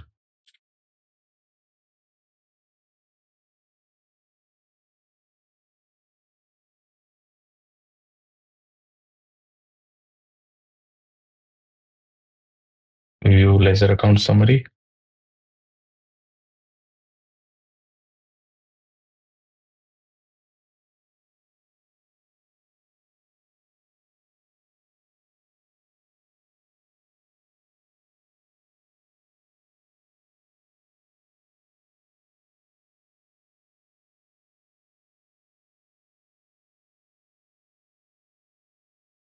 So this is my ledger account summary. If I go to the related action, I can, what I can do that I can have two options. Either I can edit, assign ledger account and ledger account ranges, assign included. So I can do in both ways. Just click OK. Just click a range. So I can give the range like, from 112 to 116. Or I can also specify. See, I'll just show you. I can include this, I can include this, I can include this, I can include this. Similarly, if I click OK, you can see it is included. So what actually happened? Like building, bank loan, or these kind of will roll up to the my corporate 123, and then it will again roll up. So similarly, just think about this manner. So we have created these kind of GLs. Suppose we have created basic flexible, and one account summary is salary compensation. That is one. We will similarly create another GL summary in the name of direct expense, and we will include these GL summaries. And then ultimately we will create an hierarchy of profit and loss, and profit and loss will be including these GL summaries: direct expenses, indirect expenses, or any revenue, and similarly balance sheet. So this is how a GL summary look like. And this is how we're going to create a GL summary within the Workday system. Now, why I'm mentioning the GL summary or this like it? See, we can upload the journals on an individual GL level. So we need to mention the GL. But if we gonna load the balances on the individual GL, if we try to fetch a report of GL summary, then the total will be given. So say suppose we have populated a template and we have mentioned like for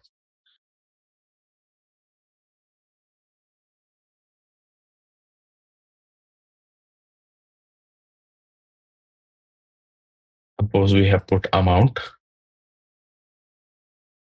100 to 1,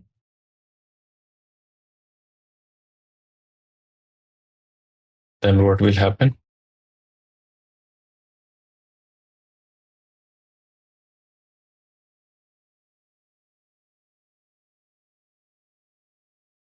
It will do the sum up for these things. And this would be my salary compensation. So once I fetch my report of trial balance, I can see the ledger account summary as well, salary compensation, it will show like this. That's why how it is playing a big role of creating account, GL summary, basically for roll-ups. So this is how we're gonna create account GL summary.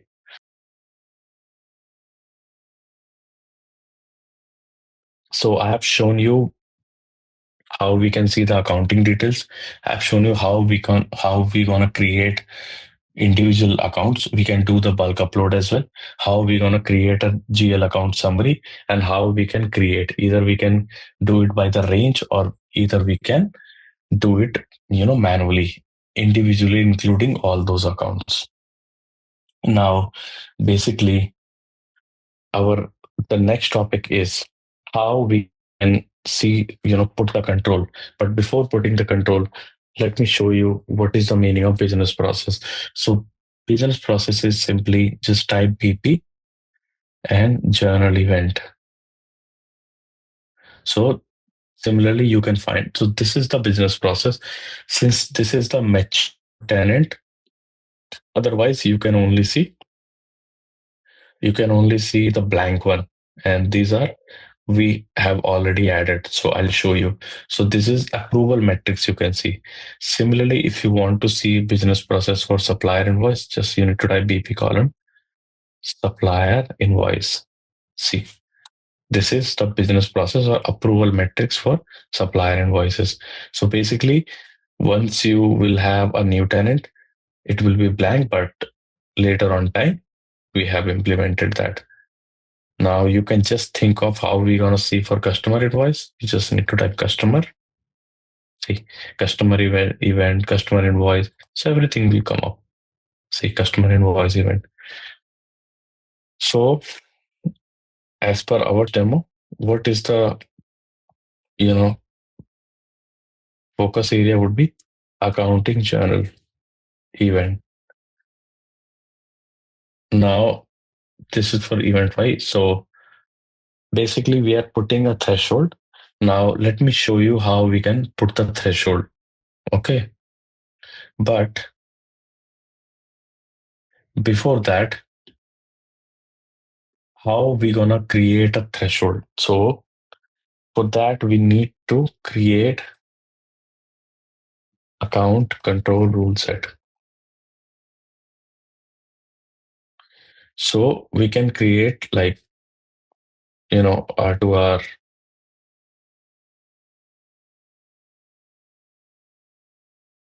training rule set. Account set, I'm using corporate.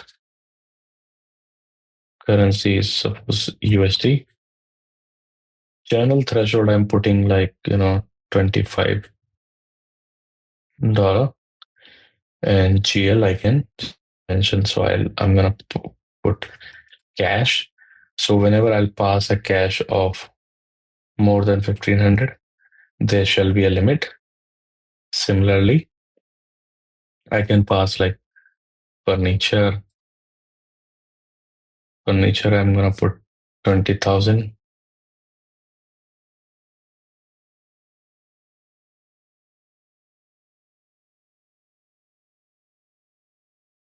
I can mention, bank.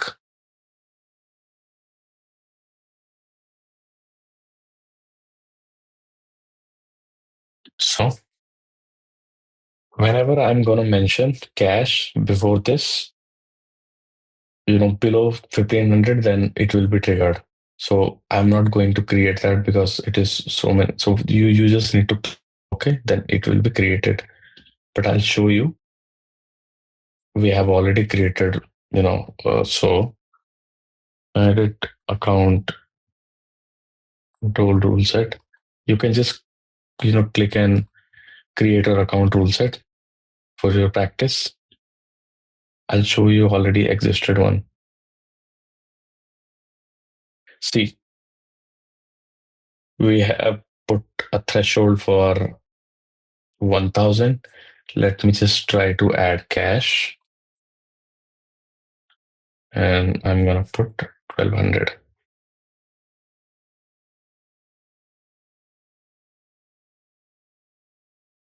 See, my company is coming up, so I'm gonna show you. So this is the threshold that I put in.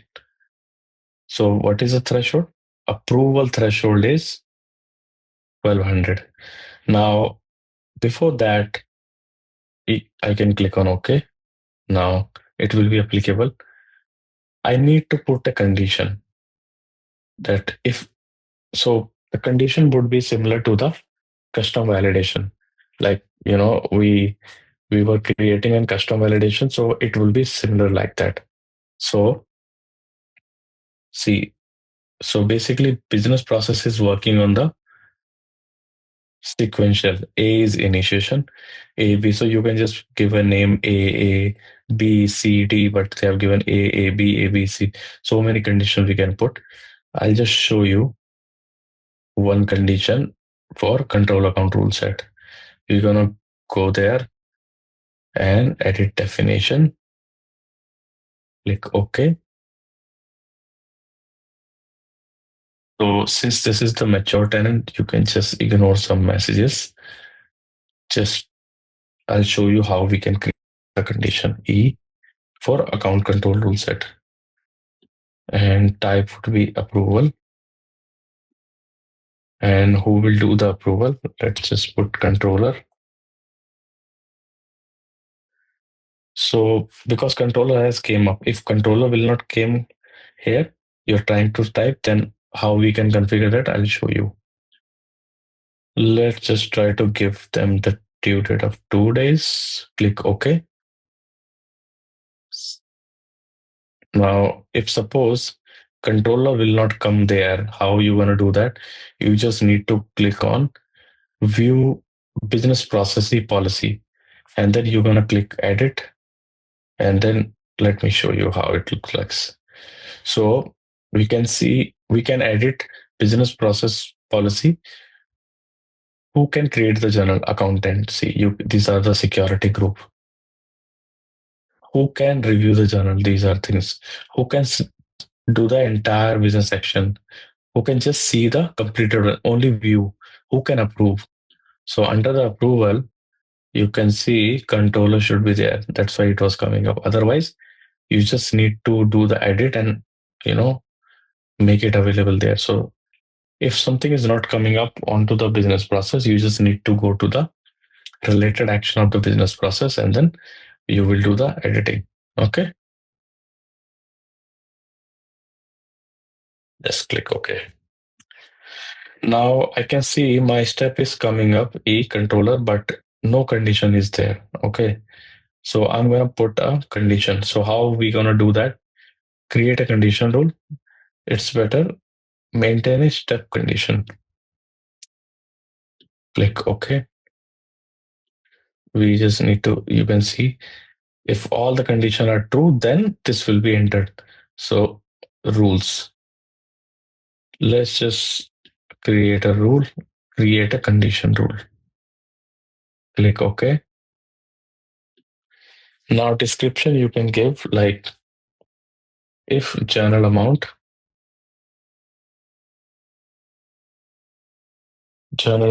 is greater than, so this is the sign of, or is equal to threshold. Now what is the threshold? This is the threshold for these GLs as a control account. Is greater than that, then it will go for the approval to controller. Okay, now because we have already shown you into the custom validation how we're going to fix that. So this is end rule.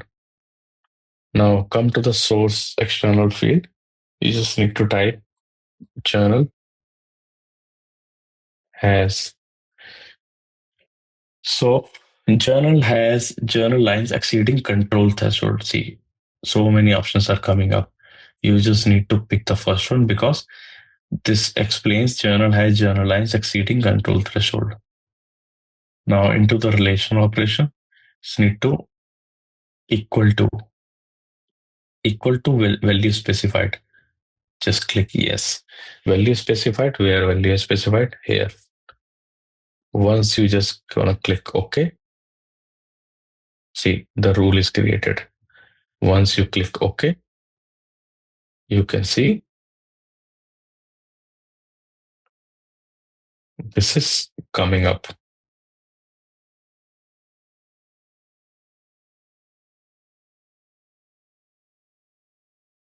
So this is how we gonna maintain a stuck condition on any business process. Because this is a mature tenant, we already have this condition, So I'm just removing. So this is the same. What I'm gonna do is I'm just remove. But for you, for to practice, you can just create that one.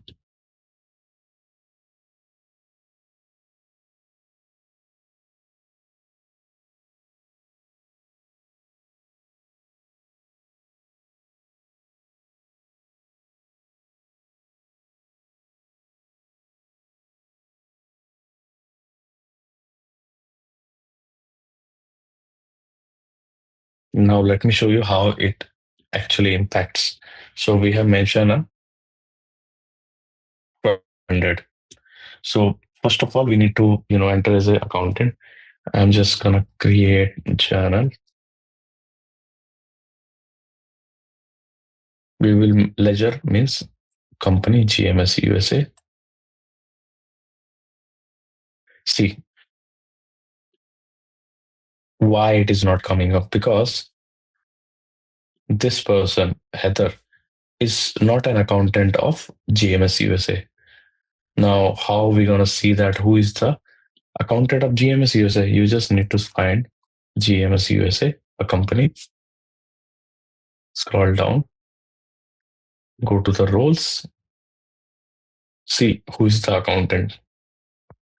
So John Doe, Raj, and Andrew can do create an accounting journal. So I'm just gonna do the proxy of John Doe. So how are we gonna do that? Either I can go to the related action from here, or I just type start proxy into the search bar. So I'm gonna do from here start proxy.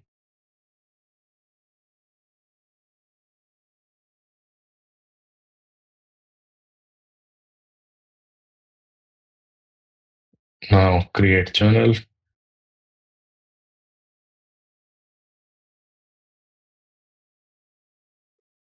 GMS USA.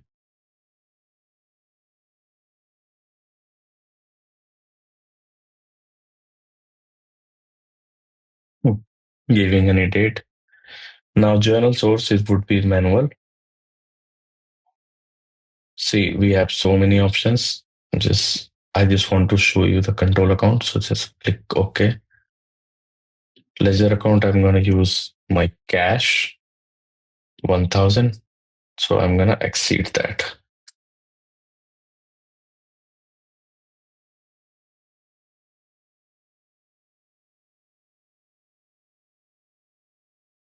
Let's see. See, debit and credit are matching.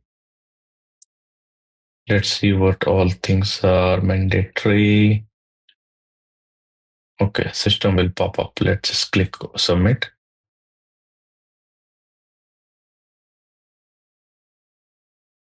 Noah appears. Noah is a controller. How it is triggering out? Let me go deep dive. So you can see business process record journal. This is the amount.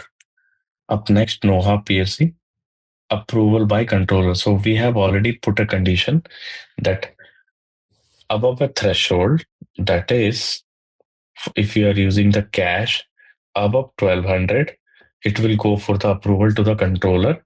Now, for my company, GMS USA controller is Noah Pierce. If you are going to use furniture and you will put more than $1,000, again it will go for the approval.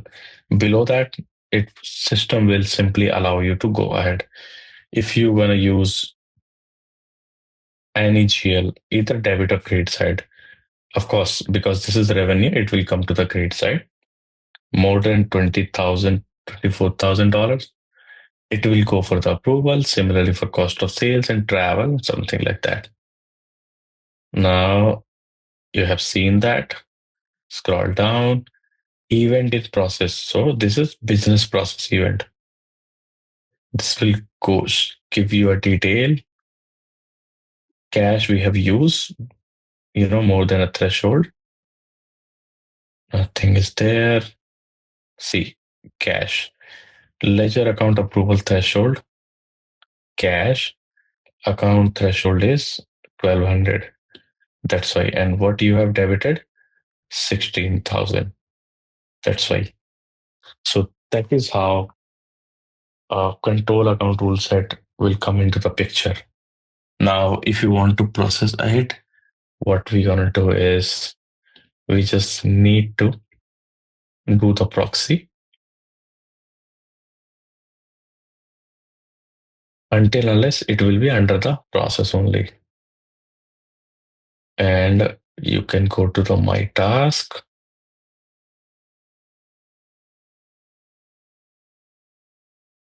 Our journal entry has came over here. Now, what all options we have as a controller, we can see that. So why it is triggering out? You just need to understand business process of accounting journal event. Similarly, for all the financial transactions like customer invoice, registering assets, supplier invoice, expense report, some other things, we have business processes available within the Workday. If you want to have a granular view, you can just scroll down and then you can see this is the journal. This is the journal number. The status is still in progress because I'm reviewing that. Event in process is accounting journal. Who entered that? John Doe. Accounting date, USD, period with company, and ledger would be actuals. Whether it is balance, yes. Create reversal, I have not ticked that. It is a kind of adjustment, no. Now this is the thing, and why it is triggering out, it will also show you. Because we have put the condition on the BP of accounting journal event. I can approve, I can send back. Either I can add the approvals as well. We have couple options, deny or cancel. So just I'm approving that. Once I'll approve, you can just see it is successfully done, posted. And this accounting journal event process is now completed because this is not intercompany, that is not required. So that's how I showed you how a control, you know, sorry, account control rule set is playing a big role within the workday. Also, everything is linked to the business process. You just need to think about the business process, who will initiate, who will approve. We can also put the condition that we have put that given a is equal to or above threshold, it will go for the approval to the controller. If you are not able to find out how we can add the security group like controller, accounting manager, you just need to go to the related action of the business process and edit business accounting business policy. And then you can see the who can initiate, who can just view, who can. If you have seen, I have already showed you. If you have not, just rewind it back and then you can have the, entire view. So this is the thing. I have showed you one journal entry and I have also showed you how it will go for the approval. So this is the main thing of control account rule set. I have also showed you how we can create the individual, GLs, or we call it ledger accounts, how we can create ledger account summary. Hmm?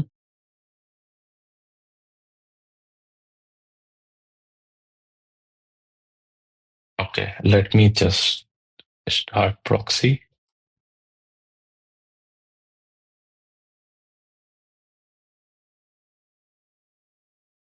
Same header.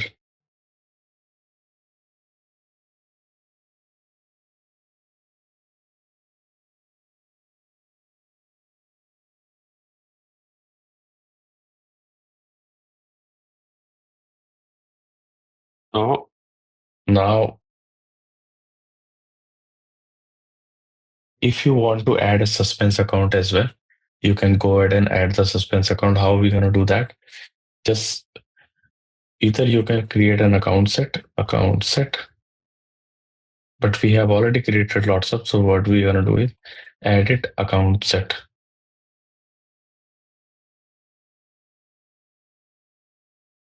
Right.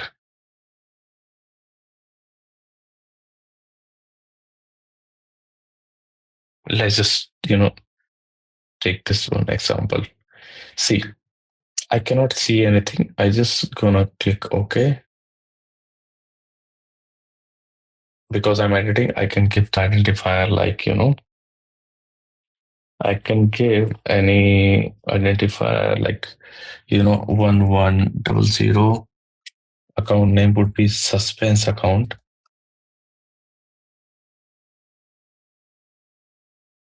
Now, what should be the account type? You just need to think what should be the account type. It could be anything. You can just mention assets. We can restrict, you can retire, just click done. Now you can see it's coming up. If I just click OK, then it will be done. But since this, okay, this is how we can add a suspense account as well. I'll show you when suspense will come into the picture. First, I'll show you a simple one, how we can, create a journal entry, normal, how we can do the bulk upload, and how we can use the suspense account as well. Now, if you want to use the suspense account, you just need to, you know, uh,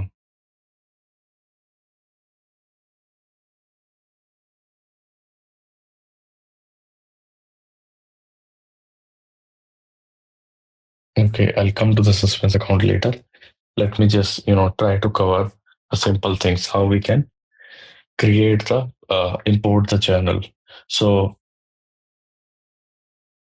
this is, before that, we have covered, how we can create the GL, how we can, you know, ensure that company accounting details should be there, how account posting rule set come into the picture, how control rules set come into the picture, but we just need to make sure that, ledger period should be there. So we can just see view ledger period status.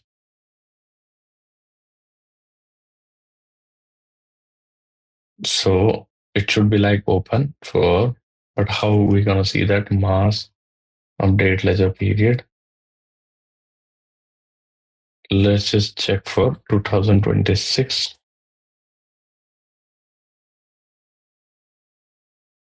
Company for GMS USA.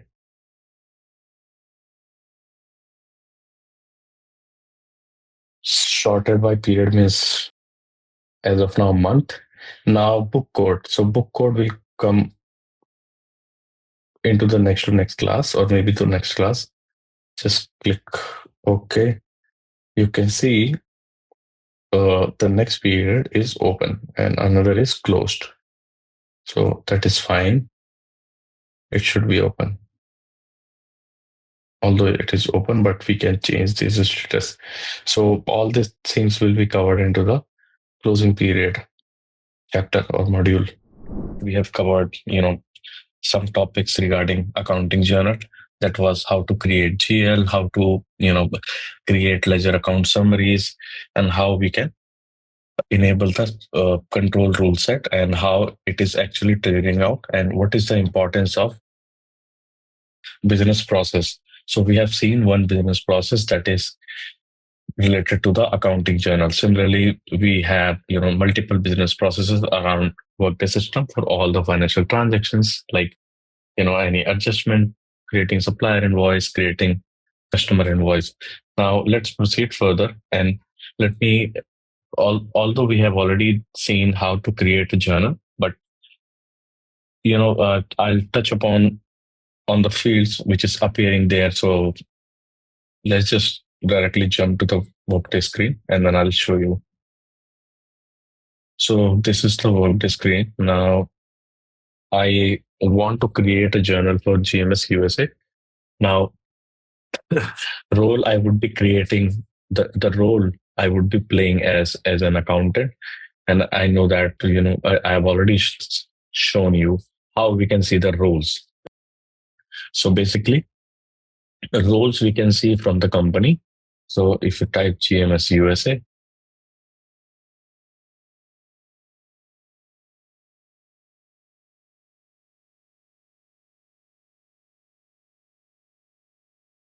if you want to search directly, then you can just type the name. You can see the company, or else what you can do is view company, and then you can type the company name, GMS USA.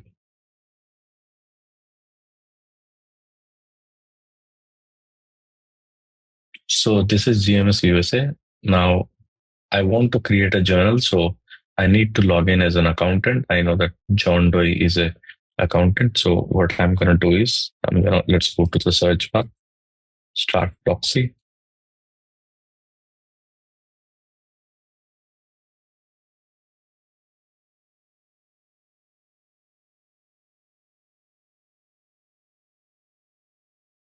So John Doe is an accountant.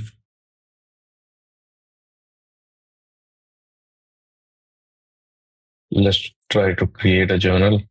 So to create a journal, you just need to type create journal. If you try to type first three initial letters, it will appear. Now, before creating journal, we just need to keep in mind few things. I'll show you what all things, because I have already checked that, but just be mindful for that. First of all, you need to keep in mind that you are logged in as an accountant. Rule you should be keep in mind. Another thing is just for your company.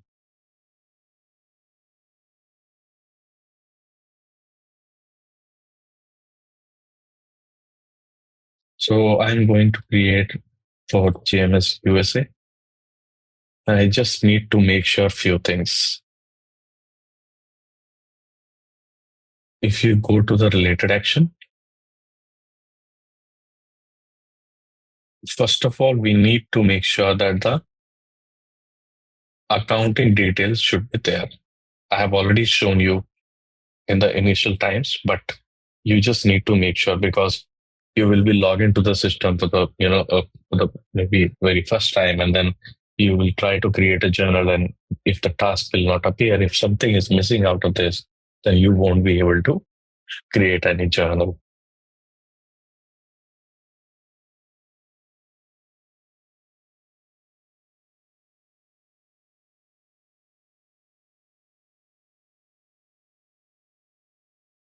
So this is my company. I can see my accounting details. Currency is USD. Now, whenever we try to create a company, we just need to mention which currency this company is generally dealing, because this is formed in USA. So it is but obvious that the currency would be USD. If any company is formed in India, then it would be INR. Similarly, for any part of Europe, Euro, Britain, then pound. Similarly, if within the China, then Chinese yuan, Singapore, so Singapore dollar, Hong Kong, HK dollar. So this is defined while creating the company. Fiscal schedule, this is standard, but fiscal schedule is normally where your generally year ends. So we have seen some companies follow year end. So it is year end December. Some company follows financial year, that is year end March. Some company would follow, June to July. So it will be similar like that. So it should be defined.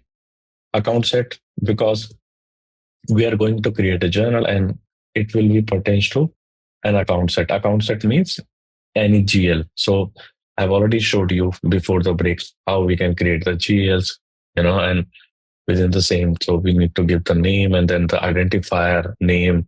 We can also restrict the company. Control rule set we have already seen, and posting rule set. So posting rule set is for the operation journals.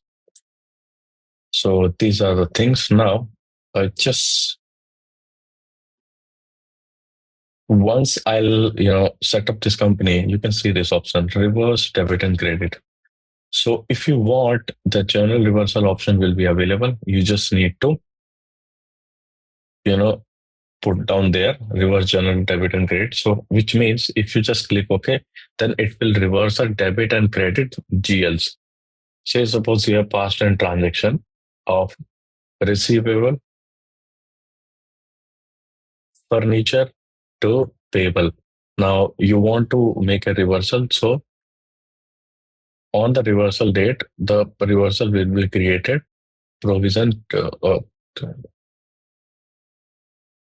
furniture will be credit side, and other part will be on the debit side. So, for example, I'm just creating provision for salary to salary payable. That is on month of January. Now I want to create a reversal on the next month. So what it will do? It will just do salary payable on the debit side and the provision on the credit side with the amount. So this is the first option. Other one is, you can see it is not highlighted, but keep debit and credit side and reverse sign. So debit and credit will be as it is, but reversal. A negative sign will be there, and amount shall be deducted or it will be nullified. So this is the option. Now ledgers, you can see, you can just ignore plan templates as of now. This pertains to the budget. But on the ledgers part, you can see ledgers we have created global modern services actuals. Now we have three kind of ledgers. One is actual, commitment, and obligation. Commitment and obligation, comes into the picture in case of P2P.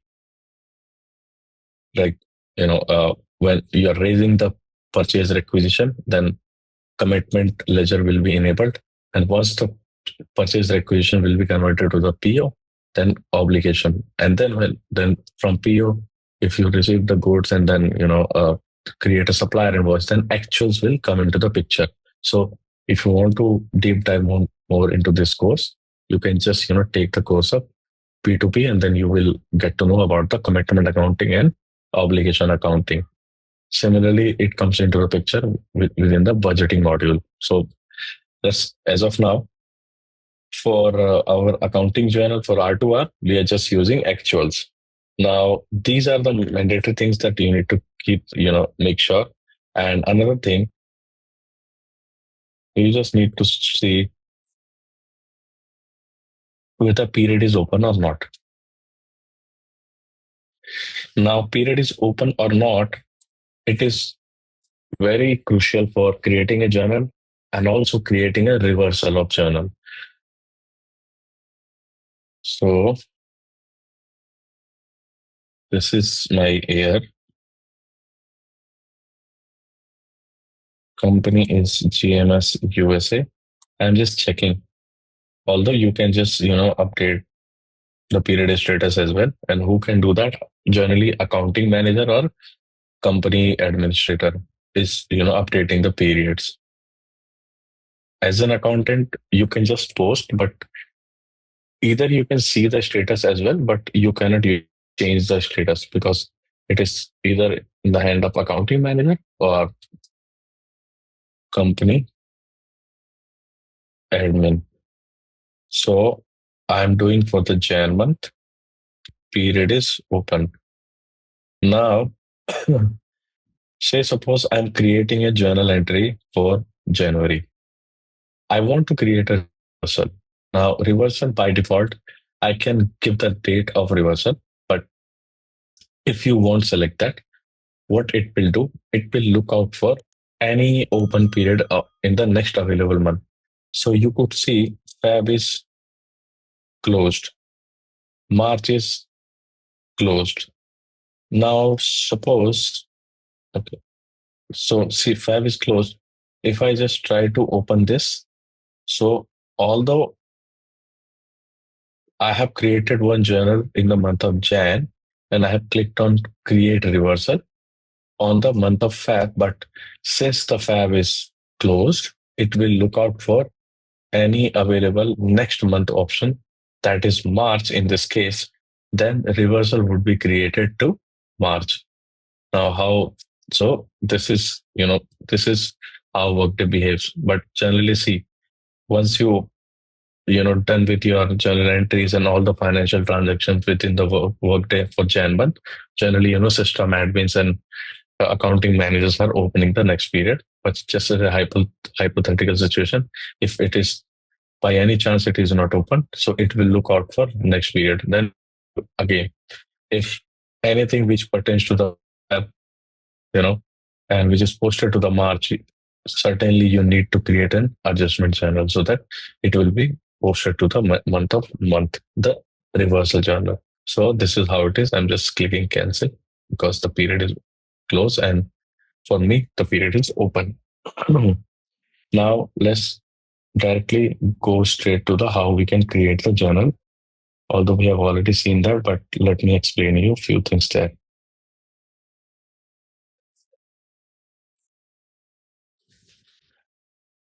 So we'll go to the search bar and we'll type create journal.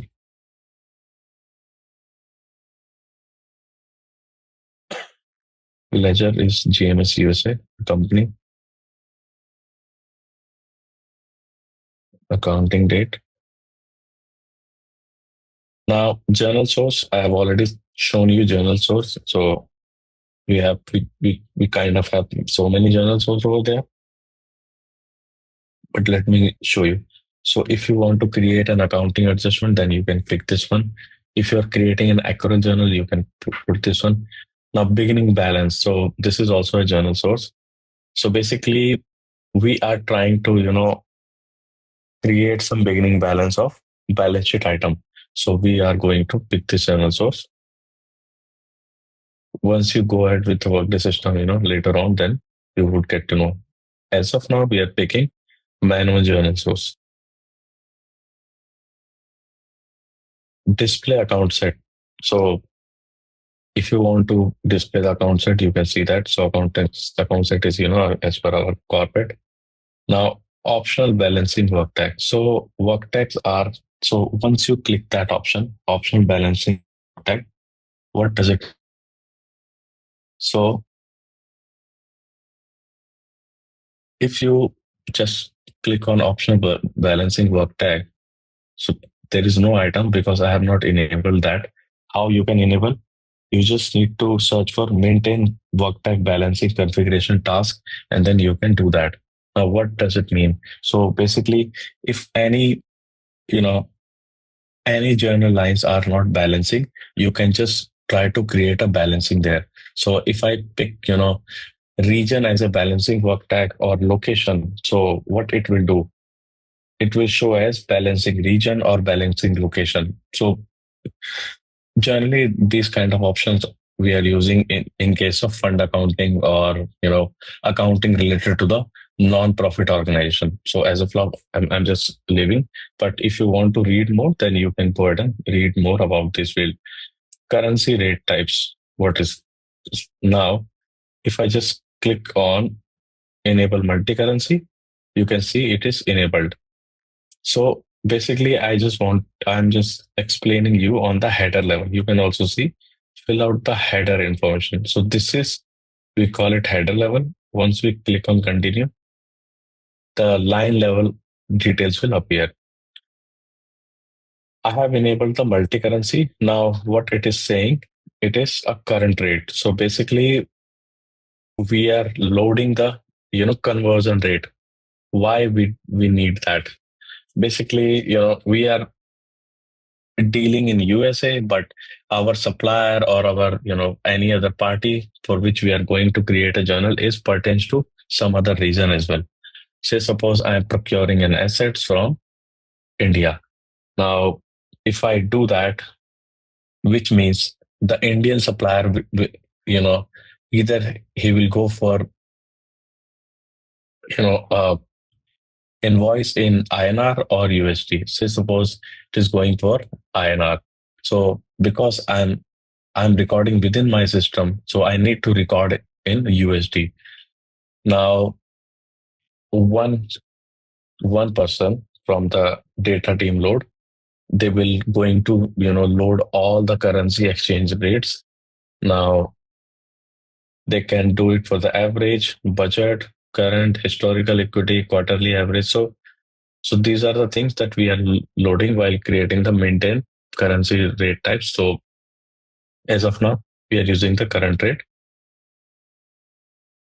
Book codes, it will come, come into the next class or maybe next class. So book codes, as of now, we gonna keep it blank. So it will be posted into the blank book code. But I'll explain what is the meaning of book code.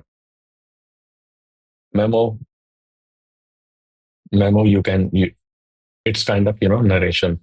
I want to give it like test 1, 2, 3, or you can explain more. External reference link. So what does it mean? So basically, external reference link is, it is, first of all, it is optional. So wherever you see a asterisk mark, that is mandatory.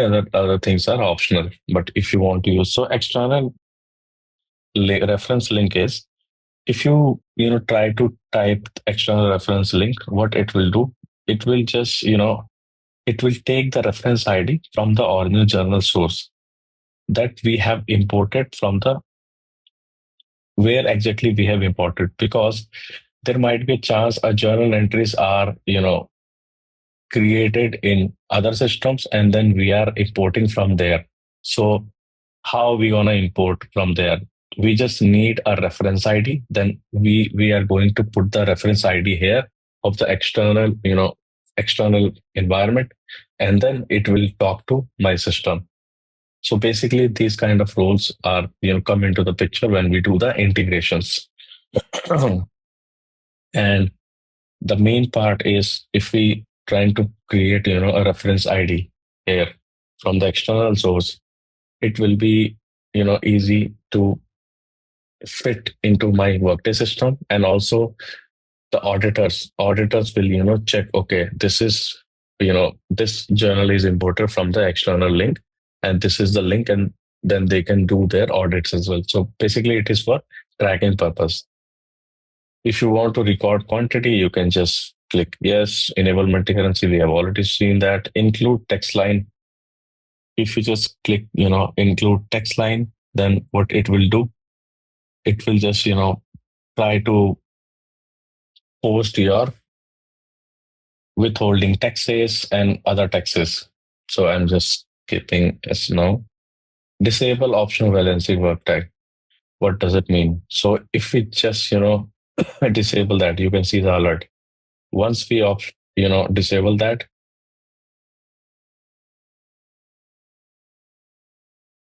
it will create an unbalanced journal entries. So I'm just keeping not touching that adjustment journal. So once you create any journal, like I have shown you a provision, and then you have make it as, let me show you how it can also, come into the picture. Say suppose I have enabled multi-currency and I'm passing on 6th of Jan as a current rate. Now at the end of the month, I have procured an asset. At the end of the month, the rates has been changed. So earlier the rate on the 6th Jan was INR to USD was 81. Now at the end of the month, it became 85. So the difference is 4. So I need to create an adjustment journal for the same period and for the same GLs, for the same ledgers with a difference of 4. So I'll do the same debit by 4 and I'll do the credit with the 4 so that it will be updated and the overall my GL will be updated. So that way we are going to create the adjustment journal.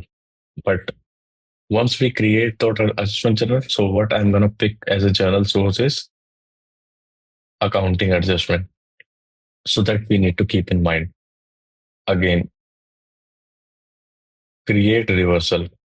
See, whenever I tick that, so generally we are creating and provision entries in the month of Jan, and then we are creating reversal of this provision entries, and then we are paying that. So say suppose I know that I have to pay a certain amount in the month of Feb. So what I'm gonna do is I'm gonna create an provision because of my matching concept or because of accrual concept of the accounting.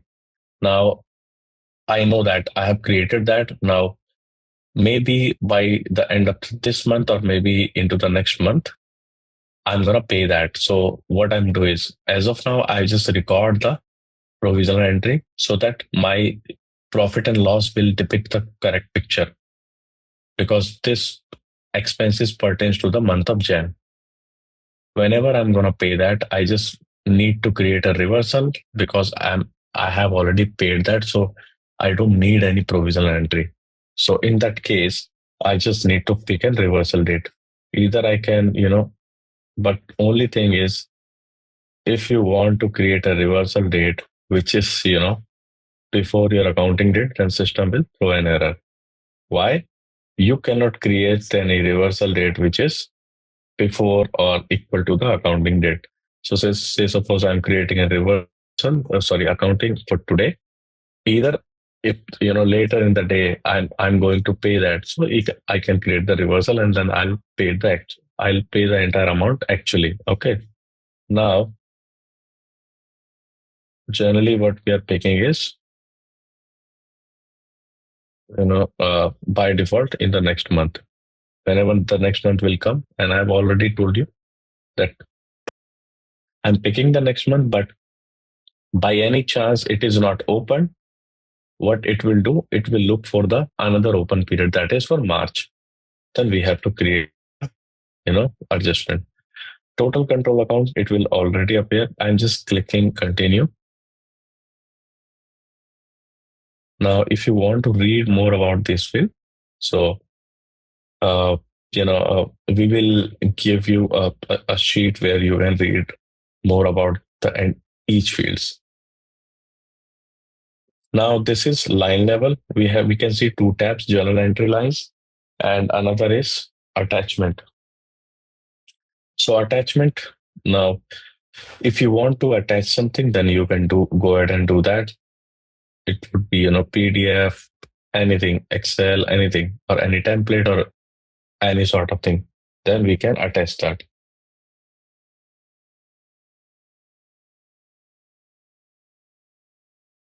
Also, if we want to make an attachment mandatory, how we can do that? You just need to remember your first we can go ahead for the custom validation, and we can go to the accounting journal and into the critical or warning. We can just pick for every accounting journal attachment is mandatory, then we can do that. For your testing purpose, you can just go ahead and try to, just for the first instance, you just try to create a simple journal. For the second instance, you can just go ahead and enable the custom validation, and then then you will be able to see if it is critical. If you are not attaching anything, then the system will stop you. And if it is not critical, it is under the warning, then you would see that system is giving you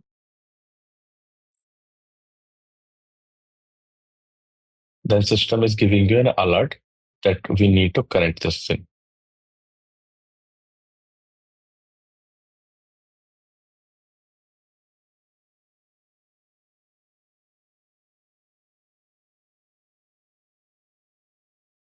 Let's go to the journal entry lines. Now, ledger accounts, we know it is coming from the account set.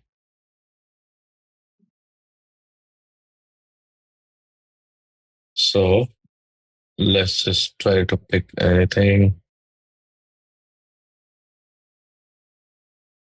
Account receivable.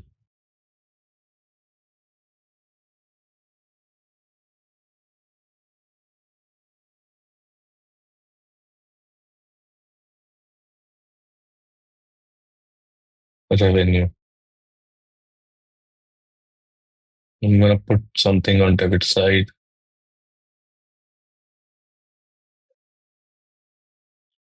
Now, you can see memo at the line level as well, and as a header level as well. If you want to, put some comment for this journal line, you can do that. Want put some line for the credit side of the journal line, you can do that. Same external link. If you are trying to import from somewhere else, you can put the integration ID over there. Now, location, you can mention purchase item. So basically, these are primary work tag. Project cost center, you can see nothing is asterisk, buyer name, revenue category, additional work tag. What I'm going to do is, you can see, so control total amount, it will check for, same account control rule set. So we have already seen that, but total less debit, less credit. Now, let's just try to do one thing. Say, suppose I'm not putting anything here. Okay. I just try to click on submit. What it will do, see. Workday will populate you. The credit and debit amount are both zero. Journal may not be submitted until it is balanced.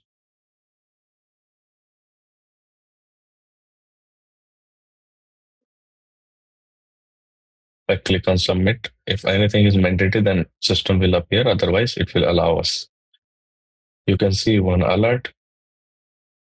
Cost center is mandatory for the journal entry. So if you remember our first class, we only, gave this condition. And this is a kind of alert. Otherwise, if we set it as a critical, then system will not allow us. Now, you just need to see few things over there. If you click on details on the process, it will show you for this one. Overall process is done by John Doe, successfully completed, due date, because if it were into the in progress, then it will go for the approval until the due date.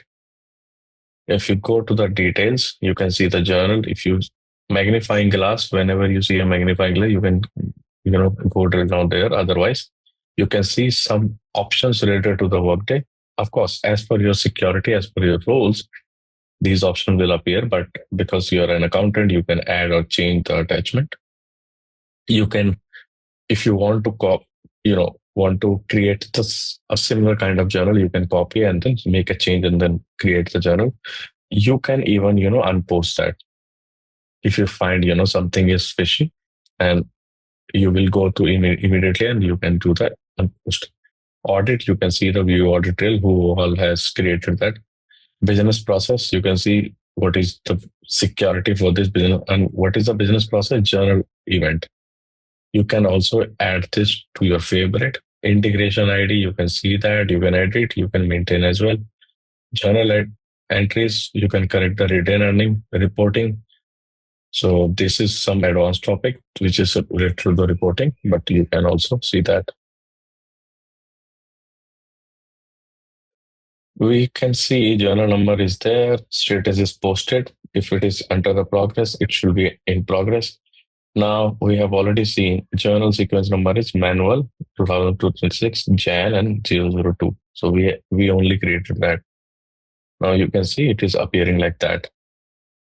Originated, accounting date, currency, period. You can see many things over there. So and you scroll down, you can see your journal entry lines, both the lines on debit side and credit side. And you can also see warning cost center is mandatory because we made as a warning under the custom validation. And you can see again the journal lines. Now, retained earnings. See, because you have, created a revenue, which means you have created some, revenue, some income for your company. That's why the retained earning is being credited. So every transaction will impact your retained earning, whether on the debit side, on the credit side. If any journal entry you are creating for in the nature of expense, then it will do on the debit side. Otherwise, it will already do for the credit side if it is pertains to the income or revenue. Who has created? You can see the status. Who has posted? So these are the things once you create the journal, and you can also see the entire process. Accounting journal event is my business process. Step is this, step is completed. Who did that? Okay. Now, supervisor. So these are the few things that we have implemented on the business process of the accounting journal, which is not required. If it is required, if it is, meet the condition, then it will be triggering out. But as of now, it is not triggering out, which means we don't need that. So this is how we typically create the journal. So I have already explained, all the fields. Now, because we know that we are going to create for few journal entries, then it is fine to create it manually. I have already shown you how we can create the reversal option as well. That we can see. Adjustment, we can do that. So basically, adjustment is for currency, or maybe if anything is changed, like you have procured 10 units of laptop charger, and by mistake either you have received the invoice of 10, but by mistake you have entered for 11, then you need to create an accounting adjustment journal entry for currency. Or maybe your supplier has sent an invoice which is which has some error, and you found it later while creating the journal. You have created a journal, but you have found some error, your supplier has notified, then you also need to create some adjustment journal. So these are the journal scenarios where, but we might have so many different scenarios for creating and adjusting journal entry. It also depends on the what is the nature of the business and what is the size of the business, and so that way reversal is fine. Now reversal is generally we are doing for provisional entries.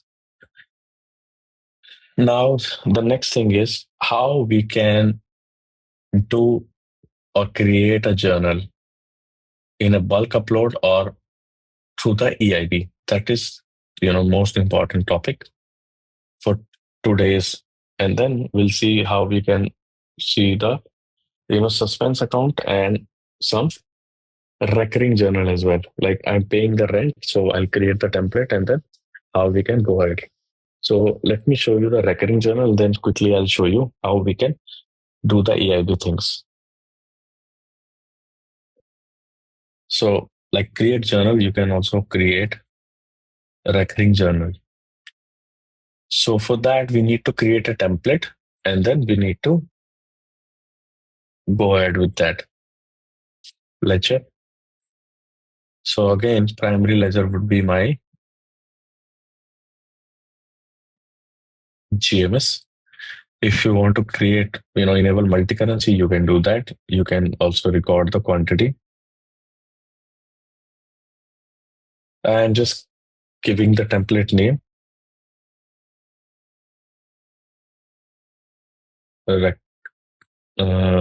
okay, rent payments and Jan to September.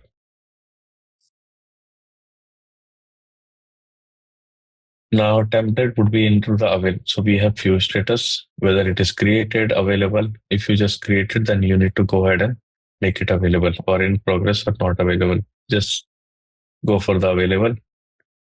When the template will start. So let's suppose it will start on the first day and when it will end. So it will end on September 30th. What should be the journal source? So journal source, you can see if you want to create an additional journal source, then you can do that. Otherwise, you can pick one journal source over from here. So if you want to create a journal source like a ring journal or rent created, then you can go ahead and do that. How you can do that? You just need to go to the maintain journal source. See, and then you can just add one thing like, a recurring journal.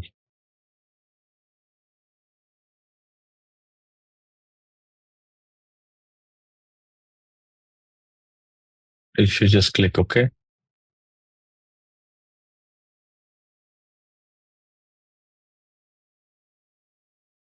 so earlier it was not appearing, but it will come recurring.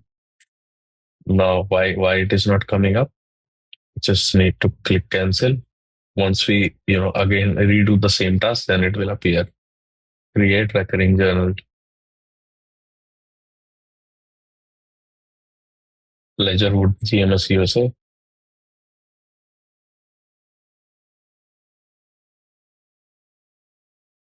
Rent payments Jan to September. It will start on 1st of Jan and it will end on September. Journal source. Now you could see it is coming up recurring journal. Similarly, optional work tag.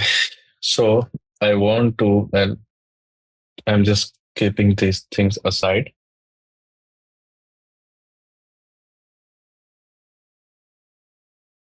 Period which is monthly. See this option automatically submit the generated journal. So if I'm just because I know that this is pretty simple, so I'm gonna put that memo. I can just put the rent payments.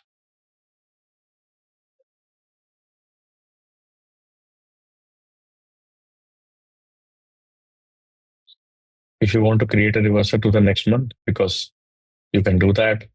Control amount. I just need to pick an ledger. So recurring journal, what it will do, rent,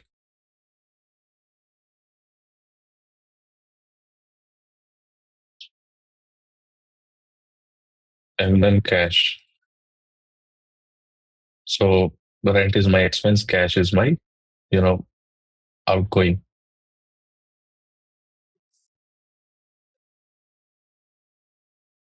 Nothing is mandatory.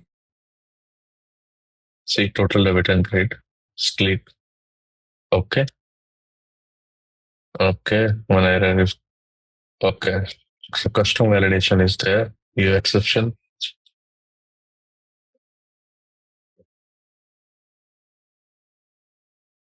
Okay, spend category is mandatory. Now, how we gonna do that? Let's just create recurring journal and edit. So it is just stopping because these kind of expense and spend category is mandatory. So let's just try to put anything to surpass this custom validation. Uh,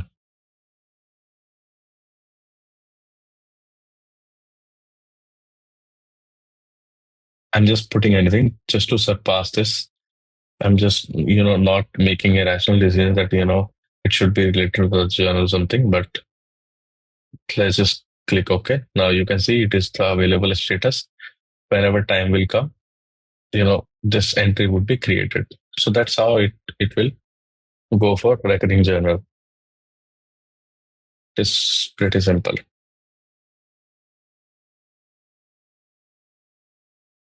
Now once you create that, you just need to click OK. Let's just pick today's date. Once per frequency. So you can see what it has done. Generate new recurring journal. Journal is this posted, and this is entry. You can see memo is coming up. It is that pretty simple. You just need to do one thing. That's all. It will be created. And this is how you're gonna do for each month. Okay. So this is our recurring journal.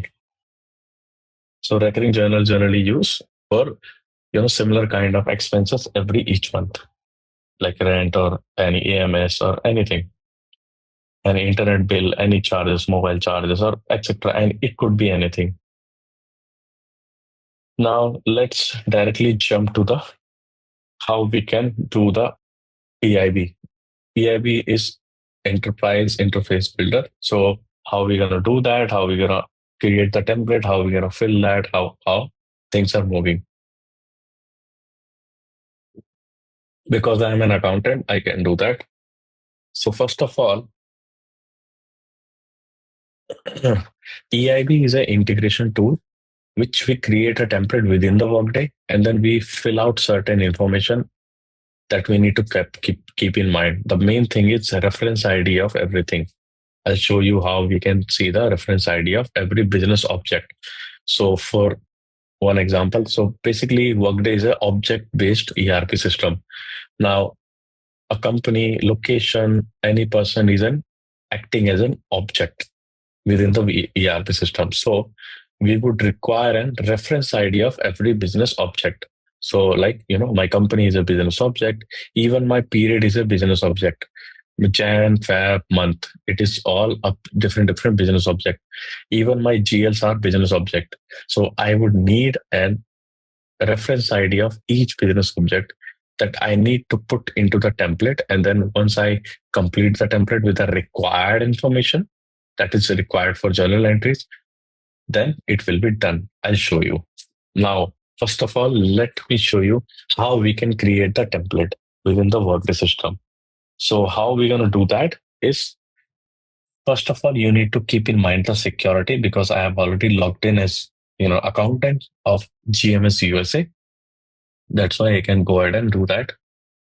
Let's just, if you are not thinking anything, just try to, you know, what I have said, what I've said, EIB. Just try to type EIB. Let's see what it will appear.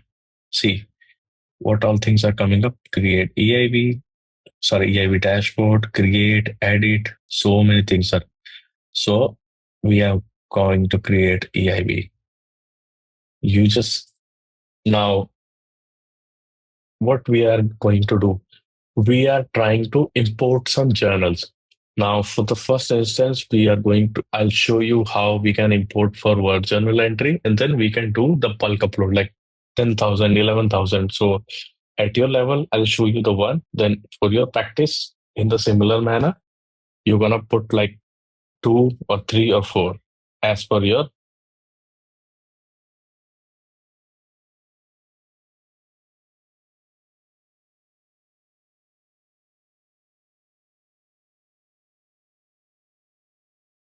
So let's just give accounting journal import to our demo. Now it is kind of inbound. Inbound means it will come into the system inbound. Like, in the area of logistics, you do inbound logistics, outbound logistics. Similarly, if you want to make this EIB for inbound, then something from the external source will come to my Workday system. That is inbound. Outbound means something from my Workday system will go to the other system that we created for outbound. Now, as of now, we are creating for inbound. You just need to click OK. You can see name we have given and reference ID. See, accounting journal import, it has given the ID as well. Comment if you want to create, then you can do that. It is not required, although. You can see few things are coming up. Journal setting, get data, transform, deliver, and review and submit. Just click on next. Retrieval method, how it will happen. Uh, your cloud base, you can also attach from at launch and attach from your system. You can take it from FTP, you can take it from Google Drive, you can take it as a URL, SFTP, or any external retrieval method. Let's just go for the default because we are going to attach a file from our system. Details you can add. Now, if you come to the next point, that is data format. Now, this is my web service spreadsheet. So this is kind of a web service, which is based on spreadsheet. Now, what we are going to do, we are going for import accounting. So you can see import accounting journal. For that, we are going to do that. We have other things as well, but we are creating this template for import accounting. You can, check for your curiosity and then you can read more about this. This we need to just click on next. So this is our template model and the type is import accounting journal. So this is the parent template. Click on next. This is a kind of Workday web service. Now you can see the entire thing. Just you need to remember the name, accounting journal import artwork demo. Just click OK.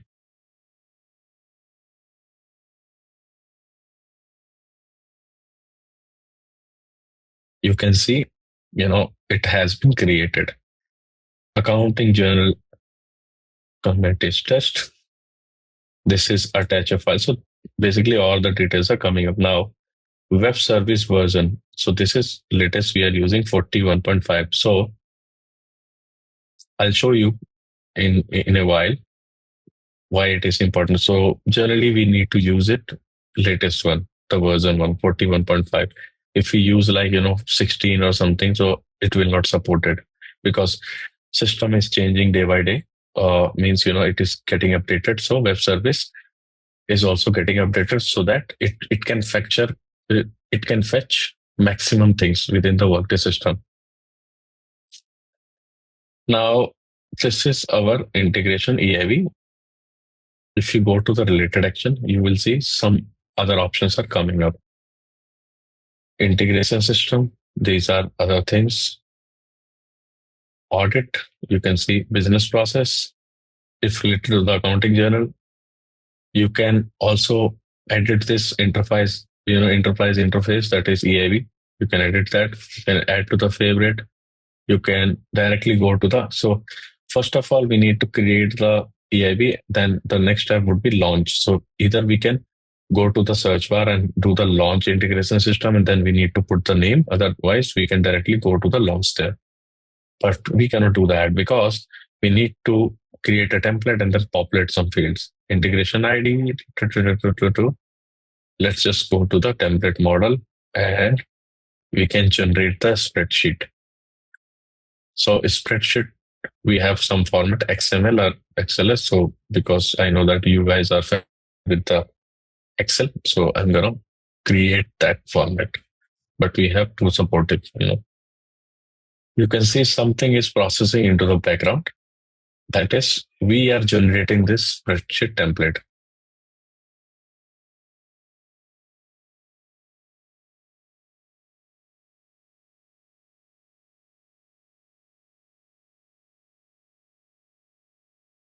So you can see output file is not yet ready. Generally, a refresh button is coming up. It should come, but it is not coming up. I'll show you.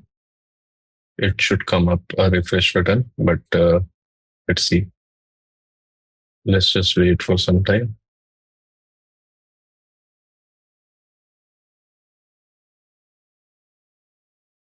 Just need to make it as a duplicate.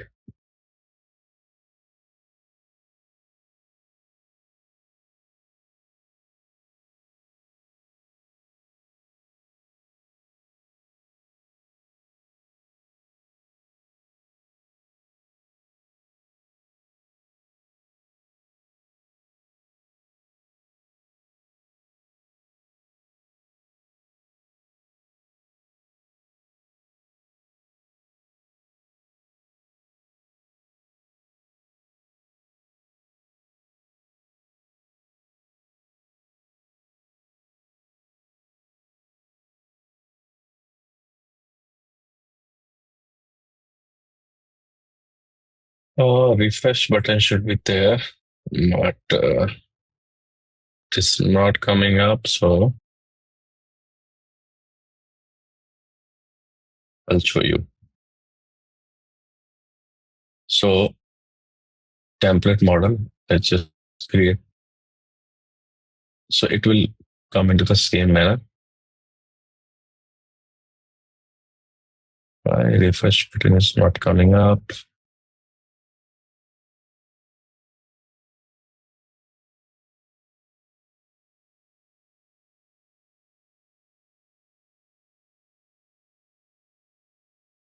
One second. Okay.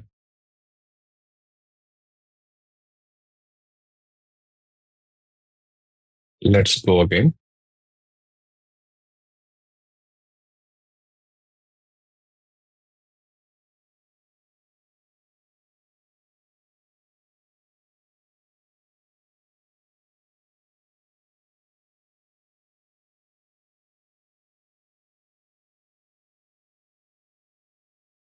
Maybe because of this, it is not coming up.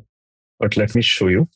Although I have to do it as an accountant, but let me show you how it should look like otherwise, so that you would get, everything cleared. So let's just click on some other person like Heather Jennings. Click on OK. So it should come. Heather is also an accountant for other companies, not for a GMS USA, but I'll show you how it should come. So let's just create a test import channel quickly in mount. Click OK. Click on next and import journal. This is my web service because I'm going to import my accounting journal. Click on next. Next. Next. Click on OK.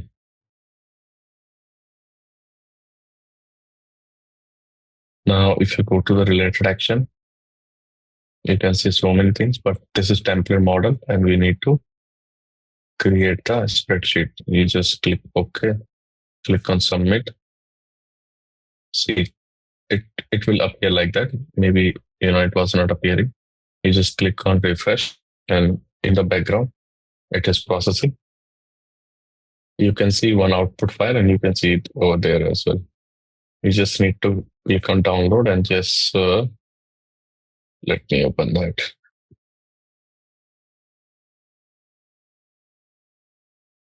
So this one, Excel will come up. You just need to click on enable editing.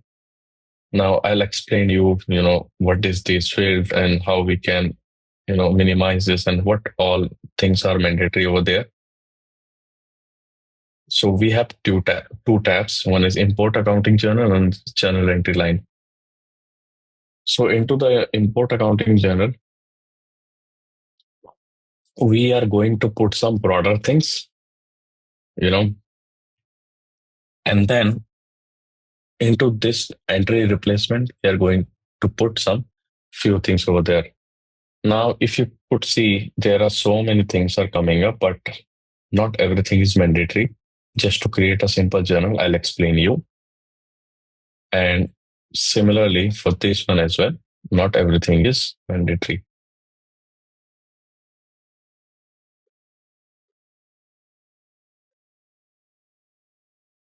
So let's just begin how we can, fill this information. So we have created an EIB. We have done that. How are we going to fill that? Let's just try to learn that. Okay. So onto the first tab, import accounting journal. We are going to put for, header key. Header key is how many journal entries we are going to create. So let's suppose I'm going for the first that let's just create. I'm going to create one journal entry. That's why I'm going to create one header key. Another thing is optional. You just need to leave it blank. I'll show you how we can read about this field. What does it mean? I'll show you where we can see that. As of now, just, try to focus on few things. Autocomplete is, autocomplete the business process. Now, this is the critical thing, J column. I'll highlight you what is the important column. So header you need to fill. J column is about submit. So basically, once you create the journal, whether it will be go in progress or it will just surpass the business process. Okay, so it will surpass the business process and it will come on submit. It will do click on submit. Once you have already seen. Once we try to create the journal, we have some options. Once you click the submit, then it will go to the next process. So we need to do that. And we have done that. Just leave K element. I'll explain you each field and give you a brief description as well. Let me just help you what all things we need to populate. So this is also important. Now we need to make a company reference ID for which we are going to create a journal. How we can see that? Now, for as of now, initial times, we just need to go to the system and then you need to search view company because we are taking an example of GMS USA. Just view company and then GMS USA.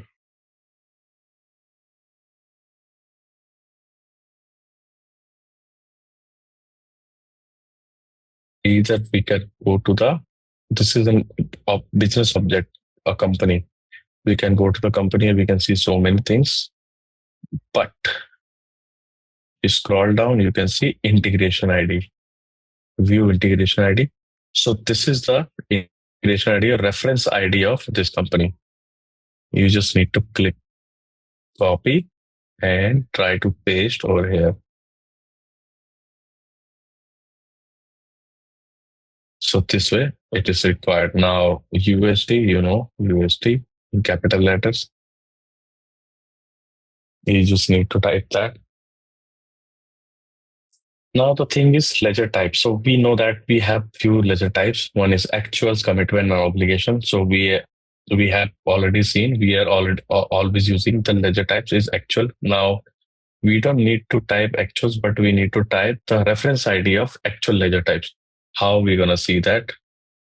So any reference ID you want to see for any business object, you just need to type view ref ID. Ref means reference ID. Of course, you should have the access as well to see the ref ID. What I'm gonna see ledger type. So whatever you need, a cost center reference ID, location reference ID, company reference ID, you just need to type view reference ID.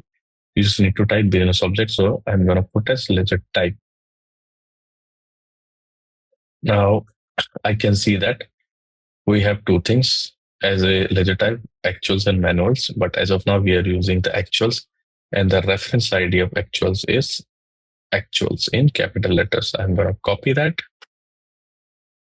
I'm going to paste that.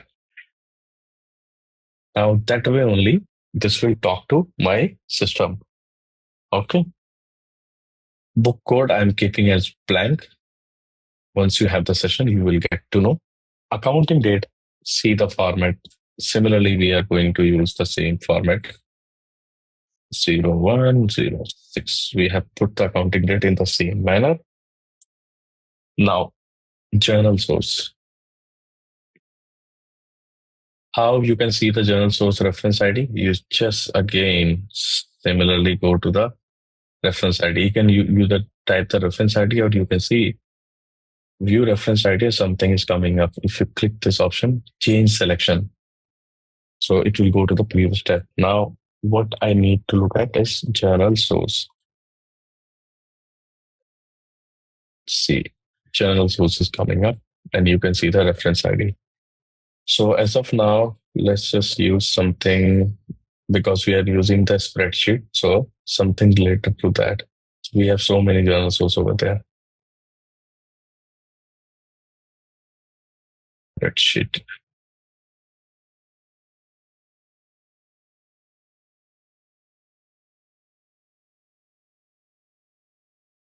So what you can do is you can put anything, not necessary that I'm putting, you also need to put the same. You can put anything. For just example, I'm taking spreadsheet. So I am just taking the reference ID of this journal source because I'm generating through the spreadsheet. That's why I'm taking this. That's all. Other things, balancing, I have already explained you everything. So basically, these are things are coming up which you have also seen while creating the journal. So we just need to save it. So this is a broader level we have already put. Now let's go to the entry. So we are going to the line level. This is header level. This is line level. Now it will make more sense to you. Header key is 1. This is also 1. So header key is I'm going to create a journal entry for GMS USA, and this is for either debit side or credit side. That's why I've created 1. Now, if I'm going to create for credit side as well, I need to create 1, but the line would be 2. Got my point? So this is for how many entries you are creating. If you want to create, cash account to sales. So because we are creating only one journal entry, so header key would be 1 1, and line we are creating 2. One is debit and one the credit side. So cash will be on the 1, line key 1, and revenue would be 2 second side. Similarly, if you want to create a journal for furniture to cash, so for furniture line 1 and for cash it should be 2. Just skip that. So I'm just gonna see you one thing. So if we just go over there, you can see ledger account ID. How we gonna put that ledger account ID? You just need to remember on your own what we need to put that. If you just remember, try to remember these things, you will get to know what we need to put over there. Okay, but let me explain you. So let's just try to pick a ledger account ID as. So this is the reference ID of one of the ledgers. So this is the reference ID of the travel. I'll show you how we can see that. Just go to the system, change the selection, ledger. can see the ledger. Now go to the reference value. You can also filter out 6,300 just to cross check. No, nothing is coming up. Okay, it's fine.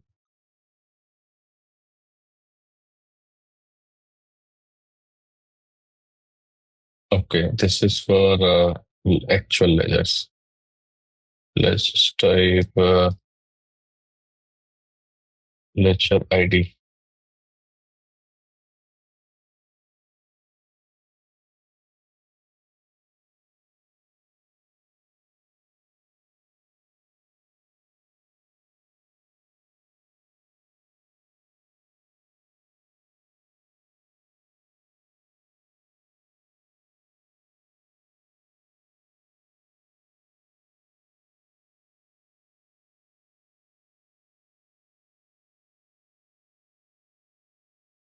So this is assets and equity, but how we gonna see that because it is not coming up? So we just need to see view account set. Now then we gonna see what is the reference ID. Okay, corporate. Let me show you how we can fetch that. So we need to put the identifier. Now I'm gonna put identifier filter 6,300 just to validate whether it is not there or not. So this is an identifier. This is the reference ID of office and administrative. It is kind of copy. You can also see if you want to drill down, just this is the object. Go to the integration ID. You can see for office and administration, this is the reference ID. You can see from account set. And I have already done that. Now account set. What should be the account set reference ID?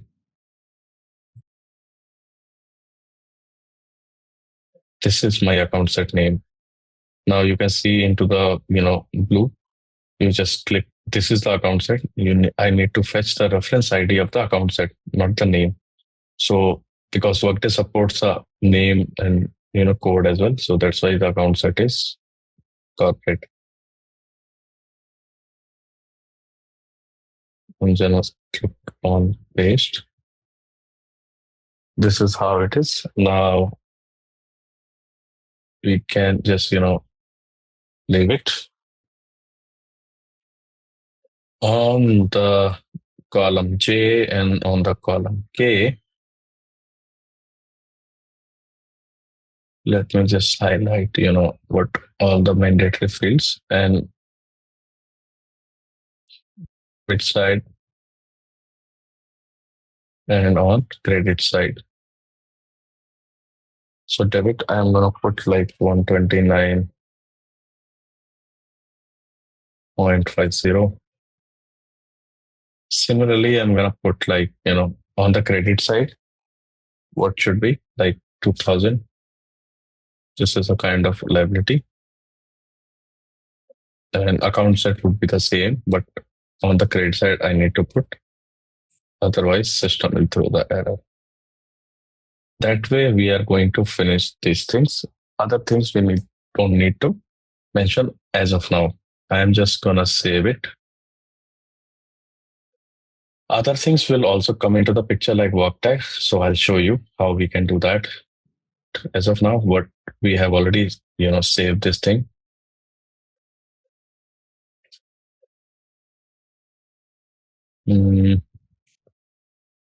Save as, browse. I'm just gonna put that into import accounting journal test. Just save that because we need to attach this field as well. Now we have already created an EIB. How we can launch that? So launch EIB. Launch integration. So we just need to mention the integration as well.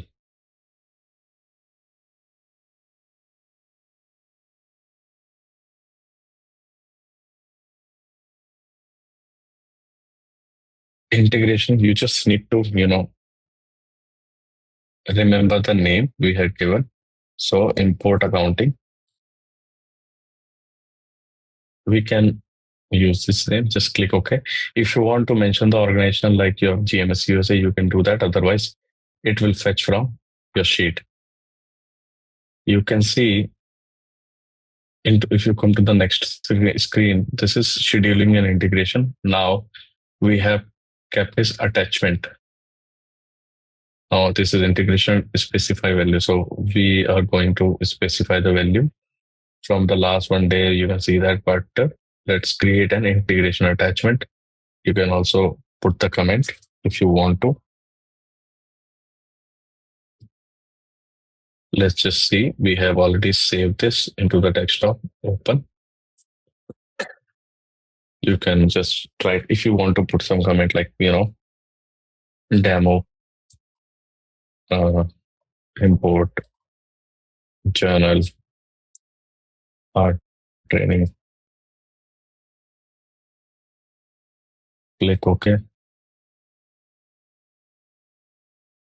Now, this is the most important thing. Import journal accounting. I would already, if something is fishy, something I did wrong, please show me the errors. Now, at the first instance, please validate only because there might be a chance I put a wrong reference ID. If I, do not populate any required field, then you just need to validate only at the first instance and then you can go ahead. Just click on refresh. And if you, I have all pasted one line, but if you paste like, 10 lines, 1000 line. So based on the size of the file, it will take the background, processing time. Now you could see errors is coming up. Why? Let's show you. So it is showing there is some error while creating the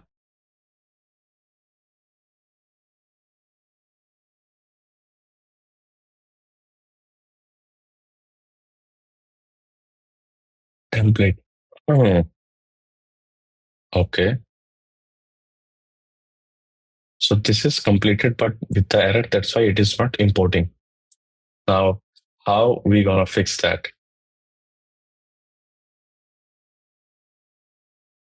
Let me brought down the errors.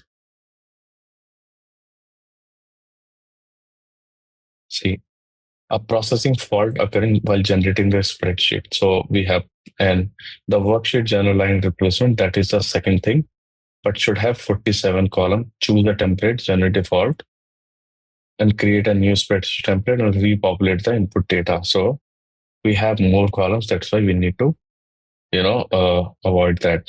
Now let's see. There might be a chance that, if something is occurring, then no issues.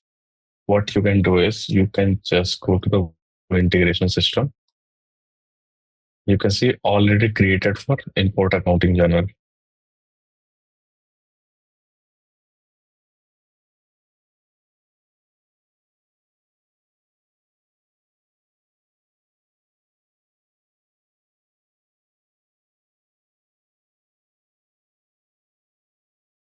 See, so many things are coming up.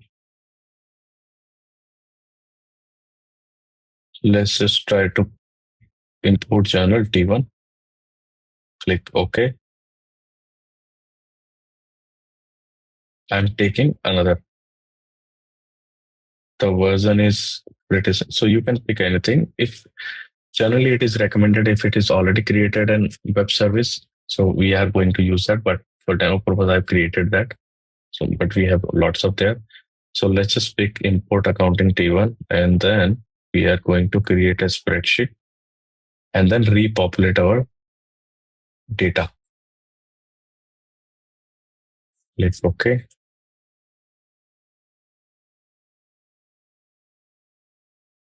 But we are going to do something different as well here. I'll show you. I just, cut from here and then put it on the desktop. Paste. I'm gonna click open that, enable editing.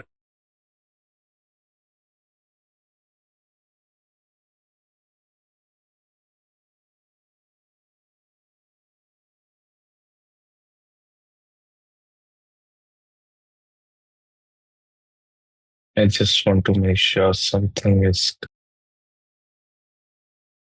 yes, it is coming up. Okay.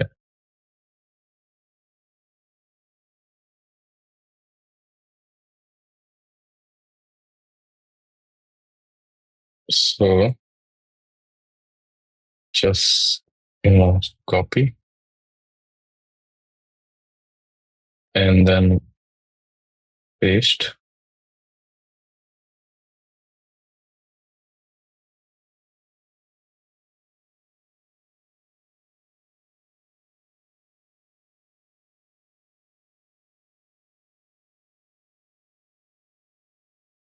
Save. Similarly with this,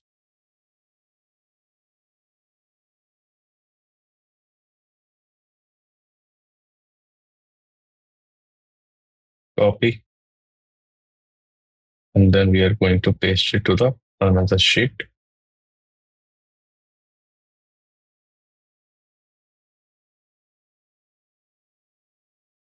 Let's just cross check. Okay, line is coming up, corporate is coming up, debit and credit amount is coming up. Few other things that we need to keep in mind. I'll show you, but as of now, I'm just going to show you how we can upload that. But if you just can notice, in the background, I have made, location and cost center as edit. Now I need to put the cost center reference ID. And so as of now, I'm putting 71,000, and location, I'm putting some Chicago site. Now, how it is different from the last, template, I'll show you. As of now, just saving this file. Now, what is how we can know, okay, this is the correct reference ID of cost center. This is the correct reference ID of. So we just need to quickly go to the system and then view ref ID.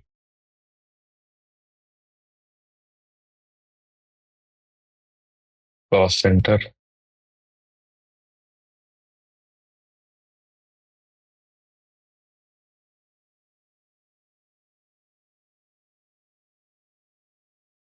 Okay. View reference ID. Cost center. You need to type the business subject name and just go to the reference value and just cross checking whether this is correct or not. Okay. This is cost center of sales and operation, and the code is reference ID is 71,000. That is fine. I'm going to change the selection. I'm going to check for location. Now for location, just click OK.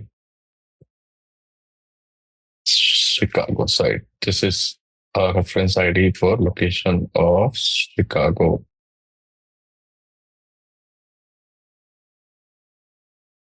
Pasting it. Now saving it. Going to the system and then just try to go to the launch integration schedule. Let's see.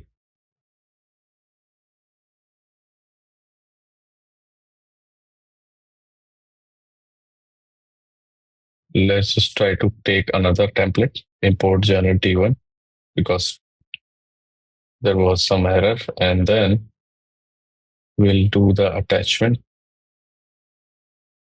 This one. Click on OK. First of all, errors and warning, I need that. And then first of all, you need to validate the file. Just click OK. and wait for a while.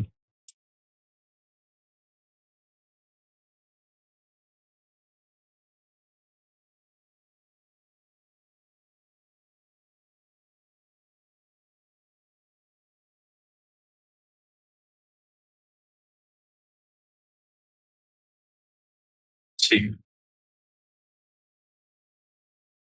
it is completed. Now,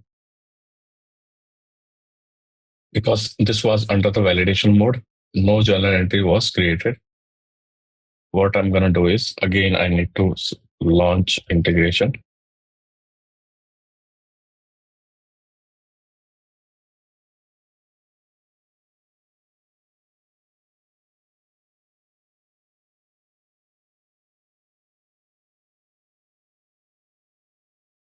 This is the wrong task. Okay. Launch integration or schedule integration. I'm going to take my import channel.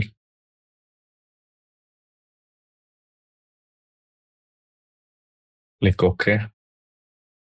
Now into the attachment, you just need to go to the value and create an integration attachment.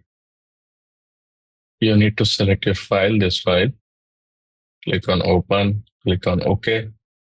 So first of all, you need to create an EIB and then you need to populate these mandatory things. I have already highlighted, but once you see the recording, you will get to know. Now I want warning, but I don't want to validate. Just click OK because I have already validated. Click on refresh.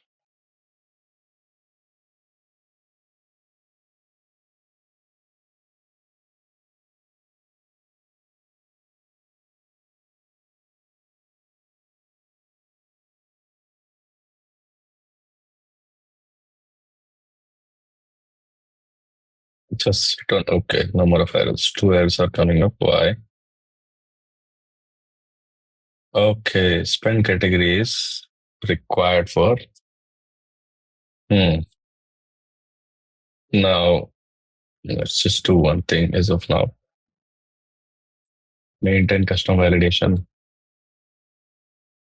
Although you need to mention that, but just to, make it successful.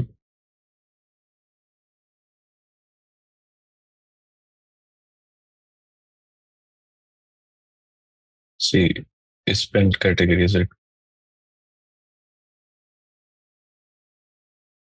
So, maintain custom validation.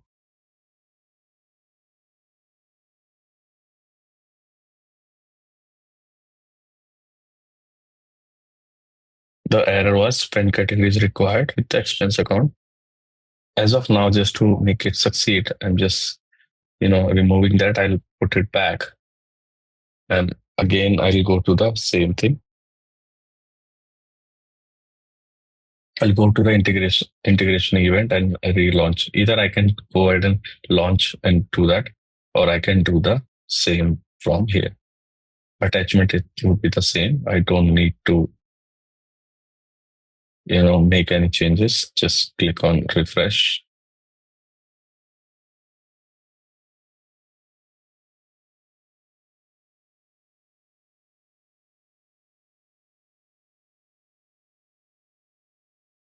Now you can see it is processing and it is completed. How are we gonna check that? First of all, I just need to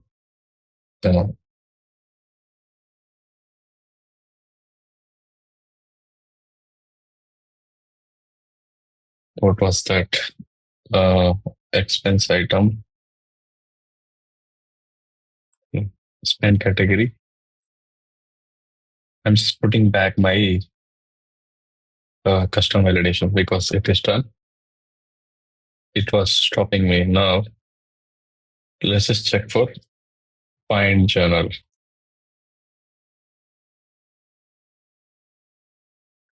Our company was GMS USA.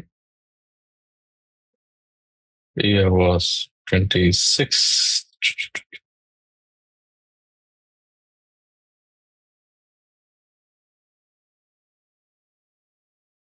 Period was Jan. Let's just click OK.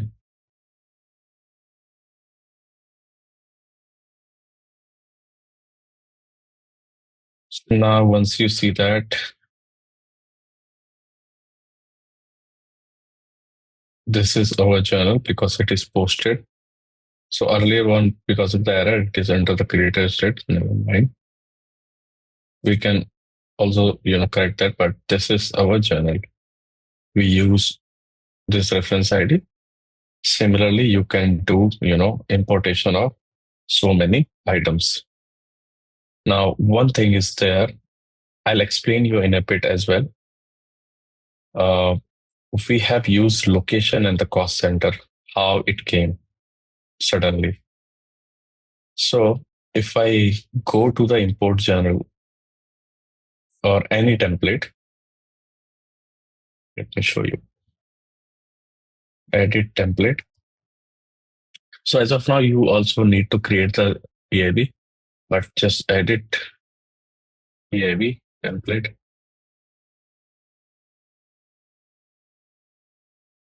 Let's just check for what was that? Import journal. Let's take our earlier one, or maybe chalo, this one. Click on OK. You can go to the action quickly. You can go to the template model and edit that, or maybe view. Once you click on view, you can see something is coming up like this. Once you go to the journal entry line replacement, click on all. Just scroll down. You can see everything is coming up, and also a brief commentary is coming up. I'll take you through this as well, but let me show you how it came. Other things. Click on, you can see the work tags. So we have already explained work tags, but it is optional. Once you go to the work tags, we can maintain additional column. You can see cost center is coming up. That's why we need to put the cost center. If you want to make like region, you just need to, and but if it pertains to the region, what we need, region reference ID. Similarly, if you want make, like for the spend category, we can see it is already coming up.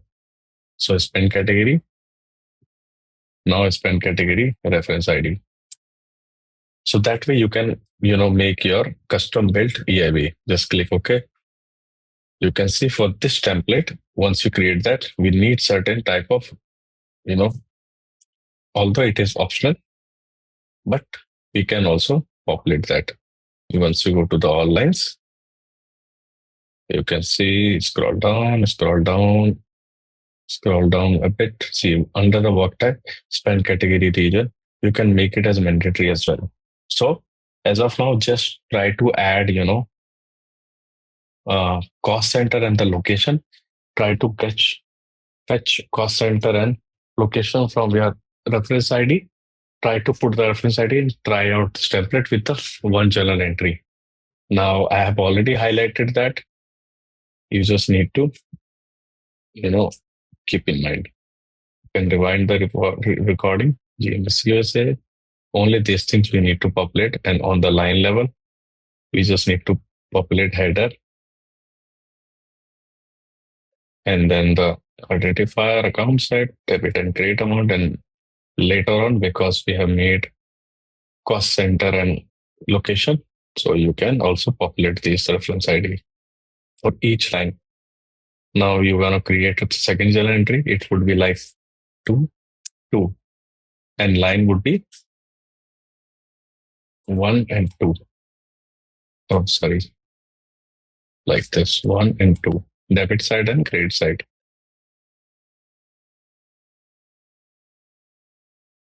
And suppose I'm going to put like, 1200 and 2110, although we need to check, cross check.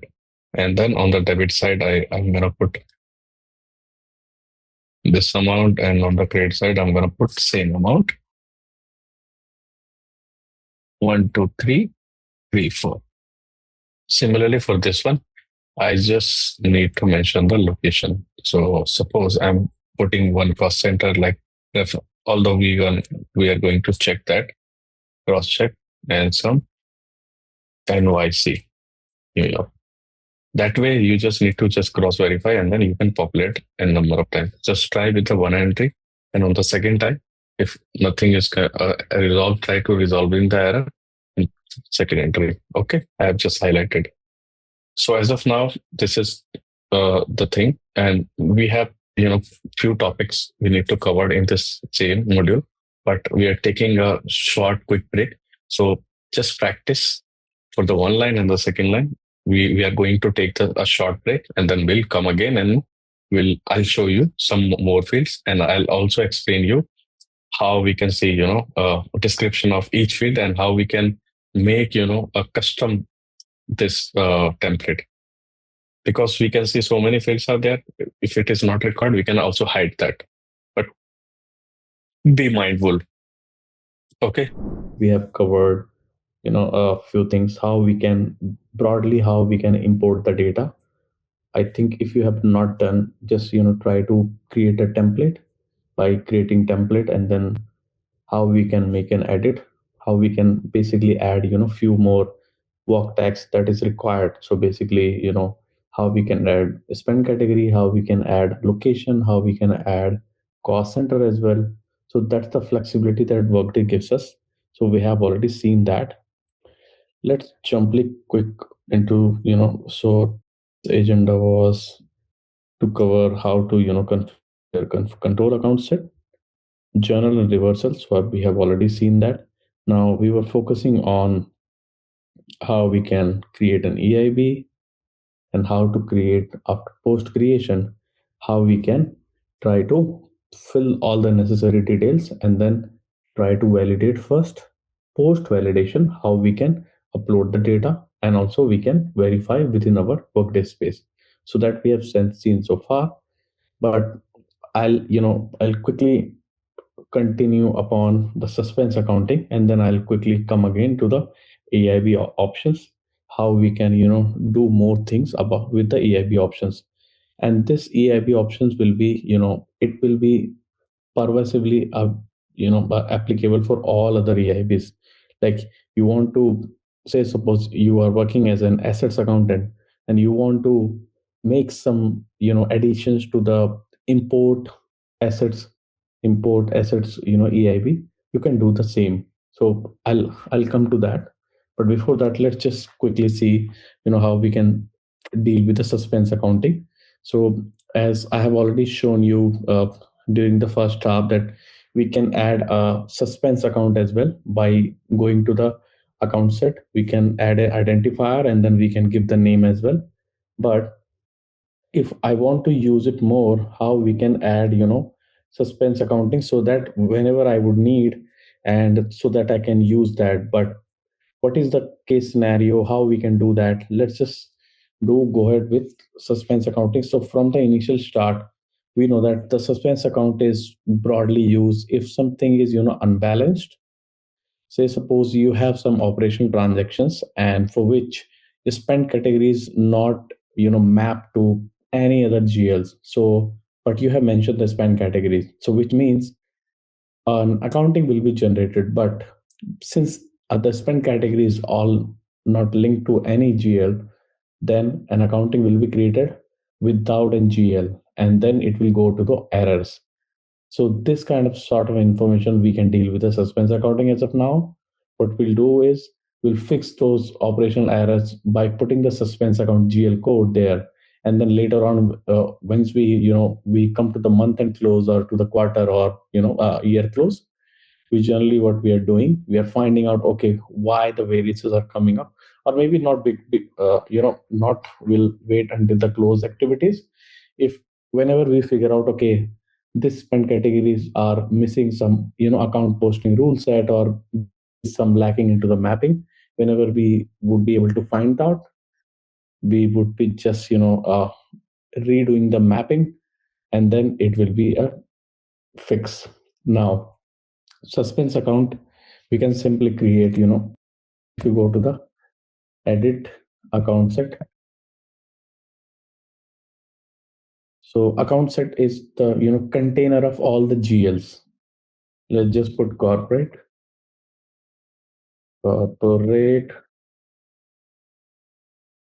and by putting the corporate, you can see so many accounts are coming up there. We can, if we want, we can check for suspense whether it is already created or not. We just go to the filter and then we'll see, yeah, suspense is created under the assets. I think we only created that. So that way, whenever any GL was missing or any GL will be missing, so we're gonna put that. Or maybe any journal entries are unbalanced or any required work tag is missing, so we can fix that. Now that is one part. Another part is we need to create a journal source which pertains to the suspense accounting. So we know that whenever we need to maintain something, we just need to type maintain journal source. So we just need to click one item. I'm just giving one name for a journal source that is something related to the suspense. So I'm just putting like GMS underscore suspense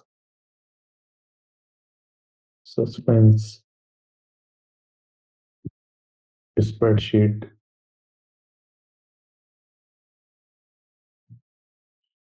load whatever underscore whatever. I can provide this journal source. Now this would be act as an accounting journal source. We can check that because it should be there. We can also use for the ad hoc transaction. If you want to use, then you can click on that. Now this is very important. Enable suspense processing for web services. We know that we are going to use a web service that is import journal to import bulk of data. Now there might be a chance, we might incur a minor mistake. We might miss something into the debit side on the credit side, so that it should pick up. Now we have some other options as well. What should be the threshold of the suspense? So let me just give you one example. If I just put 10, what does it mean?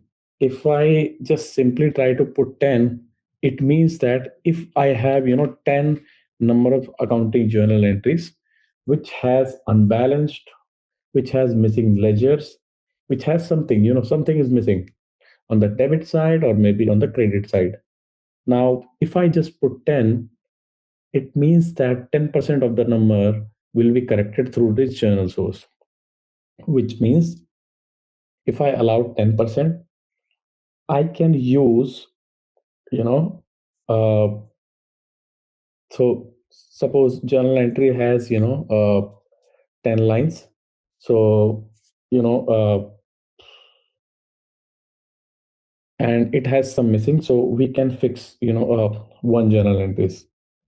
If I just pick like 50%, so what it will do, which means 50% allowed as a percentage of suspense. So say suppose our journal entry has 5 lines and we have put like 50%, which means two are missing. So if two are missing, then Workday will process. Why?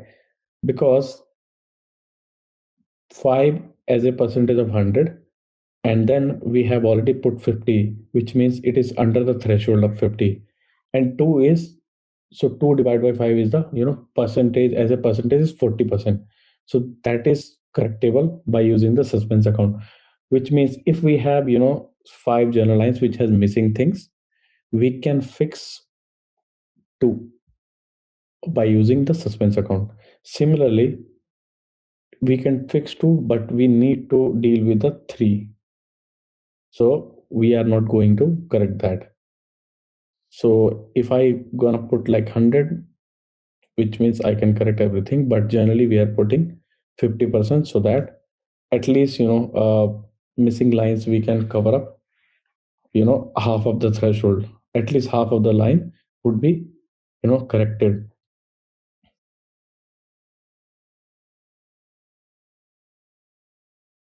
So that way we are going to use the, suspense account. And similarly, if you want, you can add this thing. Let me show you suspense.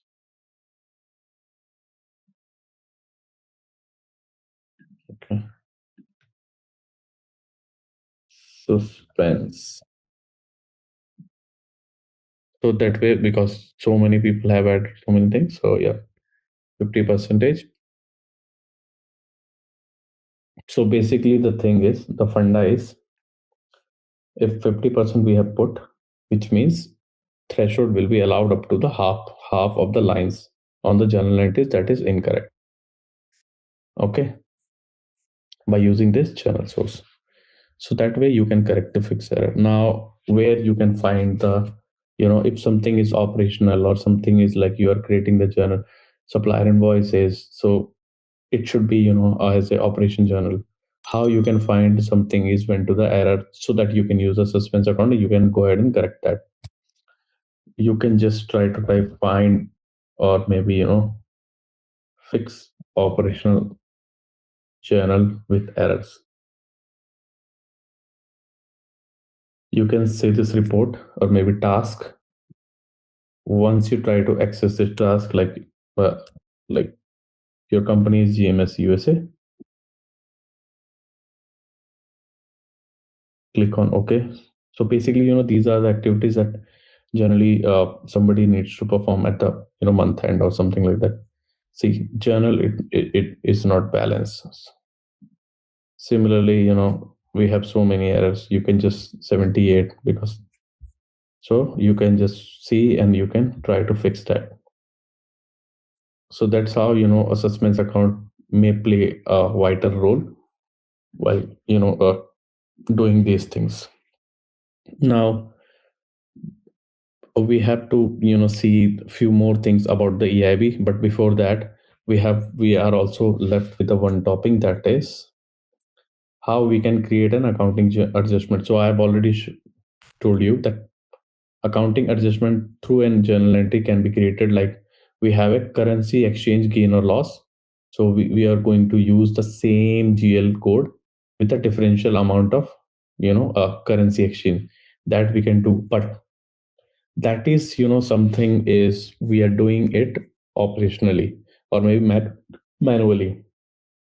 What all other options we have? So suppose your supplier has created an invoice, although you will learn these things into the P2P, and similarly for the customer invoice into the C2C. But suppose you have received an invoice which has, more quantity, or maybe you have requested for 10 units and you have received 10 units, that is fine, but two are damaged. What you gonna do as a customer?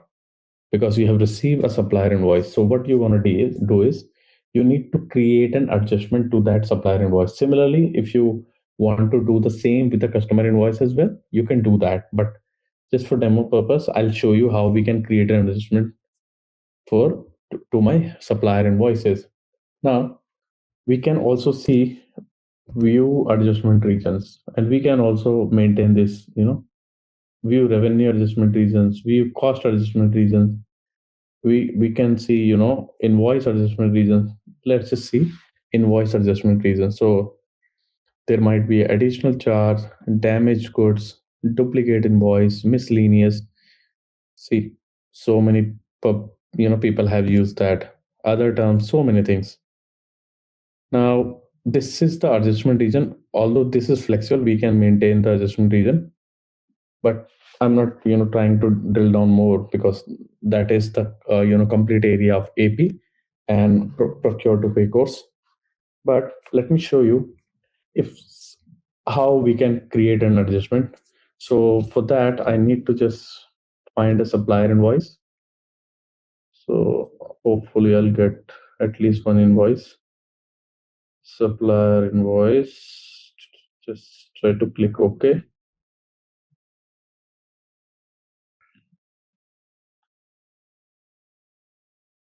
Uh, this is approved. Okay, we need an approved. So let's open that. So once you click on the magnifying glass, the entire supplier invoice will be open. You can see this is approved, payment status is paid, everything is done. Now settlement run. Now let's just try to create and so once you click on right, related action, you can see you can change, add attachment, add you if you want, you can add some additional attachment.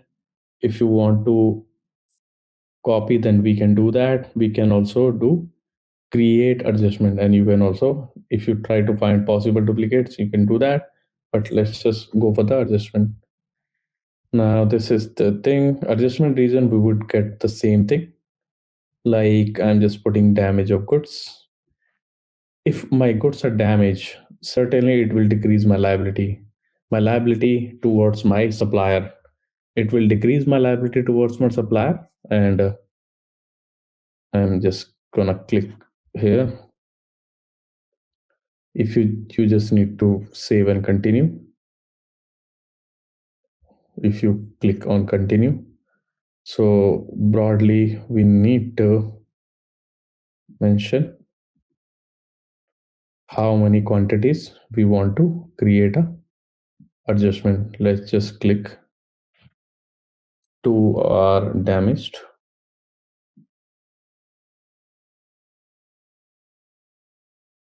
So that way I'm just gonna click OK. If something is come up, we'll see that. So yeah, so that way you can just make we have unassigned task. So we need to, because something is missing into the business process, that is fine, but I just wanted to show you how we can create the adjustment. So I have showed you an adjustment related to which pertains to the supplier invoice. Similarly, we can see same adjustment to the customer invoice as well. So this is how we do the adjustment as well. So I think that way we have covered all the agendas of the class, but I would request you to at least try to populate a template and then try to upload that. And it can be like for like us, it can be in the first instance, it could be you just need to populate the things, and then you just need to take care of reference id of everything. Now once, how you can find the reference id, view ref id, and you just need to correctly populate the few fields. Now if you are very confused, okay, how we can minimize these fields, that is also a option which is available to us. Let me just show you, but before that I have also highlighted. You can just take a look and then you can just make a note of it, so that once you will try to upload, it will be available to you. Auto submit is for the submission. GMS USA is the reference ID of the company, and this is the reference ID of the currency, reference ID of the ledger types, accounting date, and then journal source. That's all you need to populate within the first tab, and you can see so many things. I think most of the things, if you try to try to read a plain English, you would get that. But maybe if you are not getting that, then it should be covered within our slide, and a brief explanation. And on to the second part, you just need to mention, if you are trying to populate one journal entry, then header key would be one. So similarly it will go so and so forth, 2233, something like that. Line key 1 and 2. This is identifier. This is also a reference ID of particular GL. Now this is an account set, debit and credit amount, and so many things. And you could also see this is a tab. So once you fill that information, and whatever is required, you need to fill that. Let me just try to tell you what I want to say. So that is fine. See, like alternate ledger currency, if you fill any information into the row ID, other things other things which is you can see like required into the AD, you need to fill that. If you leave it blank, then it's fine. Similarly, you can see, some tabs are starting from AC to AG. So whatever you fill into the row ID, you need to fill populate some information. Similarly, this is a different tab for text details. Just be mindful for that as well. Now, let me show you. If I know that I just want to import few journals as a bulk upload and I don't want to see so many fields over there, how we can, make an edit and how we can hide that. And then I just try to populate fields. For that, we just need to go to the Workday screen. Let's just try to find your view EIB. So you cannot find that. So how you can see that? View integration system. Because EIB is an integration system. Sorry, just give me a second. I need to take a sip of the water.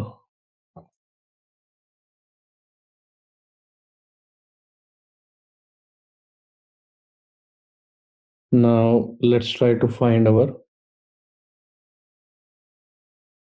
earlier created EIB, that is import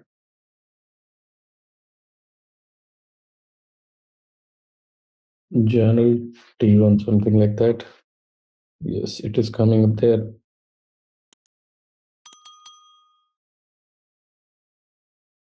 So this is the same integration that we have used so far, similar to that. But let me show you how we can, So this is our EIB. If you go to the related action, go to the template model, and you can just click on edit.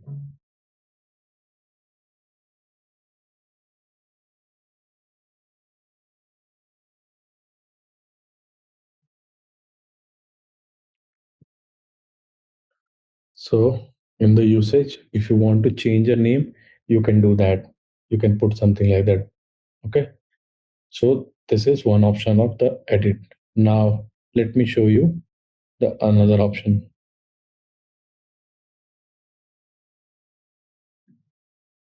Again, go to the related action,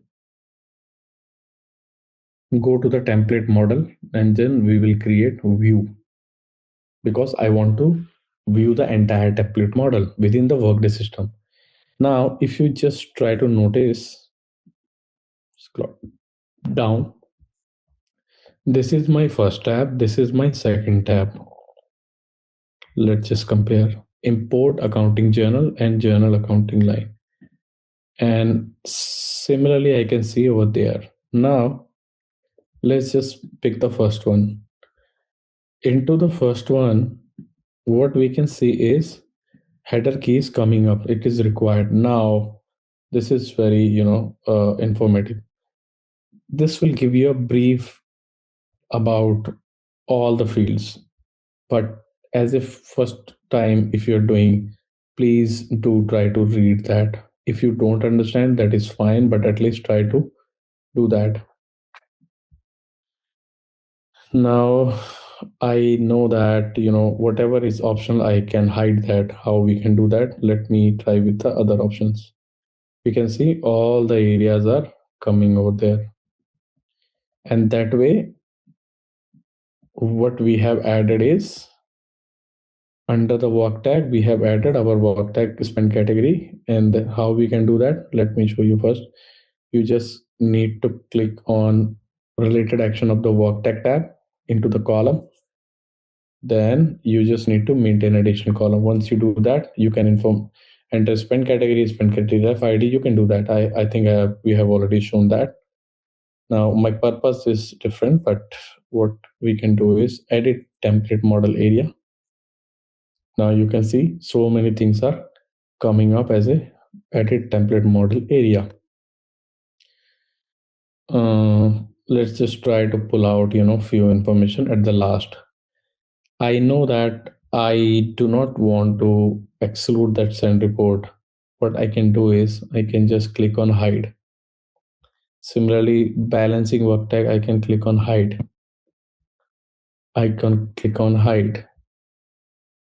Okay. And then something is edit reference, I can click on hide. Unit or measure, I can click on hide. Just be mindful, for your business area it should be there. Okay. But that way, what you can do is like alternate ledger account, I can click on hide. And then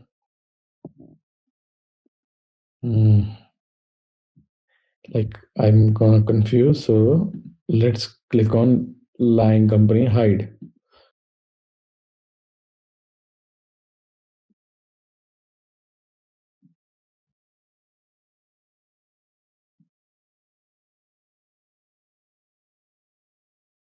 Just click OK.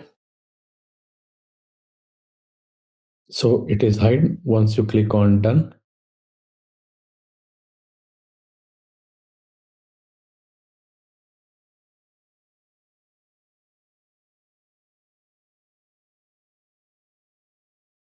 and then try to repopulate generate spreadsheet, then click on submit.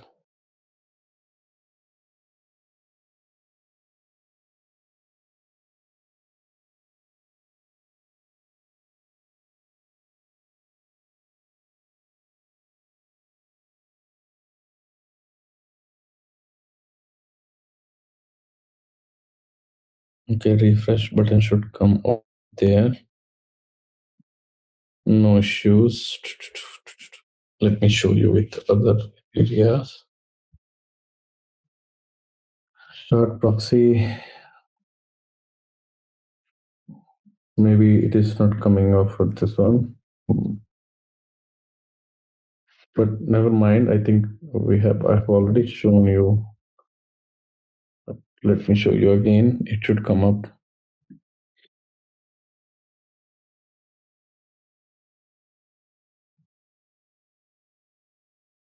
View integration system. We'll do it quickly. And then it was import journal T1. Click OK.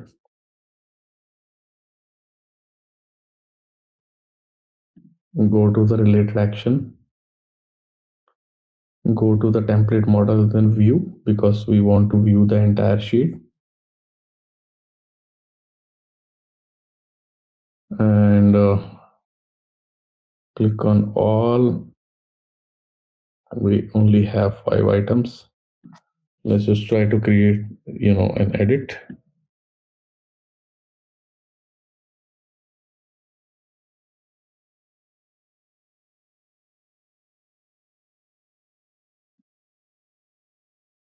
Hide. Click OK. Now, after doing that, you can also see this is under the hide. Create journals with errors. Click on done.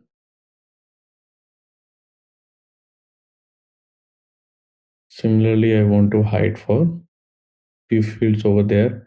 We can see we have 29 items. Let's just click to edit template model area.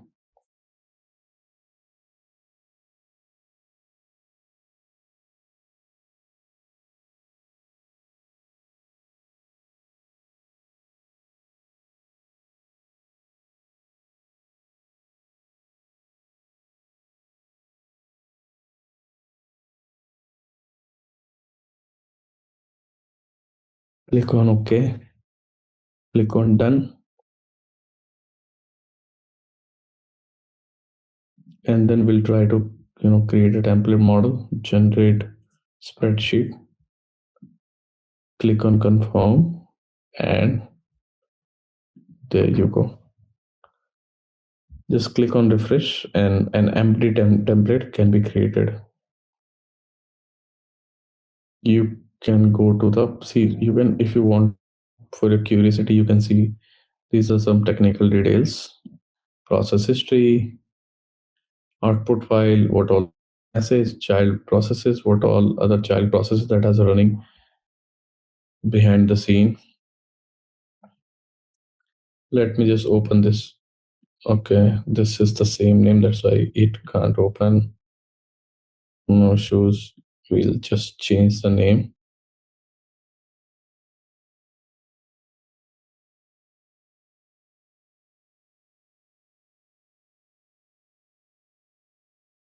V 2.0. I'm putting the name.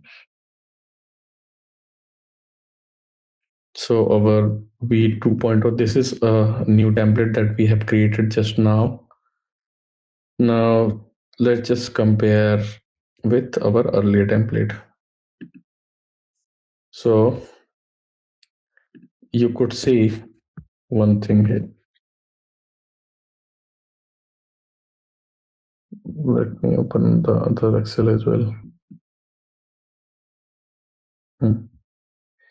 Header key, add only, autocomplete. And then the comment option are coming up. But in our earlier template, this is missing. Let me show you. What we can see is only 5. So what we have hide is,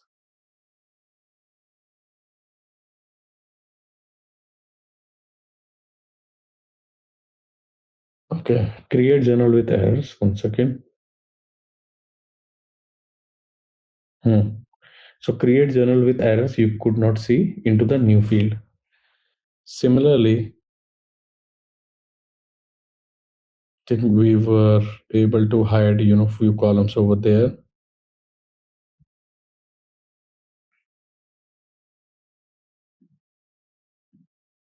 Let us go to the second line. And then you could see external business entity or something like that. It will not come up.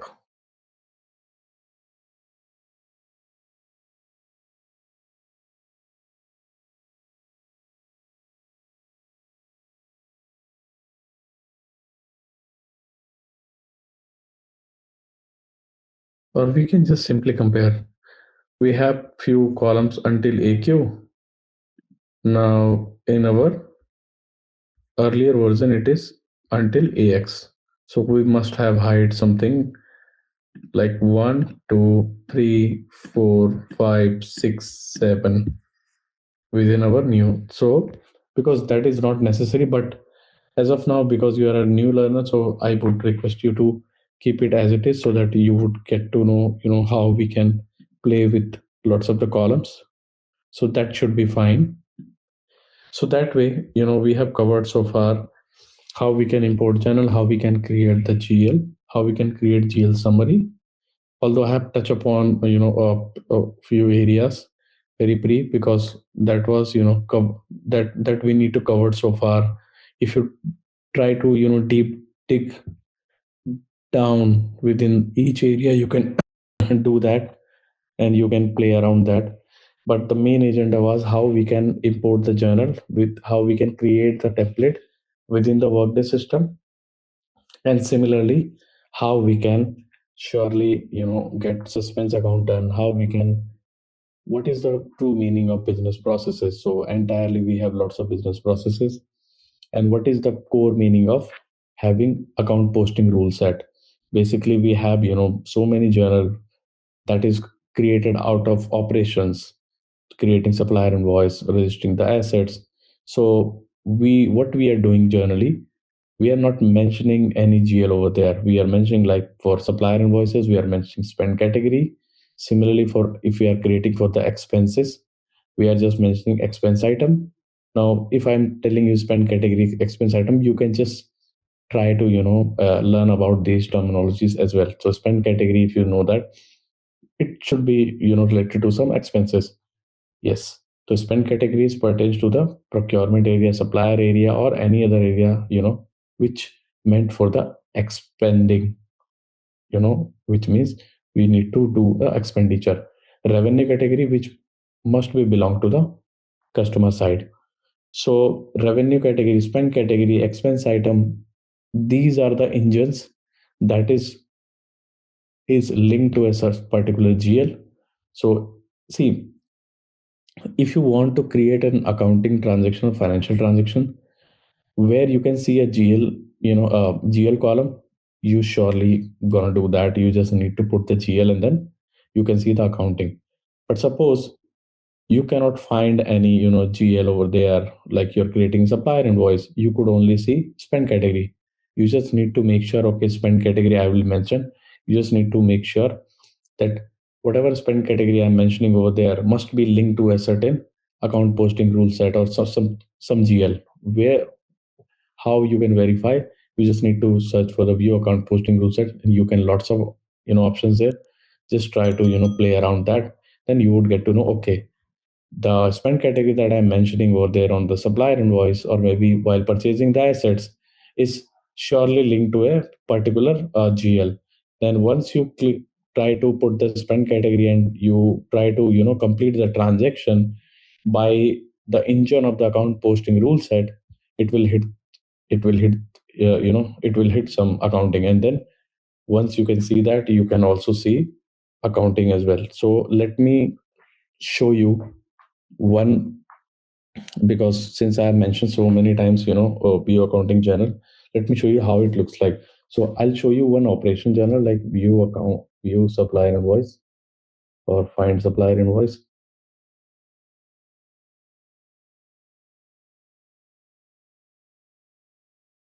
So this is a pure operation transaction. We are not going to create any journal out of it. Now let's pick one. I'm clicking on the magnifying glass. You'll see unpaid, that is fine. Once you click on the supplier invoice related action, what you can see, the accounting part, just click on view accounting, and then you would be able to see, okay, we have some GL over there, we have some GL over there. How it is triggered? It might be because of spend category we have mentioned, or it might be because of the purchase item we have mentioned. So there might be a chance, and this is spend category LLC. There might be, that is 100% sure. This spend category LLC laptop must be tagged to 101280 advances GL under the APR. Similarly, if you try to create, register an asset, you just need to mention the spend category, then it should be done. The accounting part should be done. Similarly, if you try to create a supplier contract of lease, then that part shall be covered under the under the APR of the leases. I'll show you when we come to the lease class as well. Similarly, for the registering the asset, you just need to mention the spend category, and you would see by mentioning the spend category, some accounting would be generated because that same spend category is mapped to some GL. Okay, so this is how it works. How, and you can also see operation journal details because this is operation transaction. So by that means you just need to populate few things, create EIB, and then you need to populate few things which is mandatory, and then once you just try to play around within the system. So basically this is learning by doing. The more you do, the more you learn. So just as a brief, we have covered so far custom validation. I hope you did some practice. How we can, what is the difference between primary work tag and related work tag, how we can enable that, how we can maintain the journal sequencing, how we can maintain the journal source, and ultimately how we can either manually create the journal, or if operation due to some operation transaction any journal is created, how we can see that. I just have shown you how we can put a control over my some of the control accounts into the system, how we can create the condition within the BP, and how also we can create suspense account, how we can use that, how we can use some adjustment to my existing operation transactions. So that we have covered so far. That is most probably it should be intercompany. So you must be knowing that one different child within the same parent is doing some transaction, whether selling the goods, purchasing the goods, transferring of the asset, or some sort of these things.